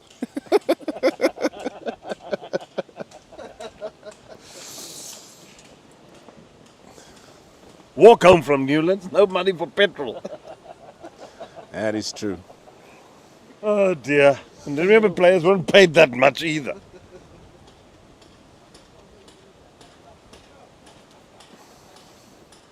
Wow, what a shot. Yeah, that is what a good shot. a shot that is. Into the breeze. And it's gone all the way. Yeah, that's a good shot. From home. That's the highest score England has scored here so far. I just don't know. There's just something about Kumalo as he's running in that doesn't show me it's got the rhythm yet. Maybe struggling with that rhythm to get it there. He's forcing it a little bit. But Jack Holm pulled that quite nicely all the way from maximum.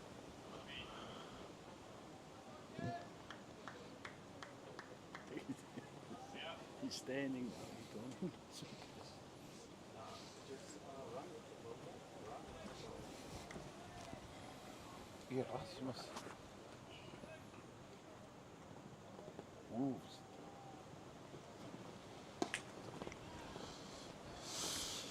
Another sort of effort ball.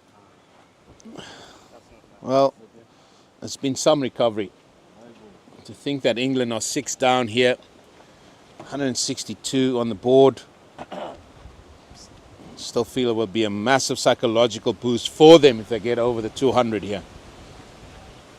And there's a lot of time still today for them to do that. Better. That's where you should just be nagging away all the time now. Still bowling to the breeze, but you've got to nag away there. Because that's where I feel the England batsmen are vulnerable. If they go and have a go, you bowl there long enough, you'll see you'll have a go. It's been the story of the day, hasn't it? Yep. It's been the story of the day, and there hasn't been too many questions in that area. Where's T? Inside the ball. T. Where's the inside the building? But this is what this format brings. It brings allows a team to have a fight back. Allows a team to say, listen, we're not just going to lie down. We're not worried about time, or overs, I should say. We're just batting time. That's what you want.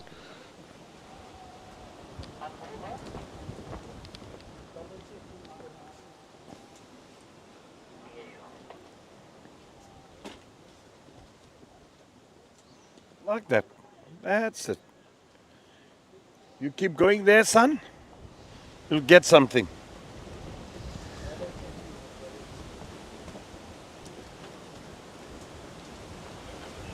I got this 20-minute break and another half an hour.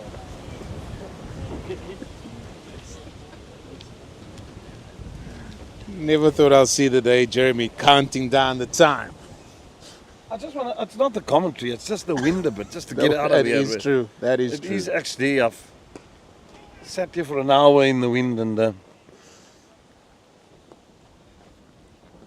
just need another bit of environment for now.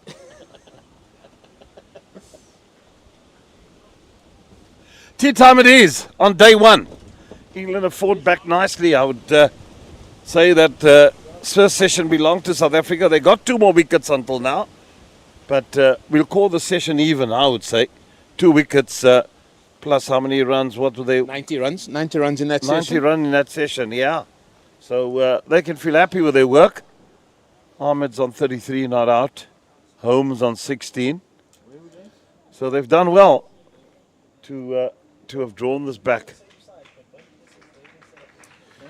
Yeah, that they have. I would say there was a few chances as well. They went to begging for South Africa under 19 during that session. So a lot for both these teams to talk about as we're going to go into this tea break, where England find themselves 162 for the loss of 6 wickets. Join us in about 20 minutes for the resumption on day one.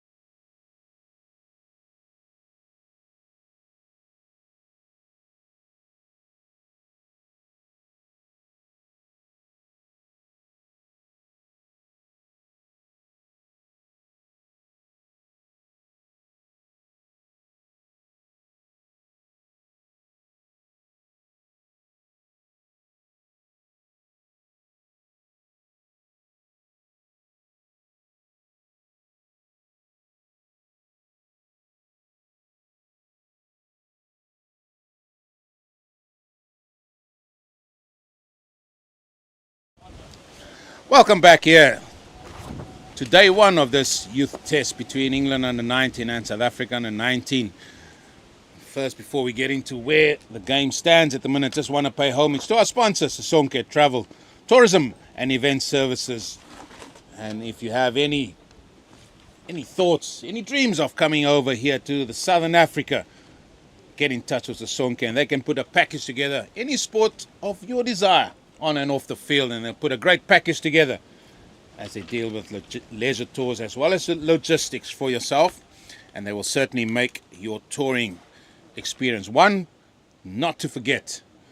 But here out in the middle at tea time, England 162 for 6. There's been some recovery, and that session alone from lunch to tea yielded 90 runs for just 2 wickets, and it's certainly been a spirited fight back. In fact, I think this game is more evenly poised at this stage, Mr. Poole, because England have certainly fought their way back into this contest. Afternoon, everyone. Thank you for joining us after the tea break.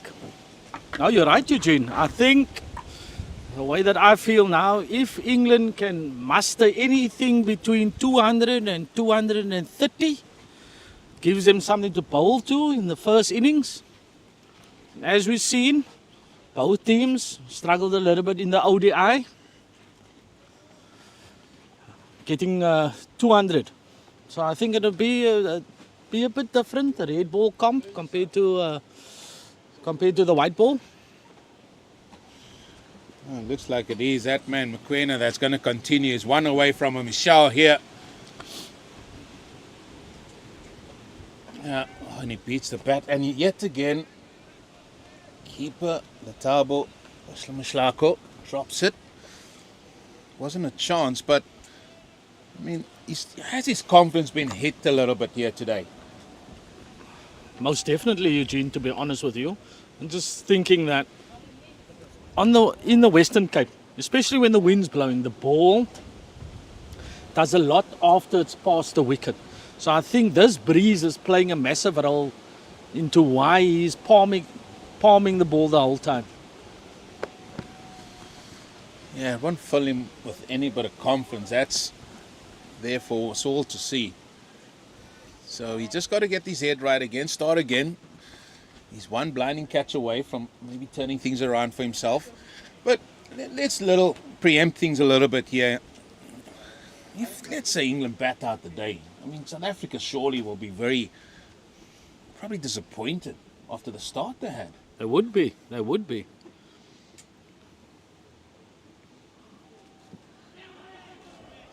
But it's something that I would like to see, Eugene. One team batting out the day, and then coming back tomorrow, and piling on a little bit of runs. That's what I'm saying. Anywhere between 200 and 230, I think is a good enough total to bowl to, especially the wicket. The wicket been very helpful, and I think as the sun and the wind has dried it out, I think it will be doing the same amount but just a little bit quicker.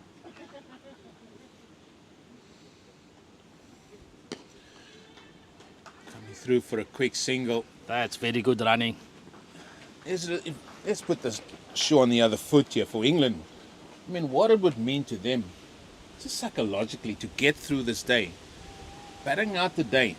I mean, they're now 2 hours away, or let's call it another 30 overs still to be bowled. There's 90 overs that needs to be bowled in the day. What it would mean to them. And I think it will be a massive, massive boost for them if they can get through today and have some total as well. Because let's not forget, they'll have a total to bowl to and put South Africa under pressure. And then it's sort of a different type of game. It's a different chess game there, because now England would have the score on the board. Now you're thinking, even if South Africa don't bat well in that first innings, they would have to bat well, because they then have to bat last on the surface. That's going to be a lot drier, as you say. Will offer a bit more assistance to the spinners, and we know the spinners that England have.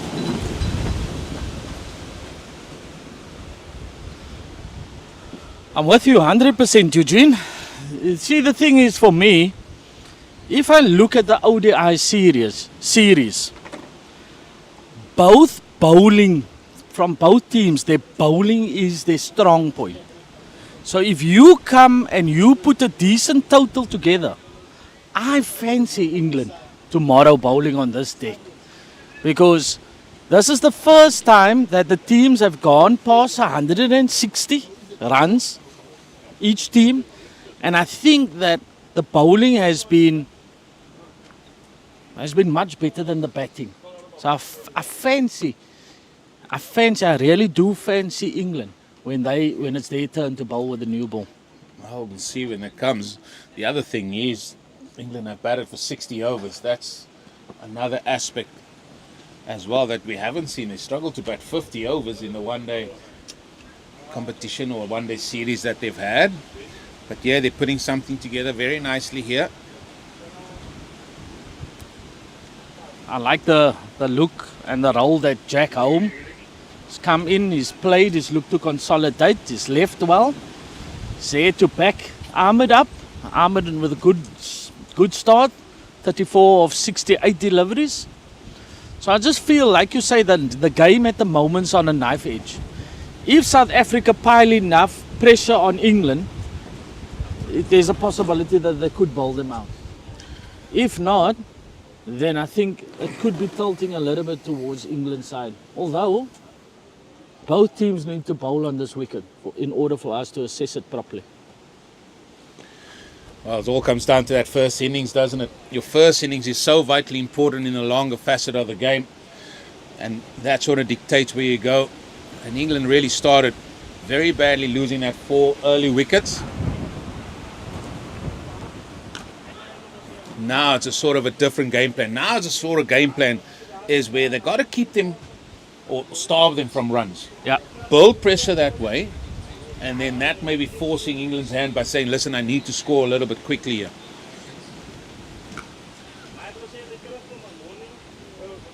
That's much better running.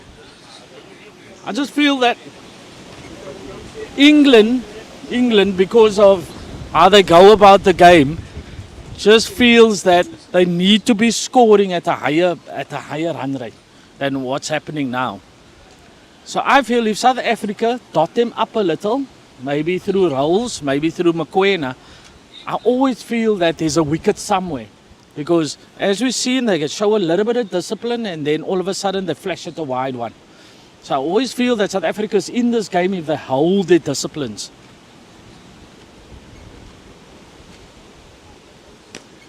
Well, that is hit powerfully down the ground. Excellent work by Lachadin. And I think that shot dictates or shows us or suggests to us how England's going to approach this third session here on day one. So if South Africa can dry them up, restrict the boundaries, that's what they got to do because England love to score the boundaries. A little bit add pressure to that. It's nicely played around the corner.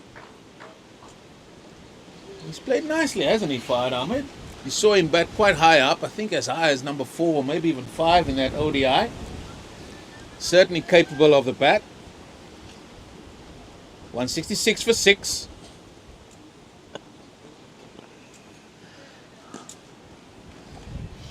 What's also different, Eugene, is that the South African team hasn't really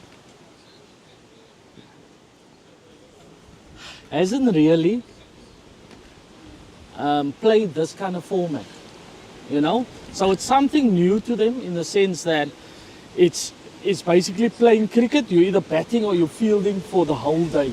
And it's at schoolboy level, we all know that this is not something that happens regularly in South Africa. So it'll be interesting to see how the spells develop from the bowlers as they go along. That is the key. But this man here, ball in hand, Mokoena, he has been the pick. 4 for 30 or 14. Can he get himself a 5-wicket haul here?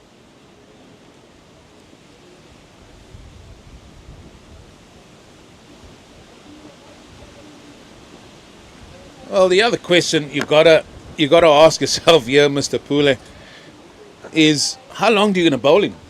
Because every over that ticks by is going to end up closer to that 80 mark, which then the second new ball becomes available. He's certainly been the pick. Very wide. Look how that ball drift even back in. And I think that is what Latando is struggling with at the moment. It's just when the ball passes the wicket, the late swing because of the breeze. There's an edge. Oh, it's through the keeper's gloves. Oh, that's another chance. The Tabo, he was diving away to his left hand. Oh, and he got fingertips to it.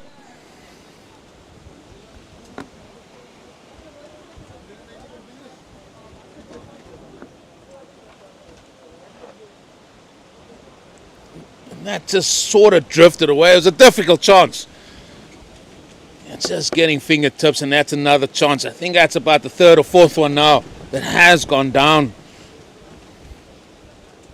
And this is the point. These are the moments, especially here in this third session of the day. But here's a question for you, Ezra. We saw the drift. The ball is drifting. Why not just say, listen, I'm just going to be bowling in swing? Because the way he's shaping or holding that ball looks like it's shaping for an away swing, because the shiny side is on the left-hand side as you look at it here. This was that chance. Why not just turn that ball and just get that ball to really duck in? You can set the field accordingly as well.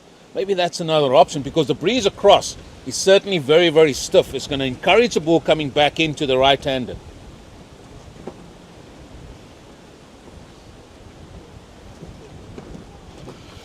I just think from South Africa's point of view, I think that they're trying to put the final nail in the coffin. So they've identified Mokoena, which has bowled a really good spell just before tea. So you're thinking, okay, let him come back. If they can knock over and get England 7 down, the spinners can come clean up then. I think that it's important here that the fielding unit backs him up, because he's running in, and I love the energy that he brings. He's at you the whole time. He's hitting the deck nice and hard. He's bringing a nice energy. So you would want that the fielding unit as it is now to back him up. And that's most important at this moment in time. That's sort of wrapped on the pads. In fact, it looks like it might have been a little bit of a bat on that as the umpires communicate that. And that's good to see from the umpires. Time the square leg umpire just showing umpire Shazy, listen, there might have been a little bit of an edge on that. Well, chances need to be taken. The first part is you got to starve them. Another boundary in the over. It's 5 runs in this over. Just go back to what you've been successful with, Mokoena.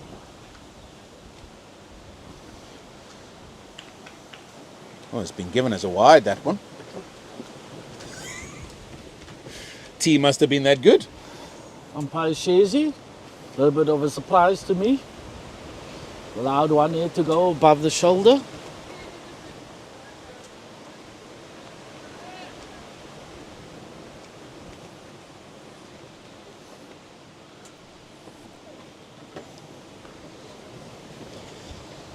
So whoever strikes the blow now, Eugene, I think it could become their day. This game is really, for me at the moment,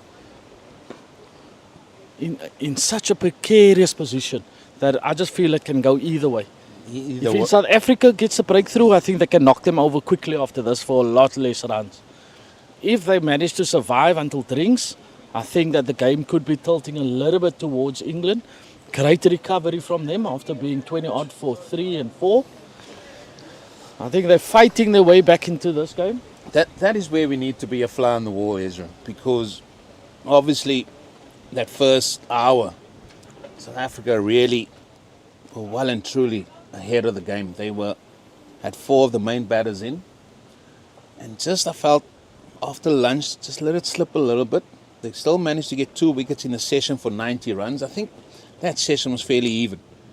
Maybe we can even say England, maybe with the position they found themselves in, probably won that session. But now this is where, especially at this level, and we spoke to some of the coaches, they said, listen, our boys are probably not open to the longer format of the game. I'm not really sure how to build on session per se. A little bit slower, but beautiful use of the feet. That has been put away nicely for 4 by Ahmed, but he also looked like he pulled up with a little bit of cramp. No, I just think if you watch him in the ODIs, he has a different way of trying to hit the ball through leg side. He uses a lot of his wrists. As you can see here, it's flicked it more than really hit with a nice proper swing. So he uses a lot of his wrists, especially when he's coming down the wicket or trying to attack through leg side. Well, it was a very good shot. I'm more worried about him pulling up with cramp there. It's moved on to 45.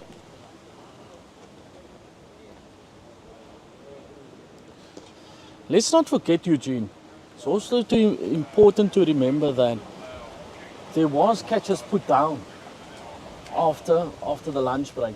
And I think that could have helped South Africa go forward and be in a much better position. I'm not sure, I'm speaking under correction here. I think Ahmed was dropped a Letabo of Mason's bowling. And I think that could have maybe changed the game just there. South Africa would have had the opportunity to come in and nail it.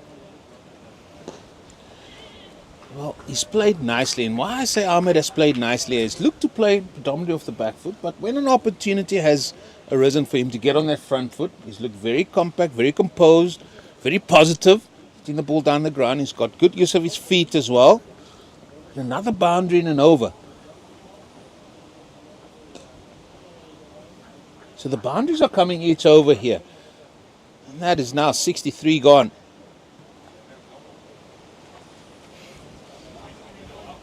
So it's like with anything. You say there's nothing wrong with going for some runs in an over. It's natural. It's cricket.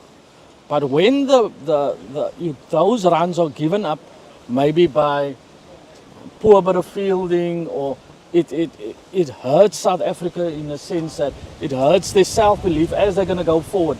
Because this is a session that they're not used to playing at all. You will not find at school level in South Africa that you actually feel the whole day. So it's important for the guys to be able to come in and motivate each other. Motivation is key.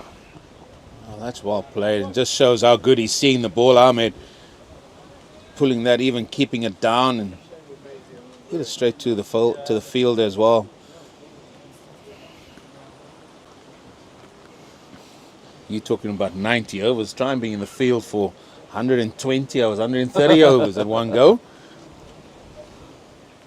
Oh, those days bring back memories, let me tell you.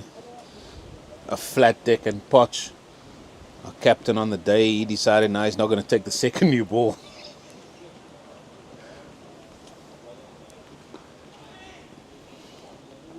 I've never seen a Potch wicket not break up at all. There wasn't a scratch on it. They brought in this, the rollers that they use for the N1, those big ones, and they rolled it square. They didn't roll it straight up and down. They decided, no, we're going to go across the way. Rolled it flat, boy.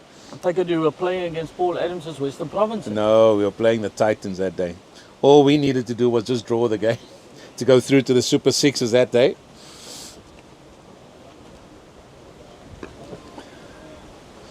Like you say, how long is Benny Hansen going to bowl Mokoena here? I said that even leading up to over number 60, and now I was trying to get ahead of it because he's a pick of the bowlers. So do you say, right, okay, he's going to be bowling 64, has 16 left. You say, right, okay, we've been bowling 15 overs to the hour. Right, okay, you can have a break for an hour. Go and chill, go and graze somewhere, try and be in an area where you're not going to run around because I need you fit for that second new ball.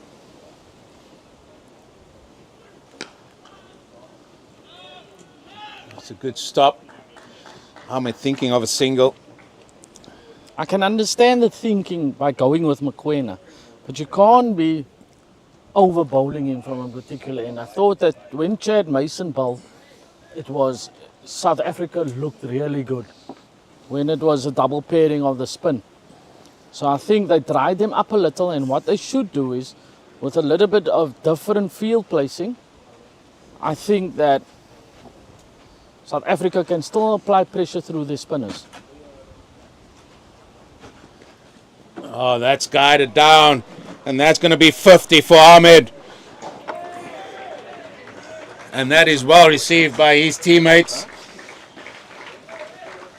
50 coming off 87 balls.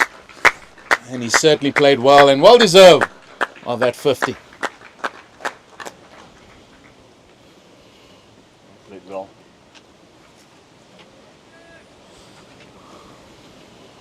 Ooh. Eugene, I'm going to sound like a broken record, but now you actually, I mean, I don't have to explain this to you, but how important it is to have a gun keeper in place. Oh, that's down the leg side. In fact, it's so down the leg side, so far down the leg side, it's given us wide. So Ahmed's been dropped of Chad Mason's bowling, and what a difference that could have made for South Africa. So people will always, and I've noticed this, and people will always tell me, yeah, but you're only speaking from that point of view. So nowadays you have a batting coach, you have a fielding coach, you have a bowling coach, but there's no keeping coaches. So you're skipping one discipline in a team. Yes, there's normally only one, but I still feel that if a lot of work is put in there, a keeper can play such a massive role. Even, I mean, obviously at this format, and even in the white ball format. So I've heard arguments about you're only going to catch about between 18 and 20 odd balls in a T20. So what if that half of those balls that you are catching are nicks?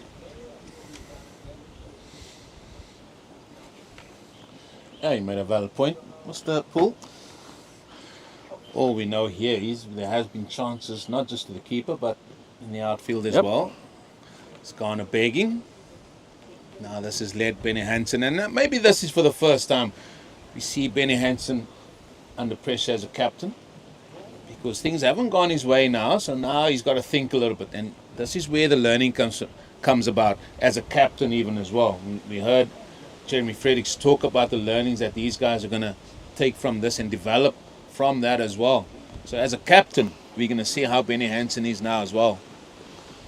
So if we look at that, like we spoke about, or like I mentioned early on, we were looking at that mini session within a session. So what happened there is the one that was going to win it was going to feel that they were on top. And England now 182 for 6.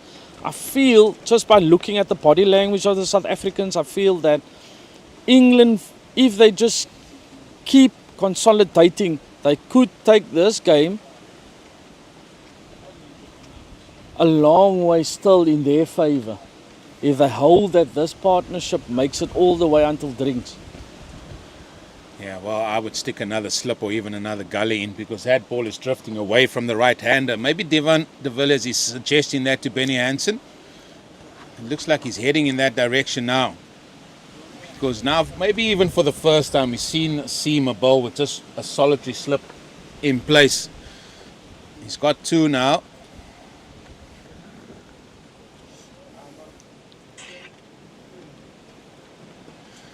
Oh, just didn't go through with that one. Sort of a paddle pull, as we say. And that's pull, P-U-L-L, and not pull, P-O-L-L-E. Could we call that a little bunt pull? A little bunt, like they say in softball or baseball? Did you play baseball? Nah, it wasn't my kind of game. What is your kind of game, Mr. Poole? Just cricket. That's your game. That's my game. That's my game. Chess, padel. When I was at school, Eugene, when we were looking for the full chess set, some guy that lived in some avenue stole the king and the queen.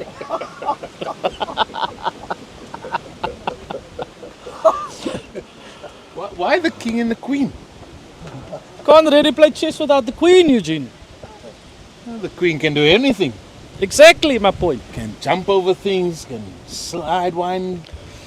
There was no way they were going to steal a tennis ball that had sellotape around it.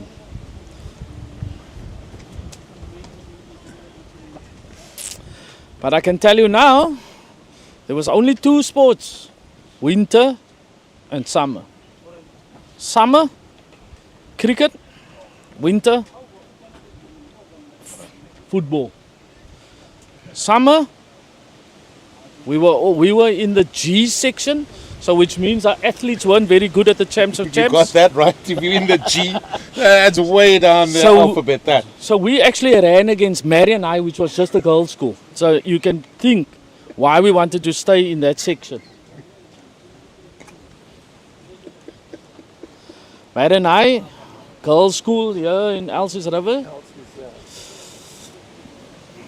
What was your event in, or were you just a cheerleader? What was your event? I actually threw javelin. I want to show you one day that I actually made it to the champs of champs finals. But then the problem was, before my event, I ate the Gatsby, my brother and I, and there was no way I was going to throw the javelin any further.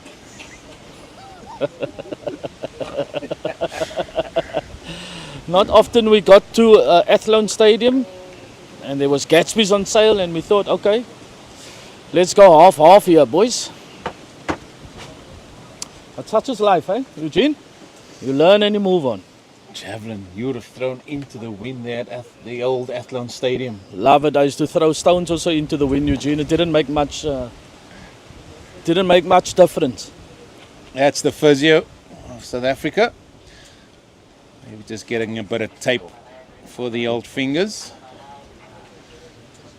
As Chad Mason's going to come back into the attack. I think Mokoena, next time we see Mokoena, will be probably over number 80 or 81 for that second new ball.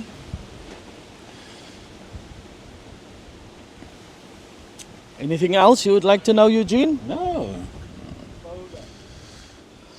Did you prefer running on tartan or on grass? Didn't I know. Ladies and gentlemen, let me tell you a story. Huh? Western Province, 100 meter and 200 meter champion. Yes, you know, was the only guy that could compete with Mondale at that time. So tell us some more about the athletics. The thing Eugene. I enjoyed, I tell you what, thing I enjoyed, I met a certain Mr. Herman Gibbs before I met Herschel Gibbs. Okay. And I broke Herman's, I broke Herman's long-standing record over 20 odd years. And I was then invited to the Cape Argus where they write, and he introduced himself, and I said, unfortunately, I removed your name from one of the records. And his response was? Oh, he was more than happy about that. And then, lo and behold, who thought I would be with his son Herschel Gibbs after that? I'll tell you what, if you had to be breaking my 100 meter record, I don't think you'll be anywhere close to some sort of invite, Eugene. Well, I think I'm going to answer your question. Do you know what was great about either grass or tartan? You will never get the experience, the atmosphere of Athlone Stadium like it was back then. 100%. That made it. 100%. I agree with you. I mean, they were knocking down the roofs, the songs were sung. I'll tell you one thing though, I want to tell you a scary moment, and it was my first semi-champ. So you go various champs of champs and semi-champs and stuff at Athlone Stadium. And the old Athlone Stadium, you saw the feet once again. And the old Athlone Stadium had a fence right there by the track. Correct. I remember that. Had a fence. And I came there, and you know, anybody could come and watch that time. It wasn't just your school, it was everybody from the local areas. That's and right. stuff around where Avondale Field Crescent was just around the corner. Yes. And you get called to come tick your name off, and as you tick, our colors were blue, but I ran in red spikes, red Puma spikes. Never forget this. And from the in-ear, just could hear some guy says, "Hey, I'm going to put 5 Rand on the guy with the red spikes." Now let me tell you, that's fear. Because now you're not just running for yourself. Some just put money on you to try and win a race. Didn't know him from Adam. And I thought, I better just win the race, and I want somebody to follow me. But that's what you got, that whole community vibe coming there. It was brilliant. It was excellent. I can see your face lighting up, Eugene. Goosebumps, mate, goosebumps. And then Jeremy Fraser said, "No, you're not running today. You're coming to play cricket with me at Somerset West." And you took how many wickets? Bagged a few wickets. Bowling in flat, Reebok flats, man. Wow. Thank you, Jeremy. You done now. You done now. Praising yourself about how good you were at Athlone Stadium and all of that. And then you straight to the Galaxy afterwards? No. Oh, okay, now just checking. It's only when I just met checking. Roger. It's only when I met Roger I went to Galaxy, mate. A nice little matinee Saturday afternoon, I remember. Oh, that is play down to third man. And that's 4, and again a boundary being struck here. This time it goes the way of Jack Home. Jeremy, I have to say I'm a bit taken aback by this guy. Look at his face.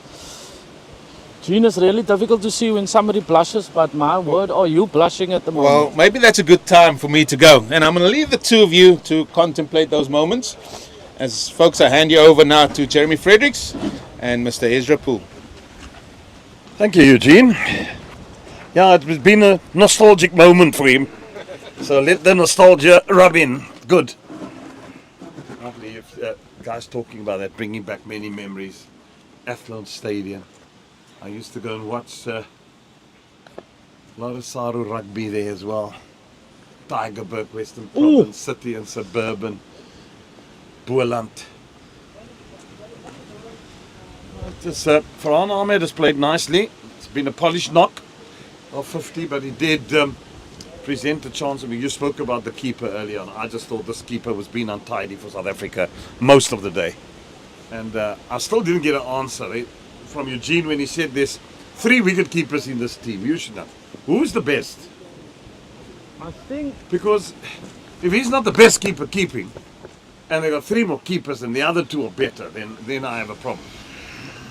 obviously I think it was he did 1 game and I think Benny Hansen did 2 of the ODIs. There's an inside edge that will go for 4.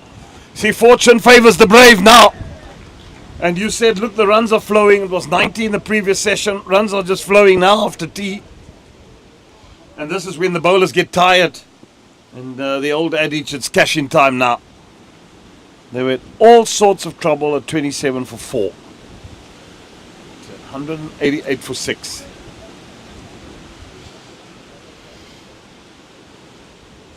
So I think I just get the little feeling at the moment that South Africa is just thinking about that second new ball.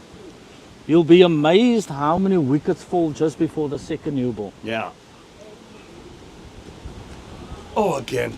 He's been lucky, this guy. Oopsie. And then he hits him. That wasn't purposefully done. Tried to give a shot at the wickets.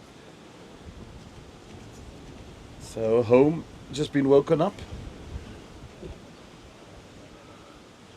So need a bit of attention.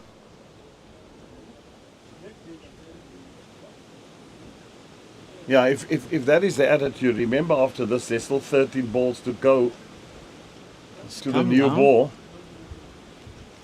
And if you're going to think, well, I'm going to wait for the new ball, and they score another 50 runs, the game's taken away from you, on day 1. I still say South Africa's in a good position. Yeah. 6 wickets down at this stage. It's now Agree.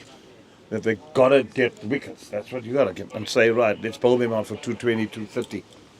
So in the back of the batter's mind, and we've seen this a lot, if you batting at the moment, you're thinking, I've got to face Daniels with a new ball and I've got to face McQueen with a new ball. So I've got to make hay while the sun is still shining here. And that's why you find that, especially in this period, over 70 to 80, you'll find that there's always 1 or 2 wickets that fall in that period. And then after that with the second new ball. Because some batters just don't fancy the second new ball. So they think, I've got to cash in here. If I get a good one, I get a good one. So Yeah. sometimes you just got to think, what is my best option at this moment in time? Do I go with De Villiers? Or do I bring back both my spinners simultaneously? And I think that is maybe where South Africa's got to look. Yeah, and then you got to go on. I mean, we always remember sessions when wickets on falling. We're talking about the strangling session, where you bowl probably a negative line, or you just say, all right, I'm going to pack my offside, and I'm going to say to the bowler, that's where you got to go. I want you off stump, off stump, off stump, top of, off top of. That's where you're going to go. And then the batsman plays and plays and plays there all the time, and then eventually strangles himself out because he's not getting the ball through the gap for 4.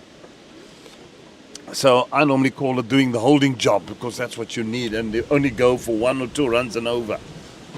So that's the other tactic you can also employ. There's different types of tactic you can employ in cricket. Or else you can say, right, I'm going hard at the batsman, slips in position, in catching position, and I'm going to really go hard at him. Try and get wickets and bowl them out. So you've got various tactical plans that you can go to, which is important.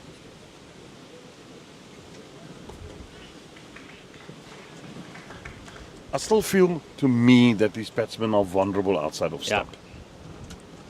So especially the side that he's bowling from now, because of the breeze, it will assist the ball just to drift away from the right-hander. So like I said, I spoke earlier on about how you can play with your lines as a bowler. It's difficult. We should understand these conditions better than they do, because we play in this every Saturday with this kind of breeze. So we can play with wicket to wicket, 1 wide. So how do you hold that discipline as a batsman? All of a sudden you block. There's a few, and then you see the wide ball. We normally tend to throw our hands at that. So South Africa can employ, like you say, there's many tactics to go about it, but I think you've got to be using this breeze. So we've seen Ahmed here at the moment show a lot of intention. So the previous over, he was coming down at Mason the whole time, and I would want that kind of thing. As a bowler, I'm thinking I'm constantly in the game here, because he's going to come and he's going to play a big shot sooner or later. Yeah, that's a good point.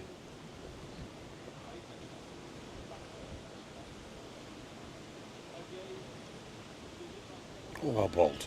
Excellently bowled by Chad Mason. Ball bounced, it turned. If you just have a look at this, beautiful drift in with the breeze, hit the deck and spun away. So you can see that home at the moment has faced half of the deliveries that Ahmed has. So I would try and attack him a lot more than what I would against Ahmed. Ahmed just looks like he fancies a bit of the spinner. So this ring field that they got now, they mustn't just sit back and hope that the wicket falls. You've got to be constantly thinking, where can I get one? I just need one to break this whole game open.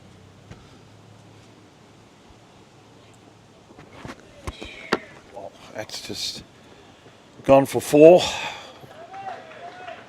4 buys to the total. And just having the beatment of the batsman and the keeper. You're pulling out your hair next to me. Jeremy, as I mentioned earlier on, the role of the keeper is vital. No bowler wants to bowl there. But if it does go there, you must at least hope and have the faith that your keeper will be able to stop them.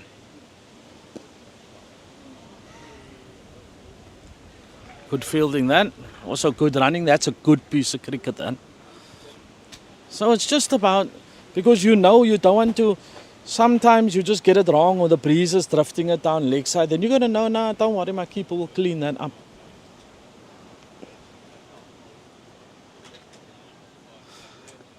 I've been very privileged to be able to work with Carl Verreynne, that is now the test keeper, and then also with Clyde Fortuin, which is 2 excellent glovemen.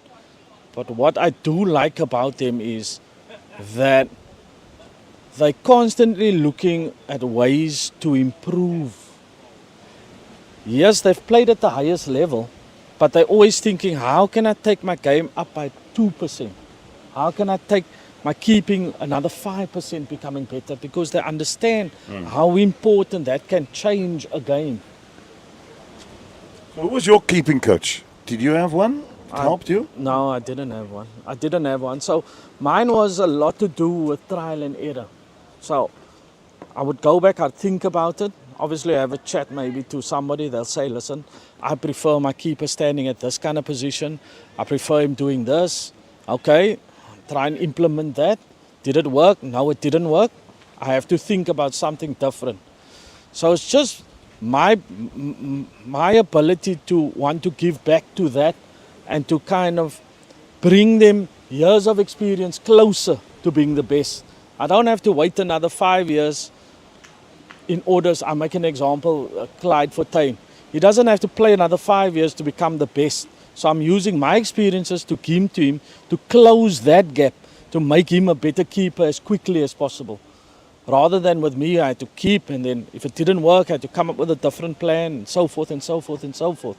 So mine was a lot about what we did after the game. We no longer have that, Jeremy. We don't have the drinks after the game. The two teams go off and each one doing their own thing, the cooling down and all of that.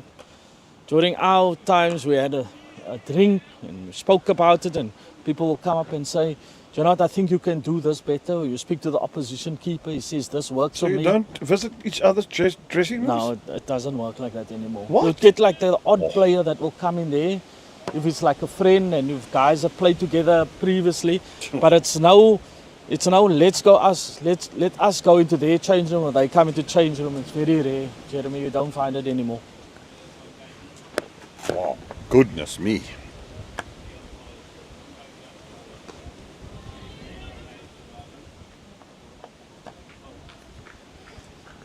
I'm shocked. It's something that we tried last year, so we'd ask the president if we could come to the president's suite and invite the opposition. So we were trying to force dialogue amongst the players, and it worked a few times, but it's not okay. We walk over into your change room and you come to us. No, that's long gone. Well, I'm actually gobsmacked. Gobsmacked. I am indeed. And I think England just starting to take momentum here away from South Africa. Yeah, they're 200 for 1 now for 6 in the 69th over. And they've certainly done the hard work. And Ahmed, as I said, playing a very good innings for England. And he's been well supported by Jack Home.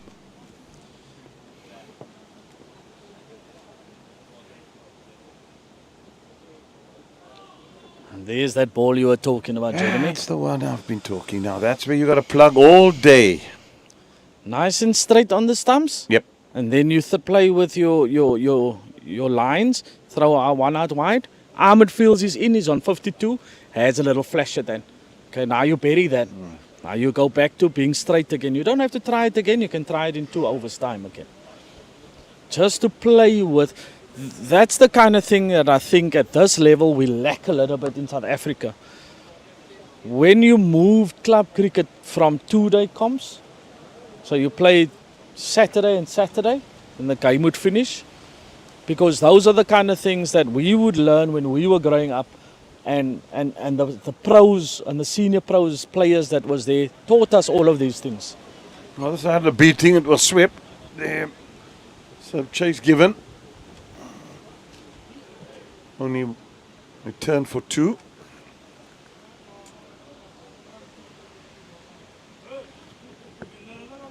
So you've done your fair share of club cricket where you're bringing youngsters through.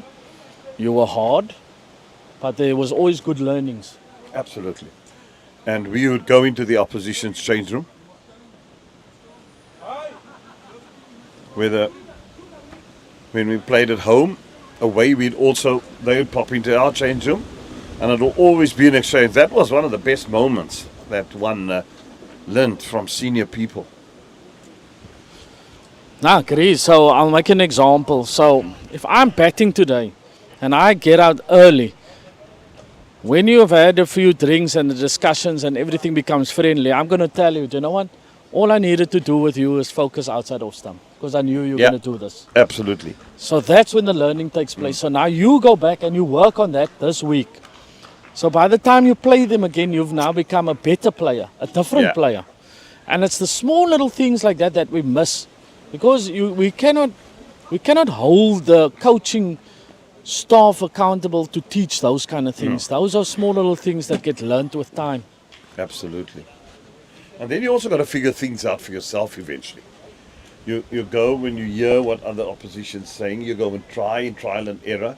If it doesn't work, fine, it doesn't work, try something else. That's the beauty about the game. It's always full of opinions, but no one's wrong necessarily. Yeah. And if I'm playing you this week, or if I have a game this week and I'm playing a different team the following week, your opposition will tell you this is the mistakes that their batters make. And then you learn from that. So you are always, when you're having those catch-up sessions after the game, you are always learning. Your game's always moving forward, constantly. And that's what I think we miss at this moment. People are very professional. They go away, they do their stretches, they do the ice baths, and then from there they get dressed in the shower and boom, have maybe 1 or 2 drinks and they leave, they go home. And maybe that therein lies a little bit of a problem. But surely I can understand when you're busy with a 4-day, you say, right, day 4 we'll get together. Yeah. At least, I'm not saying every night you must be in the, because there isn't time for it. Yes. You do, but there's got to be opportunities for it to happen. So, and also making of friends. I mean, do we live such selfish lives these days that the cell phone has become our boss in everything we do? it has. It's actually sad to see where the world's going, what we are, that we can't even have a conversation with one another without a cell phone, not getting it. It's a wonderful invention, the cell phone. It's been, but it's also been its worst enemy. So you'd obviously, whoever's winning the game, in South Africa particularly, it'd be like a fines meeting. Some people would have a fines meeting, some people would not. Believe it or not. So it all depends on what team you're playing against. Some guys, because they played with each other at some other province, they'll maybe come in and have a quick drink and then leave and then maybe meet afterwards. In that particular crew, it's never hardly a team thing. Let's mingle with the opposition. Let's have a chat and just get to know each other. And that's where the friendships develop. I mean, you go around the country, there's always somebody that's saying, Jeremy, come make a turn. I haven't seen you for a long time. Great That's shot. over the top. It's a good shot. Couple of bounces over the fence for 4. So from England's point of view, I would say, let us just bat until the new ball is due. If you have a look at this, not much feet, but just threw his hands through the line of the ball and created that width for him. Let's bat until the 80th over. Let's try and get there. See how much we can get. Not by taking a lot of risks, but just playing proper cricket shots.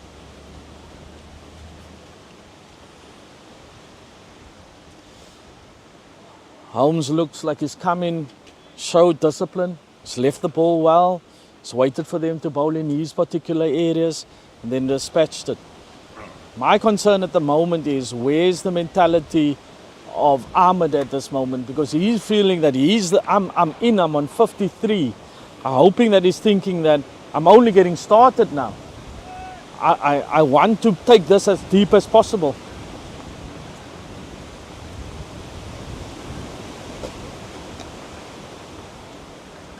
Yeah, runs have come easy. That one has just clipped off his toes. Turn for 2. Now they've shown great resolve in this innings after being in a spot of bother early doors. And this is what we spoke about. Where is the energy that was around in the first session of the day? You don't find it easily. So I think this is where South Africa's got to put up their hand, or somebody's going to say, give me the ball. I want to be the difference here. And we saw it always in South Africa. We found Dale Steyn would put up his hand, Alan Donald would put up his hand. I mean, who else is there? Yo, there's so many. Vern. I put up my hand and I want to change this game. I'm here for South Africa. Yeah. And that is what we're looking for now. We're looking for that hero to stand up now for South Africa and say, I'll get the breakthrough here. And to be honest with you, if they do, I think South Africa can wrestle this game back.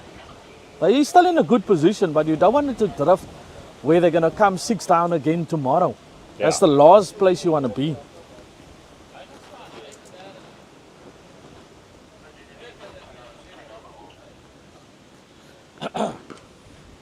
That's good usage of the feet again. Has it gone all the way? What does the umpire say?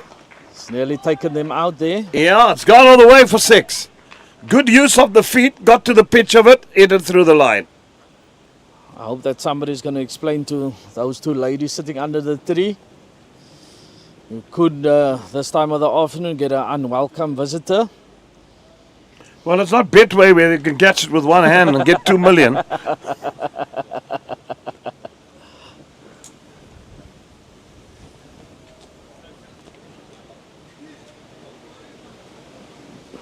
Oh, that was nearly. Came forward again. Just airborne, went through. This is good batting by this Ahmed fella. He's really showed a lot of resolve and has played excellently.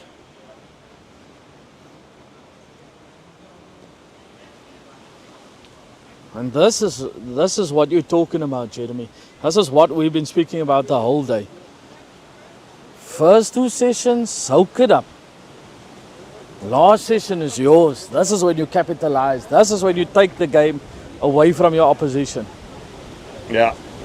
And now South Africa has got to hope that they get a breakthrough here somewhere.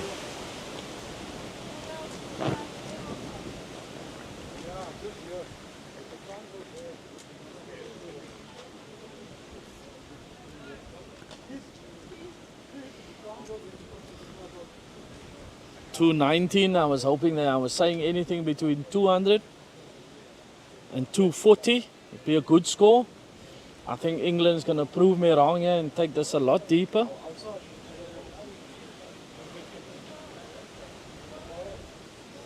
It's always been the battle of the bowling for both teams. Yeah. He's got hold of that again. Where's that gone? Maximum again.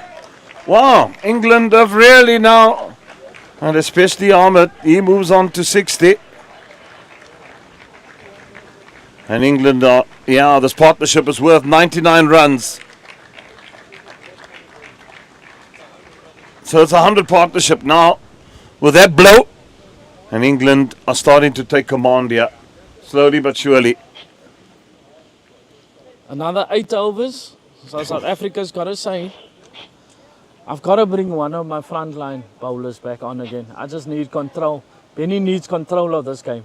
He cannot afford for the strike rate that they're batting on for the next 8 overs to continue. See, there's a change of bowling. I think the offie will come on here. Van Schalkwyk coming on. Yeah. First time we see the offie. So they say he's more of a batting all-rounder, am I right? Yeah, that's what I heard. That he's more batting all-rounder. So this here, a bit of a gamble by Benny. Especially seeing that both batters are going well at the moment. They know that South Africa is a little bit under pressure. So maybe a change of bowling could bring a wicket, but then your field placing is so vitally important here. You're still in a good position. They're 6 down. Any team playing 4-day cricket will say, I bite your hand off for that situation as it is now. Yeah. Oh, that's a long hop that he just helped around the corner. That's very good running. That's the kind of running I was hoping to see from England whole day. Yeah, they've also been a bit sluggish, but it's gone better as the days progressed. And here's South Africa, but that delivery, you're going to bowl there all day, they're going to start clapping him. Scarface just getting his lens, probably a bit nervous. And this is when it tests a captain. This situation. You got to think that this is my belief in this particular field with this particular bowler. I feel I'm going to get a breakthrough with it. Sometimes it's not always going to go your way, but you don't also want the game to drift away from you. So it's important for Benny to know when to give and when to take back again. So if you think I have to bring on somebody else to come, just hold this game for 2 or 3 overs. Oh, unnecessary shot that. Going to just punch that down the ground for one.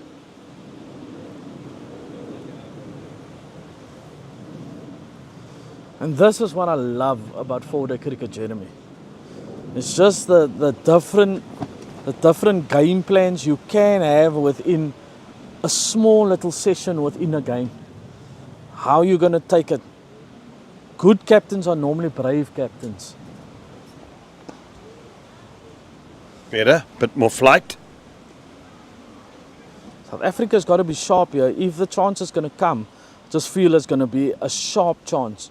So I hope that they're up for this.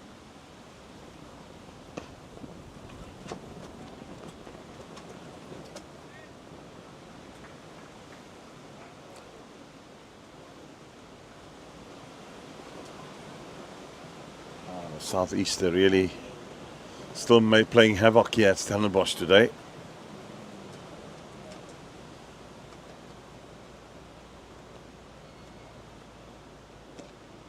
Holmes, that one just started in. He moves on to 64. It's Ahmed. Really played nicely. Been a polished innings. Home. He's going to continue what he's doing at the moment. Doesn't need to do anything different. He's played so well. Now down the ground, that'll be his 50. It's one bounce over the fence. What a knock.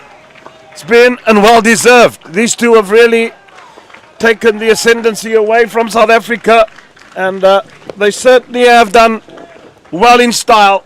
And another 50 for the England team. These two has come and been England's saving grace. Yeah, and you go right back to the beginning. The drop catch of Ahmed. How dear and costly has it been for South Africa?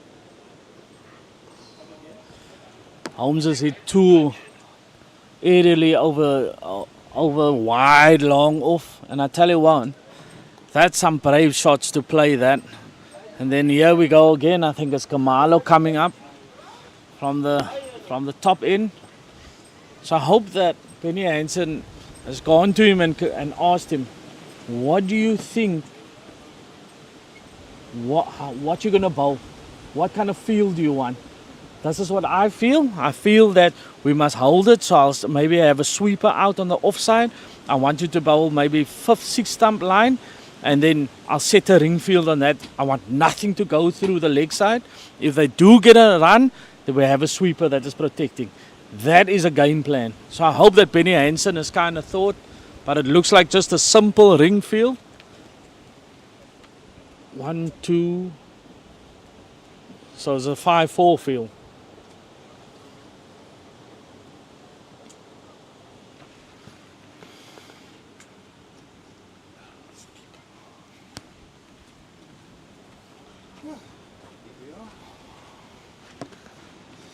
Somebody's decided to finally fulfill his duties.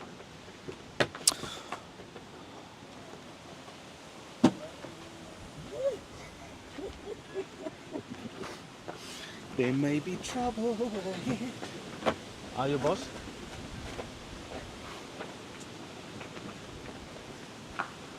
Well, it's short, it's pulled. And pulled away handsomely for 4. Not even the fielder on the boundary can get to that. So England are certainly piling on the runs here now.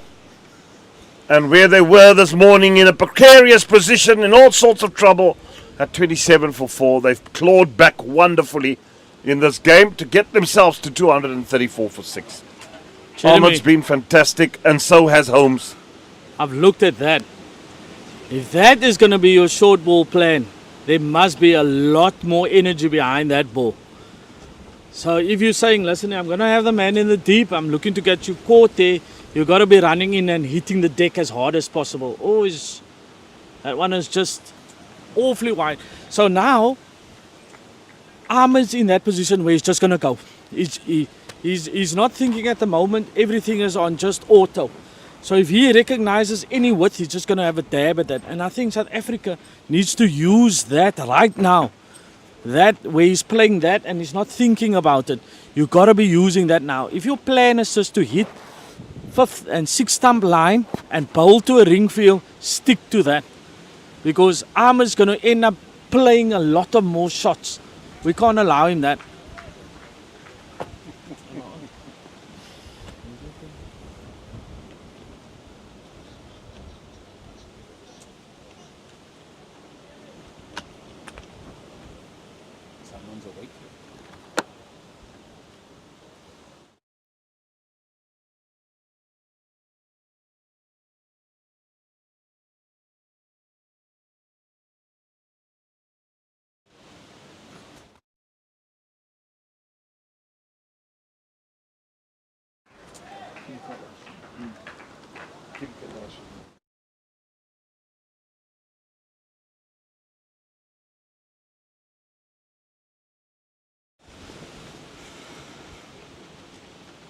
Jack Home has come in, played a little beaut of an innings there.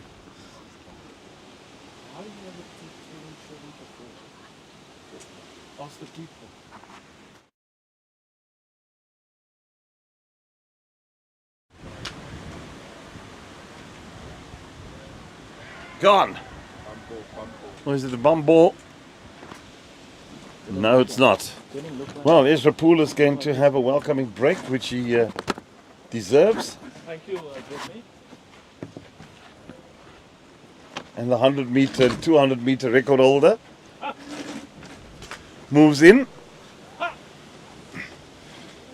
Well, Jeremy, talking about 100 and 200 meter records, things have certainly livened up here in the third session. It has indeed, and drinks will be taken in the third session.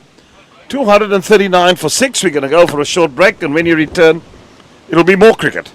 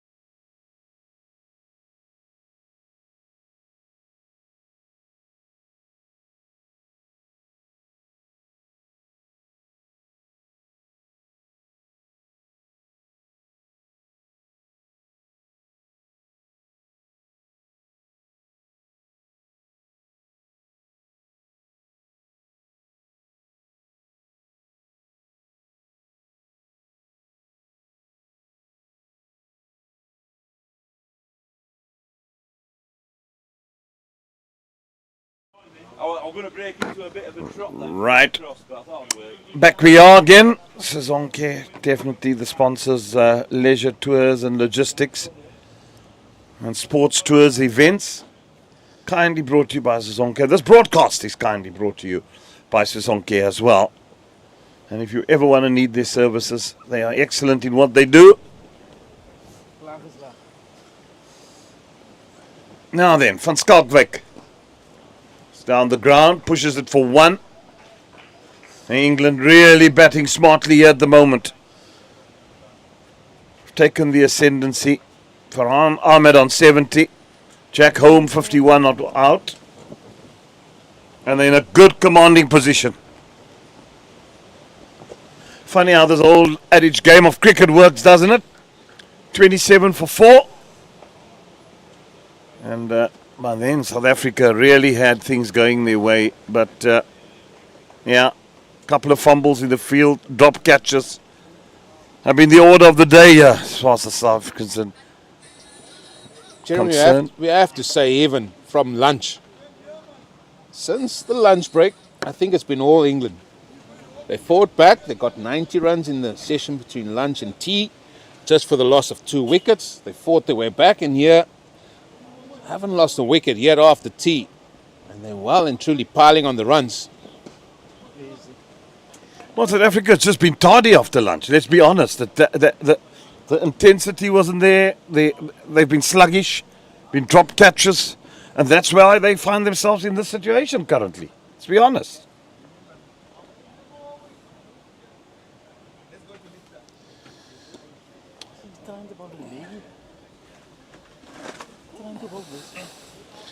So, Jeremy, I mean, we all would love to be a fly on the wall at the end of this day, in both dressing rooms.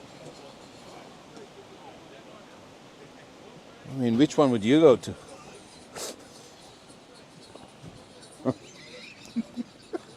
Is that a question or is it? I would love to know which one you're going to go to. If you were a fly now, which dressing room would you go and sit on the wall? If I was a fly in a bad mood, I'd go into the South African dressing room. If I'm a fly going to have a beer, I'll be in the England dressing room. As simple as that, isn't it? Yeah, very simple. There we see some of the crowd. And some of the English supporters that have come around, they certainly got more smiles on their faces, especially after that first session that's gone. Yeah, they're certainly walking around very briskly now. Chest out. This morning it was shoulders hanging. Now it's chest out, guns out, suns out. They're out in the open. They're making known that they're around here. And they're very bullish.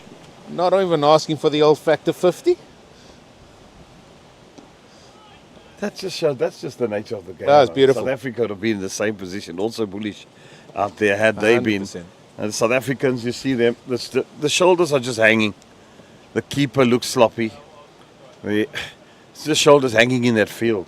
They just don't look as if they want to take a wicket, and that's important. And this is all the learning stuff. I mean, look, it's young boys. So this is they learn from this, and that's the good thing. That's nicely played and steered down to third man yet again by Ahmed. The chase is on by Babulia. Surely they'll come back for 3. And this partnership is just growing and growing. You use that word learnings, Jeremy, and this is what Ezra and myself have seen, especially from Kai Majola and Cubs, is will the learnings take place, and will they definitely take heed of the learnings? Because it's very easy to say, whenever things don't go a certain way, you'll say, oh, no, okay, they'll still get the learnings. But we hope for their sake they are getting the learnings of it, especially in this format. Well, time will tell. You've got to give them opportunity. They've made some crucial mistakes. And you've got to give them that opportunity, and then you see where the strength of character lies. The only thing for South Africa is to get that new ball now after this. Yeah. And hopefully they can break through and get their quick bowlers back on. That'll be the first thing to do. And secondly, to make sure that they bat well when it's their turn to bat. I'm thinking something else here. What's that? Still a good 15 overs still left in the day.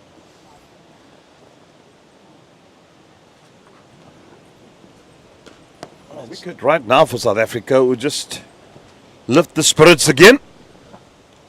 Well, I say there's still 15 overs left. Yes, a wicket will lift the spirits, but then you start looking at your opening batters and see where they are and see how fidgety they get, because they know if the wickets that still remains here fall very quickly. They've got a job here to do to come in the back end of a day, and we know how that can play on the mind. But this is what we wanted. This is what we want from this format. It's not going to go your way all the time. 100%. You must respect when the opposition does well, they're batting well, they're getting in themselves. They've shown resolve, they've shown grit, they've shown determination. And the application has been good. Brilliant, yeah. Certainly they rock up at Wallen Park on a 4-day match where it's 35-degree heat and on a flat wicket where the ball's not going anywhere. And you got to learn just to keep at it, keep sticking at it. It's not always going to be green top bowler friendly. And sometimes it's not going to be flat either. Yeah, and that's the beauty of the game. I'm a big believer when guys start just moaning about conditions, all that. Get on with the game. That's why we play cricket. You got to play in any conditions, because that's what the game does. Yeah. And once you take that out of your equation and you say, right, we've got a job to do and do it to the best of your ability, then things work out your way. Simple as that. There we go. A lonely security in the bush. Why would you stand there? That has to be the hottest part in the ground, surely. Yeah. It's puff out of territory.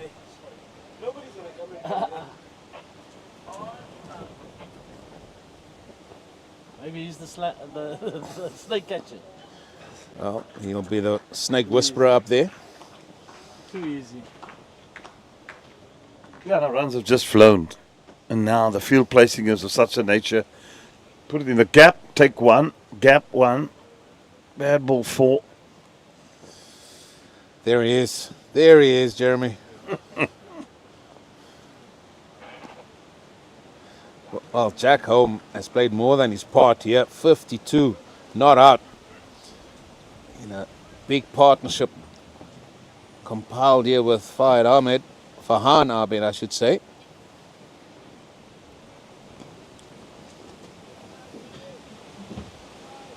It's just gone. Energy's gone. Maybe they're just trying to limit the damage here going to that second new ball. A lot quicker, but easily put away by Jack Home. He's good with the ball as well, is Jack Home. So there we say he's a batting all-rounder, bowling all-rounder. At the minute, he's doing a great job with the bat. Can be pressed.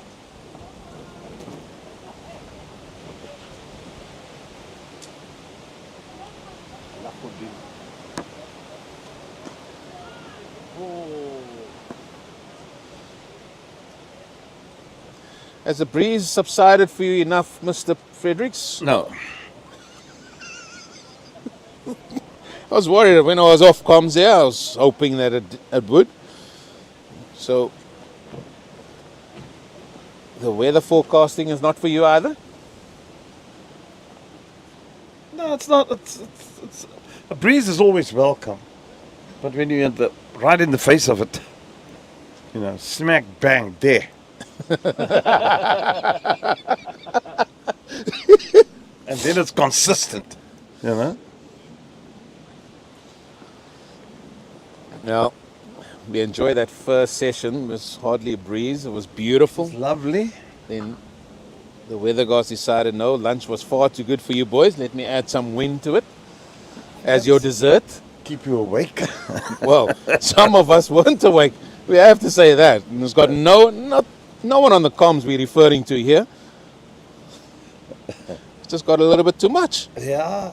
Got a beautiful picture too. Well, we've got the evidence. Yeah, it'll be in the Cape Times tomorrow morning. Page 1. I mean, who falls asleep after one session of cricket?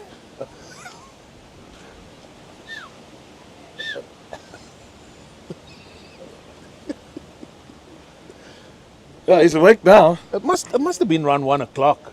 Surely I think it was 1 o'clock.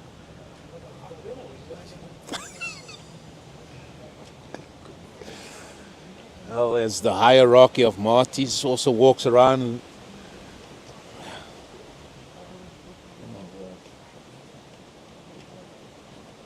What are you on about?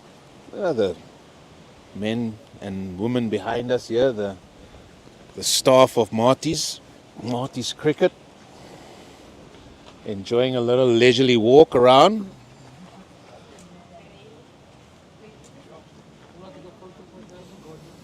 Well, the boss of Marty's is in the South African change room, isn't he? That's correct.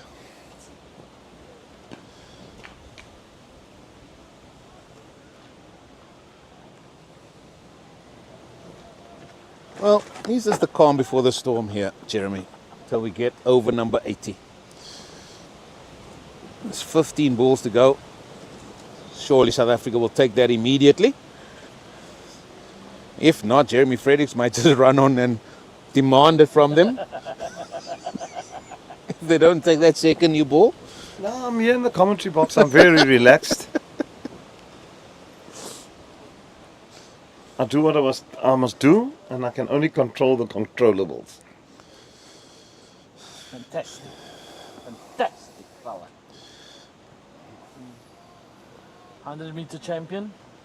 That's why whenever Jeremy goes and plays golf, he makes sure he gets a morning tee off time so he doesn't play in the wind. And he makes sure that the back of the cart is filled with whatever's needed to get him around 18 holes. And maybe beyond. I don't know about that. Not playing in the wind. I said I will not play golf when it rains. Wind?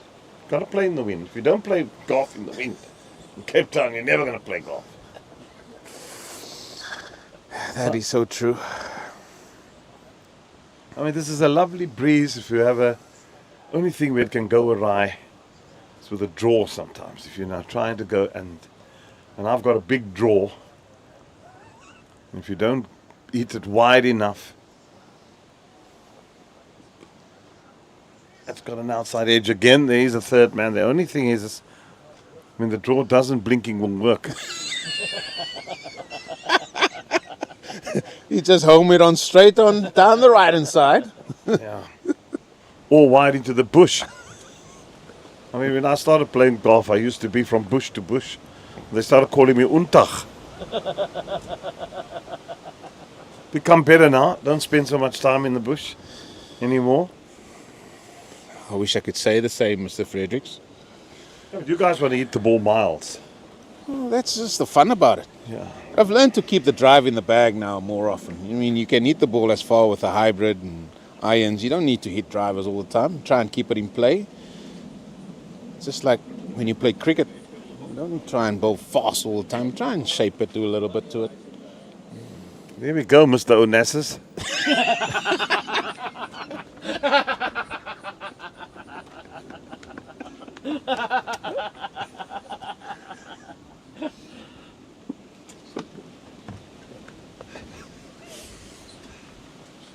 Use of the feet again will be only a single.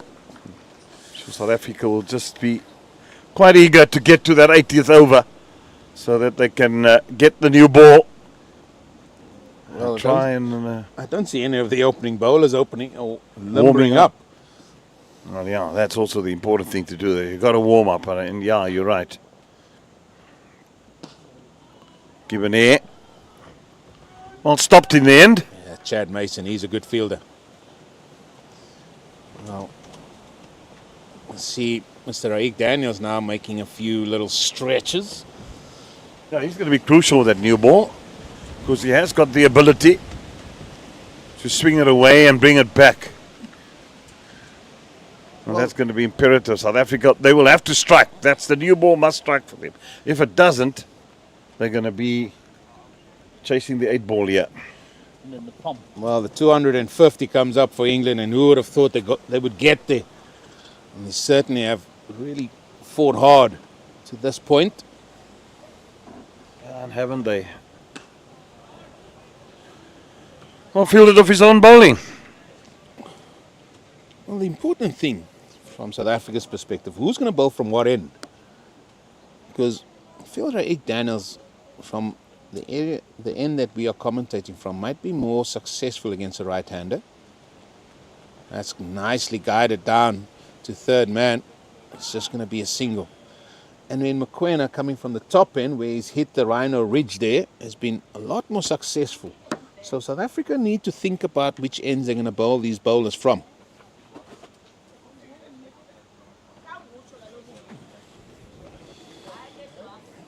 That new ball is 1 over away.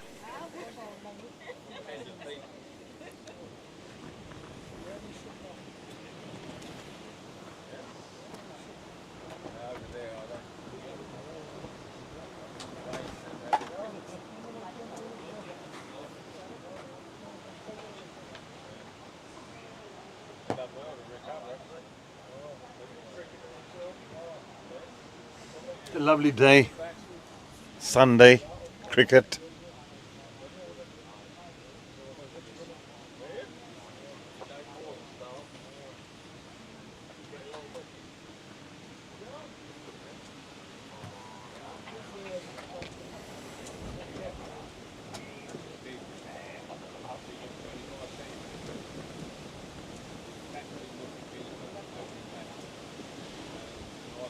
Easy single.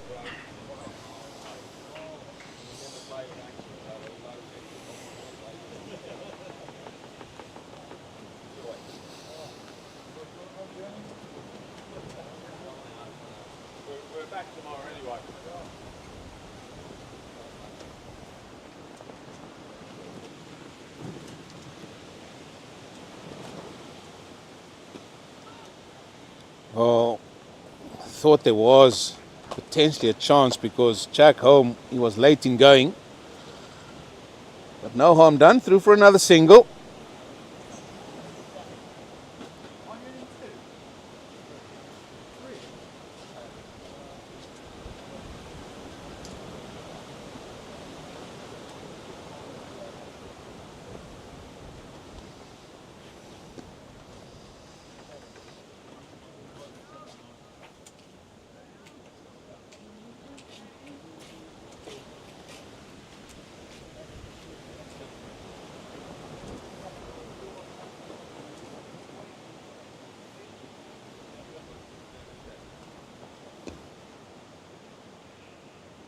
Okay, it's the 80th over. Be interesting to see if South Africa. Have you seen the new ball gone up? Umpire must have it in his pocket. I haven't seen the third umpire, Stacey Lekay, even venturing nearby, so maybe it is in the pocket. Maybe got it at drinks. Got to take that new ball out. Well, it's a little bit of a meandering just to that point, it seems. One ball away.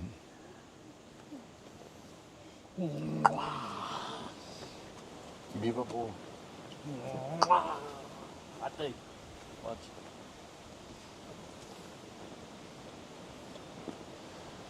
Oh, there we have it. 80 overs done. What will South Africa do right now? I will. Speaking needs to.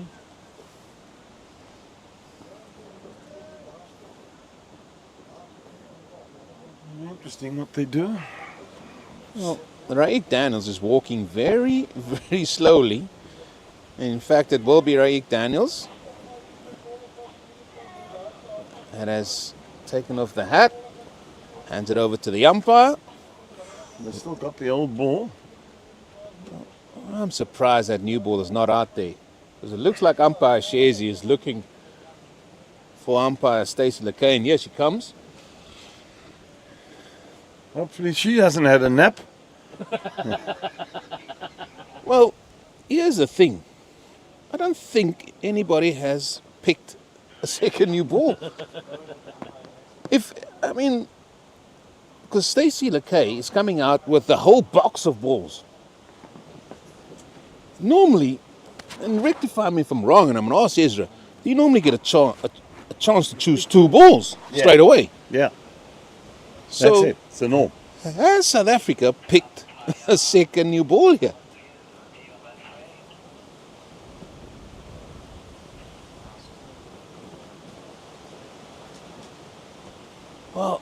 Jeremy, I don't know what's happening there. I think Shears is going to pick the ball forward.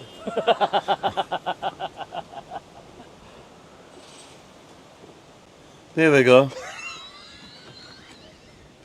Comedy of errors. No. Usually, the toss goes up, they walk in, they says, listen, you can pick your ball. You even get picked two balls. Well, they had the coaching staff around them when they picked the first one. They don't have that there now. So this is purely and simply up to Raik Daniels, who seemed to have picked the ball himself. And, yeah. Second new ball's taken. Umpire just showing the scorers. That's, yeah, second new ball. You do pick 2 balls, that's for sure. And then at the start of the next innings, you pick 2 balls again. Because there's normally 4 balls per match, which you'd go through. So you normally open, play with one, you say that's first innings. Idea. Normal. Well, will things liven up here for South Africa under 19? It's a harder rock. It's a brand new ball. Ahmed on 77. And hopefully it works. Straight away the ball moves. And then a little bit of stretching going on. Yeah, he's a bit stiff. He's into his 15th over. It's a lot of bowling. Got a smile on his face. Raik Daniels. I just like the little nipper backer that he bowls. I think it's such a lovely delivery that he's got. And especially with the crease. A nipper backer. One that comes back at him. Oh, well bowled. Well bowled. Here we go. Suddenly there's a bit of life. Well, life in everybody, it seemed. But you like that. And I think he hasn't done this for me enough. Come wider from the crease and bowl it, sort of home in on that stump and get the ball to straighten it a little bit. It's sort of just gone on with the arm a little bit. And that can be very, very easy for a batsman to play.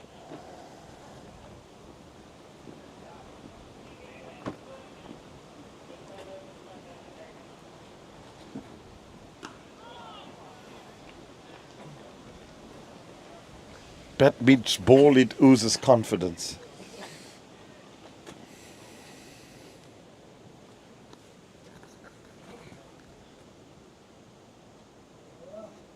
.253 for 6.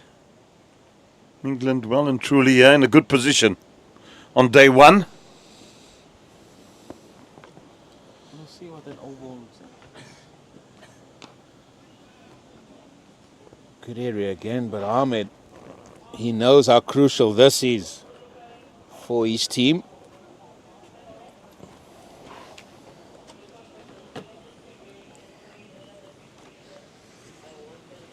And for me, he's going to play a part as Mokoena. He was excellent with that new ball.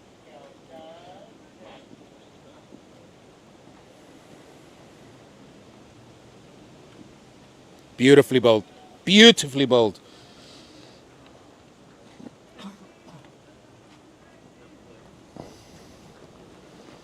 Again, Ahmed shaping like he wants to leave that.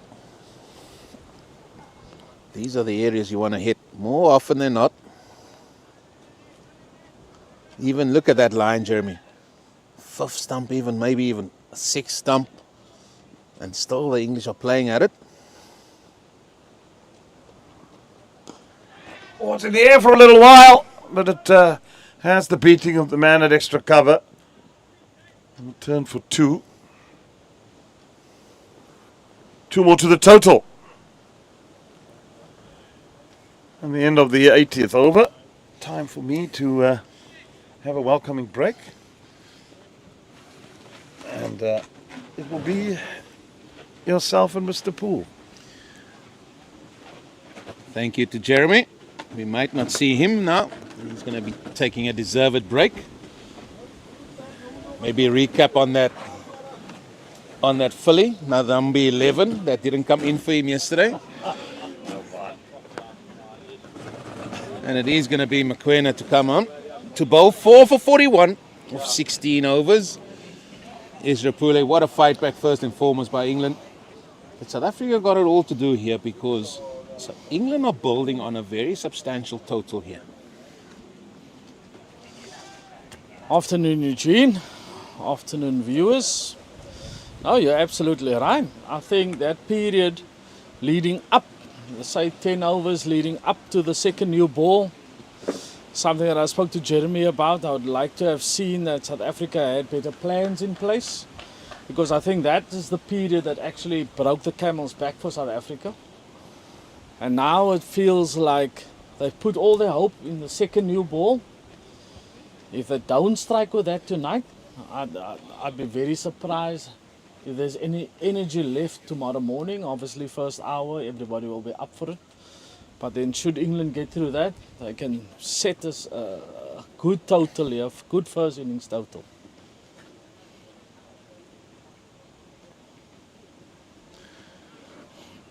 Yes, it wasn't so long ago. We said if England get to 200, and you mentioned 230, they will certainly feel they're back in the game. Yeah. Now, 256, loss of 6 wickets. I feel that they're probably ahead of the game. They've moved past South Africa. It's been a grind to get there, but they have done that with good batting, and they formed a good partnership. Look at that, 136 runs, this partnership between these two.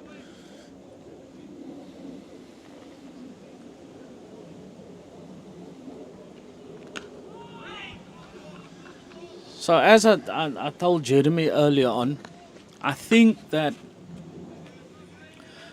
from both teams, their bowling attacks is the ones that stand out for me. There hasn't been a batter in all the ODIs that you thought, okay, this guy looks the business, looks the part. And I think England will be better prepared having batted first on this wicket. So they would understand what is needed if they should bowl to South Africa. Why I say that is they've seen that certain areas will give them a little bit more and certain areas would not. Obviously that discussion will take place after tonight, and then the bowling coaches will be calling the bowlers in, saying that I think that the 5 meter distance from the popping crease is the kind of length that you want to be at. I think that if there's a breeze tomorrow, I want you to be maybe 5th stump. So they will be playing at all the kind of deliveries. And the more you make them play with a new ball, the better our chances are. It's the second one. He's really tried to force off the back foot. Maybe trying to hit that a little bit too square. Yeah, I think it's beyond that for me. I think England will really fancy themselves now. Yeah. And the reason why I say that, they've got a total and a substantial total, and that is still growing. And if they get even to 300 here and beyond 300, I mean, that score alone, South Africa are going to be under pressure, as we alluded to at the start. No one has batted 50 overs in the ODI series. Beats the bat again. That's a good over back for Mokoena. Just the leg by conceded. 256 for 6. So that discipline that he showed as he was building his innings, yes, he's on 79, but he's now played 3 iffy shots to 3 wide-ish delivered balls. So I just think that Ahmed's got to knuckle down here and show the same resolve that Jack Home has done. Jack Home hasn't. He's left a lot of balls. All he's done is he's waited for the ball to come in his specific area and then dispatch that kind of ball. I think Ahmed is in that stage now where he's thinking, I'm in now, I'm going to capitalize on anything that I see. And South Africa must maybe have a look at that as a possible advantage point that they can take and feed him as enough balls wide outside off stump. I just feel that Ahmed's at that, he's just going to play shots now. So again, we're talking about the line. We spoke probably all day about that 4th, 5th stump line, outside off stump.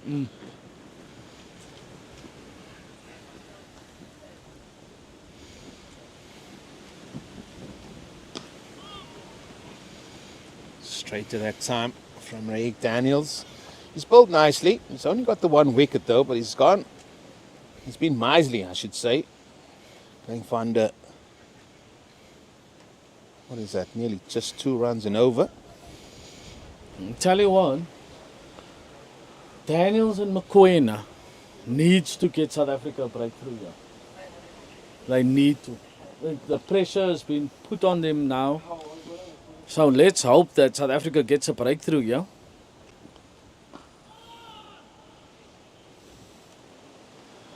And it's all gone quiet, and that plays a part as well. You just need somebody to give it a spark. And I mean, maybe at times we've been overcritical about Bashla Mashlaka as well as the keeper. He's the one that should jive somebody up. But there's so many men out there that should just try and do that for the South Africans. They've been together as a group for a while now.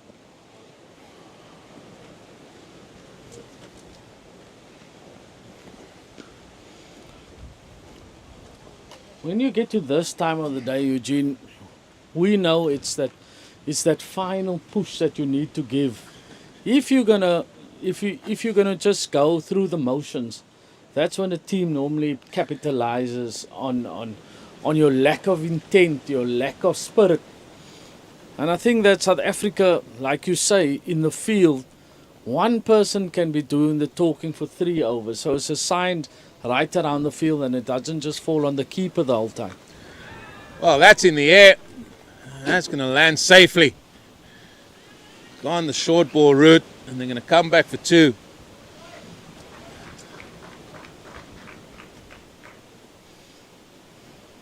As Ahmed now moves into the 80s.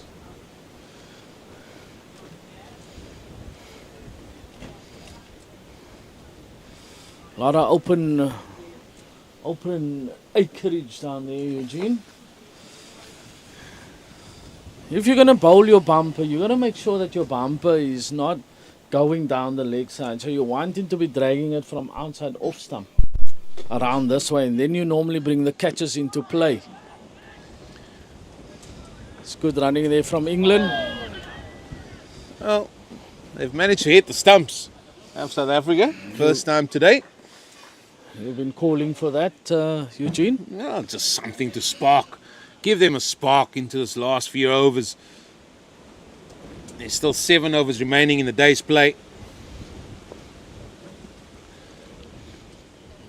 Some of these men haven't been out in the field for this period of time.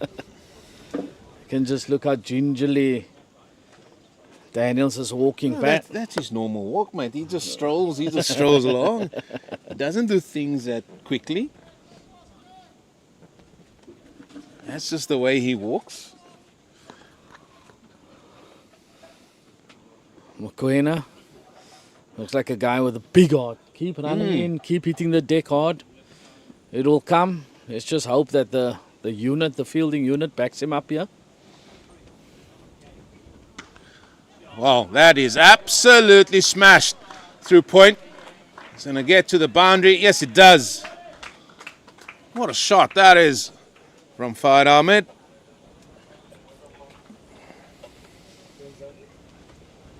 And the boundaries keep coming here. Yeah, it's just wide and short. Eugene, now I would have thought that you would be a lot better. Would have been a lot better because his opening spell this morning was phenomenal. I think that sometimes you're just looking to use the breeze that just plays around in your head. He's obviously from up north and not used to these conditions. This time it's a little bit fuller. I mean, the main point is, if you look on your screens here, just to the right, you see Mokoena's name. It's the amount of overs. And I think this might be the first time he's bowled 18 overs in a day. And he's certainly going to bowl more than that because South Africa will be wanting him to see out this innings in terms of the day today. There's still 6 overs left after this. That's the number. At 17.2. Nobody's gone and run to the ball. They just stood there. Like you say, it's something completely different for the South Africans, Eugene. I'll say it again.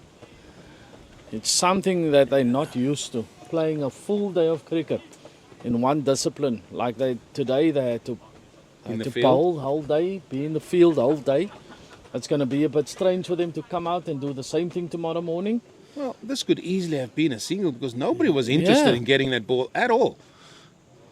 So that could easily have just been another run, and that's what I'm talking about. Just a little bit of spark needed here by South Africa under 19s just to take something with them into day 2.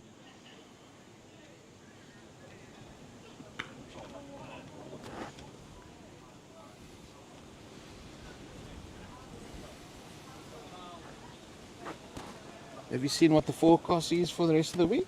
Should have asked Jeremy before he left. Think Jeremy's gone? No, Eugene. He'd hang around here, wouldn't he? Oh, he loves this format, so he'll still be here.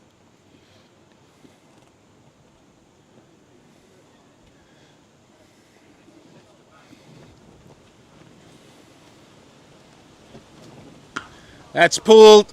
In fact, it's pulled straight. And that is going to be another boundary. That's a second boundary in this over. And the runs are still piling on here for England as Ahmed now moves into the 90s.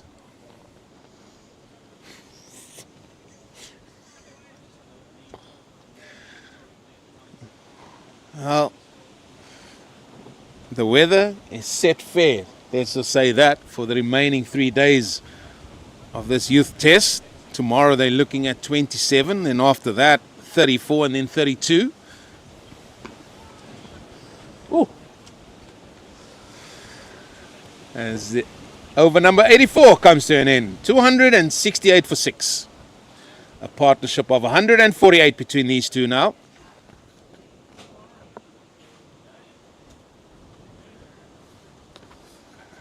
And there is our sponsor, Sasonke Tourism and Event Services, your destination management specialist. They will help you put a package together of any sporting code that you wish to bring them over to Southern Africa, and they will put a package together for you and provide you with good teams on and off the field. Logistic wise, they'll be very good. They're specialists in that, and they will certainly make your trip to the Southern Africa certainly one to remember. What else is to remember here is, especially from Ahmed and home, is a partnership that's just too short of 150. And we've been calling out for a partnership. And this is massive. And this is probably some worrying signs, I have to say, for South Africa. It just shows how important the chances are. And there were a few chances that has gone a begging today.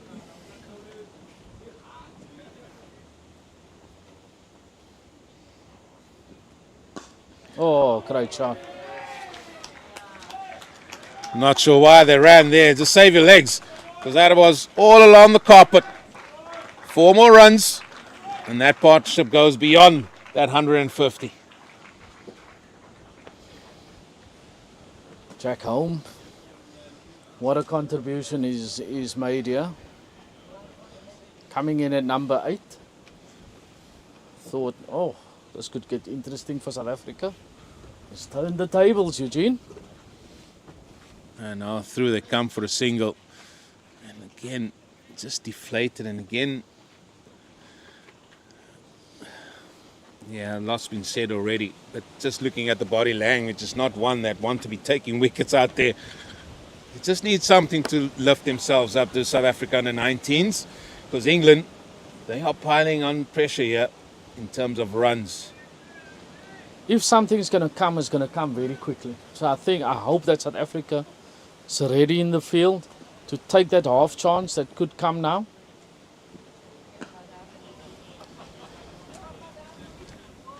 And all I was thinking about now, Eugene, when you read out the thing about Sasonke, I was thinking that I hope that they can put a free package together for us to go watch the so we can go watch that final at Lord's. Don't know, I think we'll have to have a word with the producer, see if we can draft something for them. I'm going to pick your brains here, Is. Oh, I think he was right at the bottom. I mean, chalk that cue, as they say. But Ezra, yeah, look at that. The ball went out.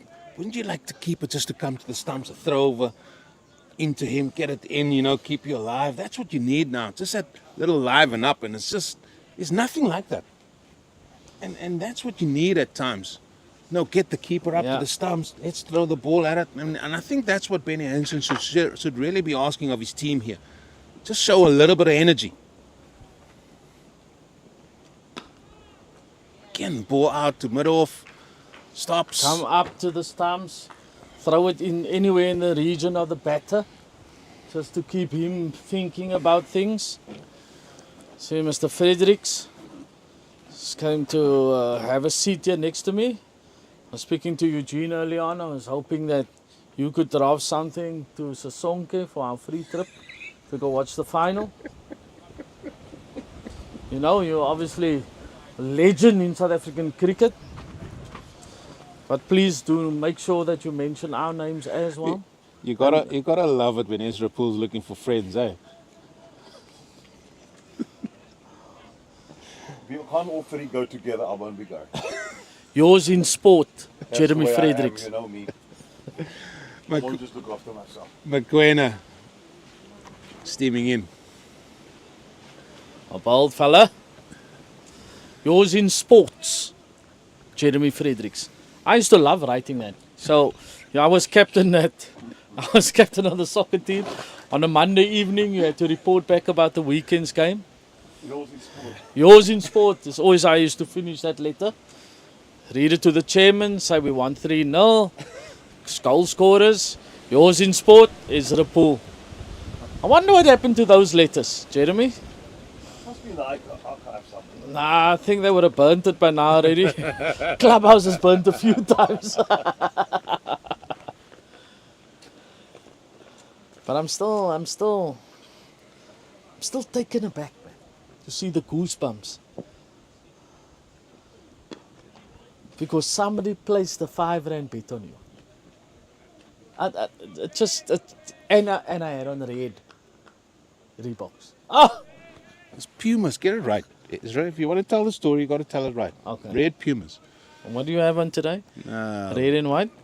Nikes. Ah! Some people do change their brand. Jeremy, you've been very consistent with Adidas over the years. They've been good to you. I've never got sponsored by Adidas. Not at all, not once. I was sponsored by Puma, yes. Wow. Puma and New Balance, but never ever from Adidas. I think that maybe JP too many took everything and there was nothing left to give you. With Adidas sponsorship. JK took everything and then they decided no, they can only have those two. The forever Adidas people.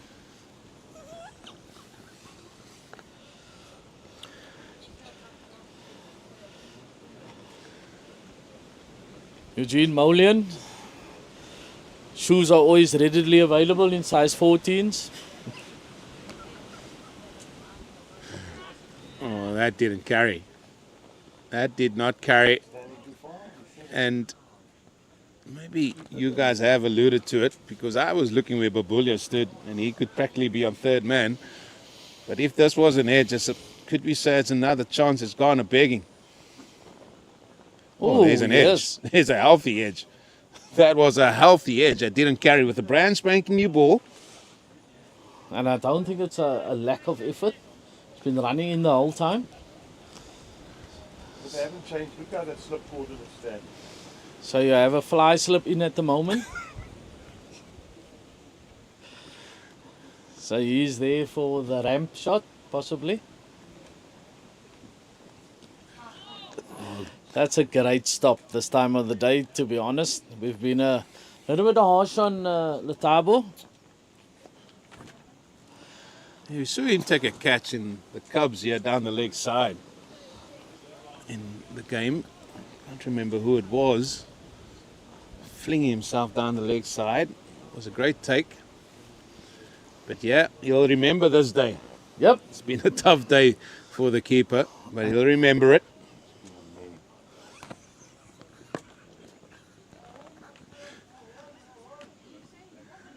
Well, not sure what that shot is, but it's a maiden over bowled by Mokoena. 86 gone. Just 4 overs remaining in the day. And those men there, that coaching staff of England under 19, they'll be very happy with where they sit today. Michael Yardi. This was that final ball and wasn't not quite sure what that was, but all in all, dot ball. Very lucky to be having this breeze or this wind here. Jeremy got it right. As you see, the breeze was going to die down. He got it spot on. A couple of hours late, but he got it right. But it can't be dying now, Eugene. Can't, no. I don't think it's right. Wow, there they got the breakthrough. And it is the man that was on 90, Farhan Ahmed, who's caught in the gully. And that is the 7th wicket gone. And finally, South Africa under 19 have broken this partnership.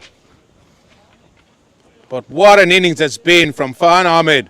90 of 149 deliveries. He certainly has done his bit for his team. They were in all sorts of bother when he came to the crease. And this is the end of his knock. Just falling short of what would have been a quite magnificent 100. But still, well played to him. Benny Hansen. Benny Hansen has taken a top-class catch. Those are not easy to take at gully, especially when he flashes hard at it.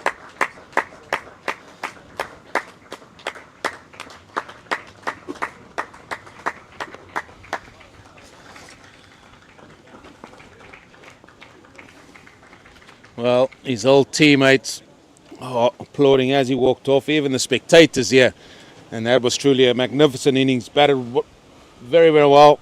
Nicely controlled. Took the attack back to the bowlers of South Africa. And he had a partner there in Jack Home. And they piled on a partnership that reached 153 runs. And that finally came to an end. As it is now the left-handed. Well, he bowls left-handed. I think he's going to be batting right. James Minto. Or is he going to be batting left-handed? There he is. And this is a different prospect because now the ball potentially could be coming back into the left-hander. I think that's another thing that England looked at and said that Raik Daniels has been the standout bowler for South Africa so far. Let's try and make sure that we pick a lot less left-handers because obviously the ball will duck back at them. James Minto, the boy from Durham. Yeah, and he's going to be enjoying bowling on the surface, no doubt. He'll run in, he'll let the ball go, and I think that's what we could expect. I think the taller bowlers of England, they might hit the surface a lot harder, might see the ball be a little bit shorter, might be a little bit more direct in their planning.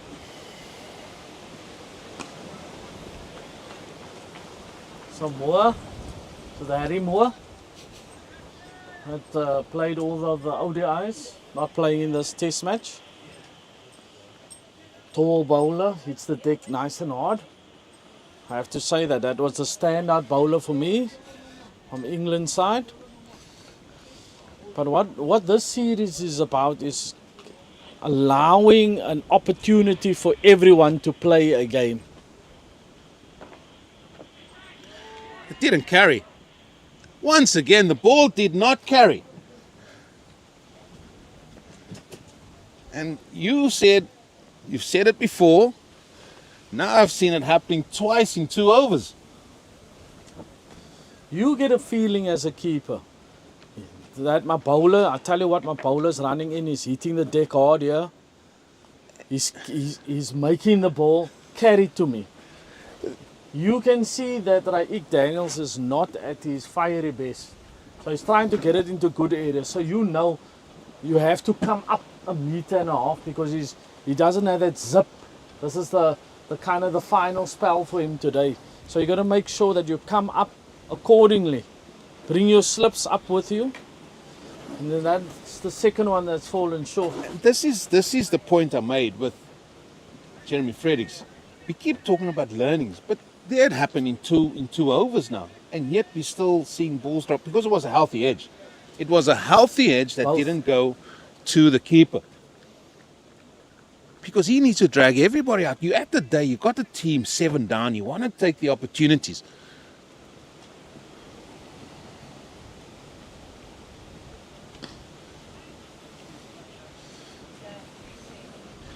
I tell you what, Rhino, I've got the long road home with Mr. Poole, and I know what the topic of discussion is going to be. It's going to be about keeping and how far the keeper's standing and balls not carrying to him. But it was a wicket maiden for Eric Daniels. He sits now with 2 for 37 of his 18 overs. He's put in a spell. You're not going via Parrot Golf Club. I am going via Parrot Golf Club, Mr. Fredericks. So if you don't control me when I become very upset, I think I might just take us off the N1 completely. Oh, that's the scorecard there. Ben Dawkins 10. Archie Vaughan and Fonseca, they didn't trouble the scorers at all.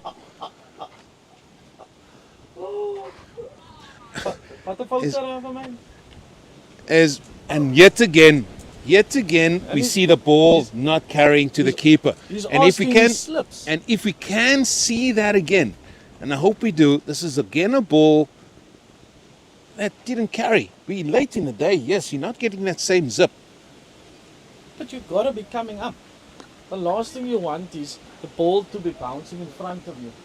Take the risk and hope that I will be able to cover the nick. You can't allow just to be dropping in front of you the whole time. There we go. Horse has bolted. Horse has bolted. It's not that same horse. That bolted last night. Yeah, that bolted for Jeremy Fredericks, unfortunately. He had nothing boltness about him. Don't worry. I just don't think that horse is still alive anymore. You reckon Jeremy would put a few snipers out there? No, Jeremy. There it is. There's a nick. And finally they've got one. And Mokoena bags a fifer.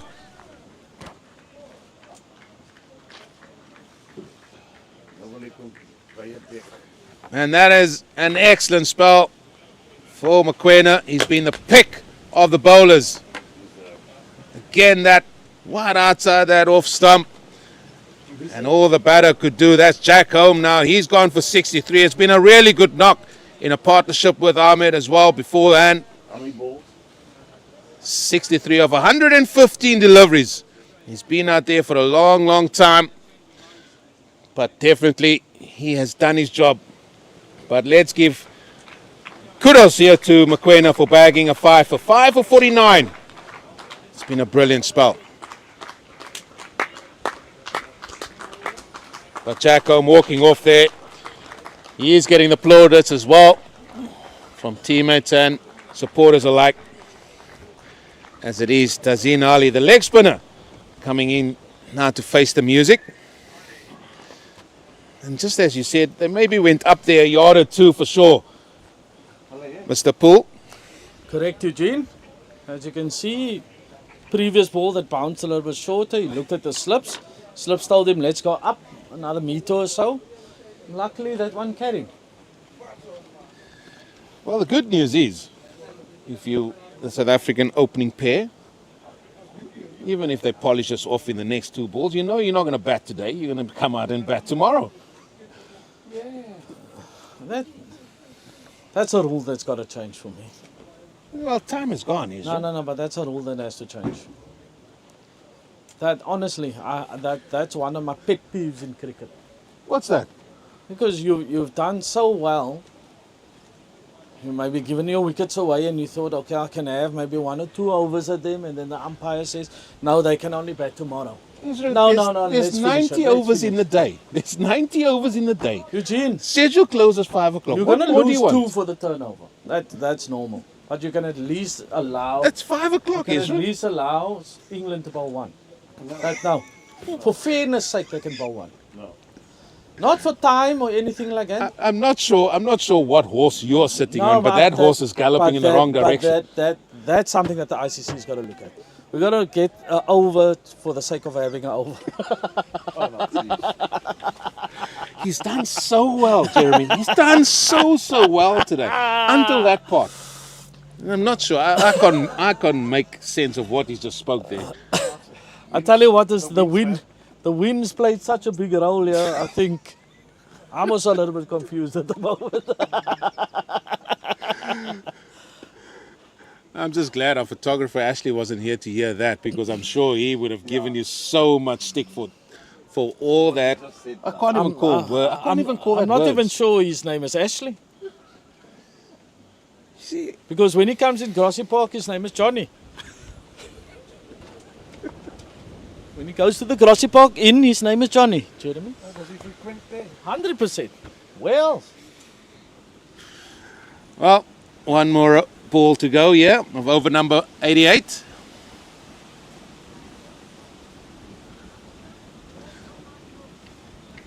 Tazim Ali.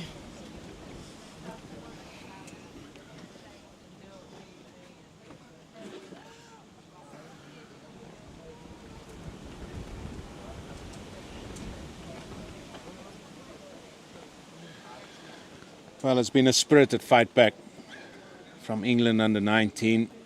4 down for 20 odd, 27 I think it was, and then a partnership again. But I think from South Africa's point of view, Ezra, if we just do a little bit of a recap of today, they will look at how they came onto this field after lunch, and they were a little bit sluggish in the field, maybe gifted easy runs to them.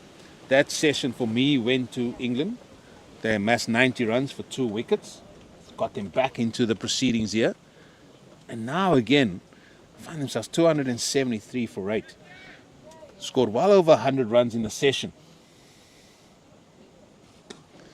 And also just losing 2 wickets. So again, we should say this session also belongs to England. So overall, we should say, right, England has been the better side today. And who would have thought we would say that after that first hour where they lost four wickets? But it's just, those are the kind of things that you want to see from under 19 level, where they fight for every little bit of advantage in a game. He's worked it away there. Could it be possibly 2 if he runs well? Should be. But like you say, especially after the first session, England being 4 down, you would have thought that South Africa would come in and nail it. Yes, made a few mistakes in the field, and then England has decided, I'm taking this game now. And like you say, second session would belong to England. I think the final session would also belong to England.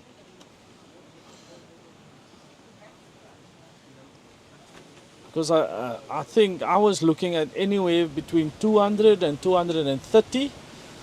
England would have a chance to bowl at something. I think 270 at the moment, if they're disciplined, they could be right in this game, Eugene. Right in this game. Well, it's a game of small little factors. If England get or could get another 25 runs here, not just today, they're going to go into tomorrow.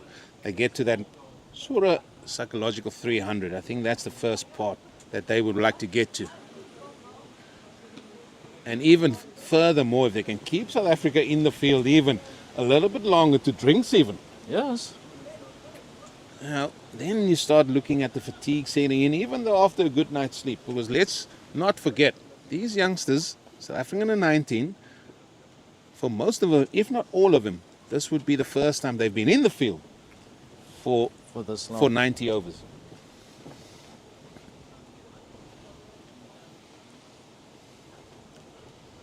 Right. As you can see, Daniel's just floating the ball now. There's no more energy. Like you said, Eugene, you always thought that you look at the bowler and you look at what they are like in spell 3 and 4, 5 to determine whether they'll become first-class cricketers. It's very important. You can't just be bowling one good spell in a day. You got to consistently line them up. He hasn't bowled 19 overs in a day before. No, he hasn't. No, I agree. Oh, he's now trying to bowl a wicket. Going very straight. Still one ball still to come. He's been phenomenal. He's got 2 wickets. Yeah. He's bowled, got 2 for, say, 39 in his 19th over, which is really good. Really, really good.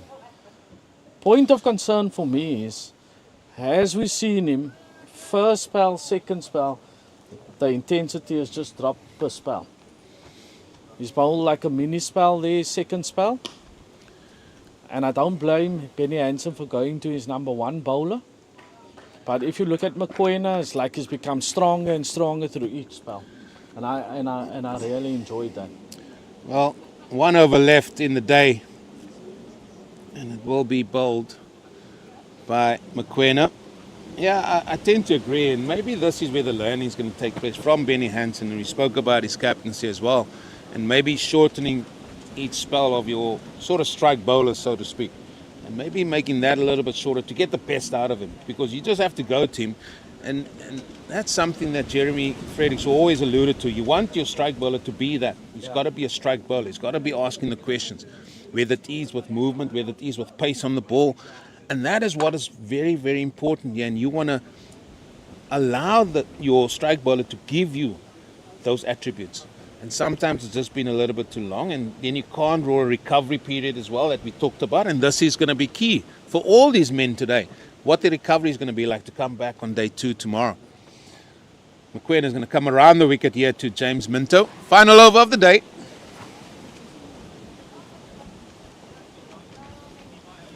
One thing I can tell you, Eugene, and I mean you'll agree with me on this, is there's not going to be much movement wherever they're staying in the corridors at 9 o'clock. They all sleeping by 9:15 to 9. I can guarantee you that. Manager can go out. That would be a typical response from Jeremy. The manager can go out. It's a thankless job that as Yo, well, being a manager of a it team. is. You got to make sure that everything is right.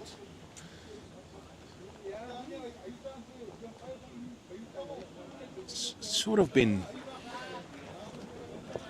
You sort of don't look at all those things that the manager does. You know, he gets the forms for the day, he sort of ticks it off. He makes sure that the dressing room is nice and tidy. All the coaches' stuff is where they should be. Comes and greet the officials. Where are we having lunch? Where are we having this? Where are we having that? Make sure that everything is done beforehand so that he can relay the message to the players. It's a thankless job. There, you can hear it. Team room, practice facilities, the lights, I think flights. I think the only time a manager is really relaxing is on match days. Because once he gets all that information, he can just sit down and chill. If it's a practice day, you've got to think about what time the boys have to be at the bus, what time the bus has to leave, what time they get there. Are the practice facilities right? Are the balls there? What else do you need? Are the drinks there? Because obviously you can't practice without the drinks. And then how long are you going to be there? What they're going to do at the hotel? And especially at this age, how to keep them occupied. Don't worry, after today, you don't need to keep them occupied. There's a few here that will be having a quick supper and eating the sack as early as possible. Well, there's 2 balls away for the day. And then- what a day it's been. And don't forget your emergency funding, how you spend that. You got to keep account of the receipts and all of that. It's a thankless job. Okay, enough about Jeremy now. Let's just focus on the last 2 balls of the day. I'm not talking about Jeremy. There he beats the edge once again. Have you organized the golf day? Have you chatted to the CEOs? Have you spoken to whoever? It's a thankless job. That's what it is. People think that anybody can do it. Takes a special kind of person, Eugene. Last ball of the day one of this first youth test between England under 19 and South Africa under 19. And no harm done. And that will be the end of day one here at Kutsenberg. And what a day it's been, especially for the men from England, the England under 19 team. They're in all sorts of bother 4 down, and they've really fought their way back into this match. And in fact, they've amassed 275 for the loss of 8 wickets. It's been a great and spirited recovery, led by Farhan Ahmed, who got 90 runs, and then was in a partnership with Jack Home, who got 63, and they have certainly added to that total, because it was a partnership of 153 runs between them that got England in this position. But let's also not forget about Mokoena, who bagged 5 wickets, and it was well deserved, because he was certainly the pick of the bowlers, and certainly a lot at stake. So this game is well and truly on its way for sure. There you have it, 275 for 8, Ezra. Is it even Stevens, or I feel England are just slightly ahead? Yeah, I agree with you. I think if you at lunchtime offered England 275 for 8, I think they would have bitten your hand off for them. And I think they've done really well to recover. South Africa, yes, not completely out of this game, but what has been good is they never gave up. They kept on coming, they kept on coming. That is the man there, Mokoena, Pfeiffer, and well appreciated by his teammates, allowing him to walk off the field. That's also a great honour, isn't it? When you do well on a day's play and you get the chance to walk off. But there it is. That's a summary where we find ourselves in this series. It is sponsored by Sisonke Tourism and Event Services. England under 19. They are 275 for 8. Farhan Ahmed 90. Jack Holmes 63. Thomas Ruber at nicely for 43, and Ben Mears, he also contributed with 37 runs. But it's the man Mokoena, 5 for 49. Raik Daniels, he as well got 2 for 39. 1 wicket to Kamala and Chad Mason, both tidily, I should say, yet to pick up a wicket. But all to play for on day 2, and with the weather set fair, in fact better than fair. It's going to be an absolute scorcher tomorrow. Please join us again for day 2 for this youth test between South Africa under 19 and England under 19, sponsored by Sisonke Tourism and Events Services. Thanks for Ezra, thanks for all your input today. Jeremy Fredericks, thanks to you as well. It's been a great day, and we look forward to having some more of that tomorrow. A lot of energy. Thank you, Eugene. You can see that I'm taking you to Paddock Golf Course now. From all of us here at the Kutsenberg Oval, we look forward to seeing you tomorrow. From all of us, as Jeremy Fraser would say, God bless.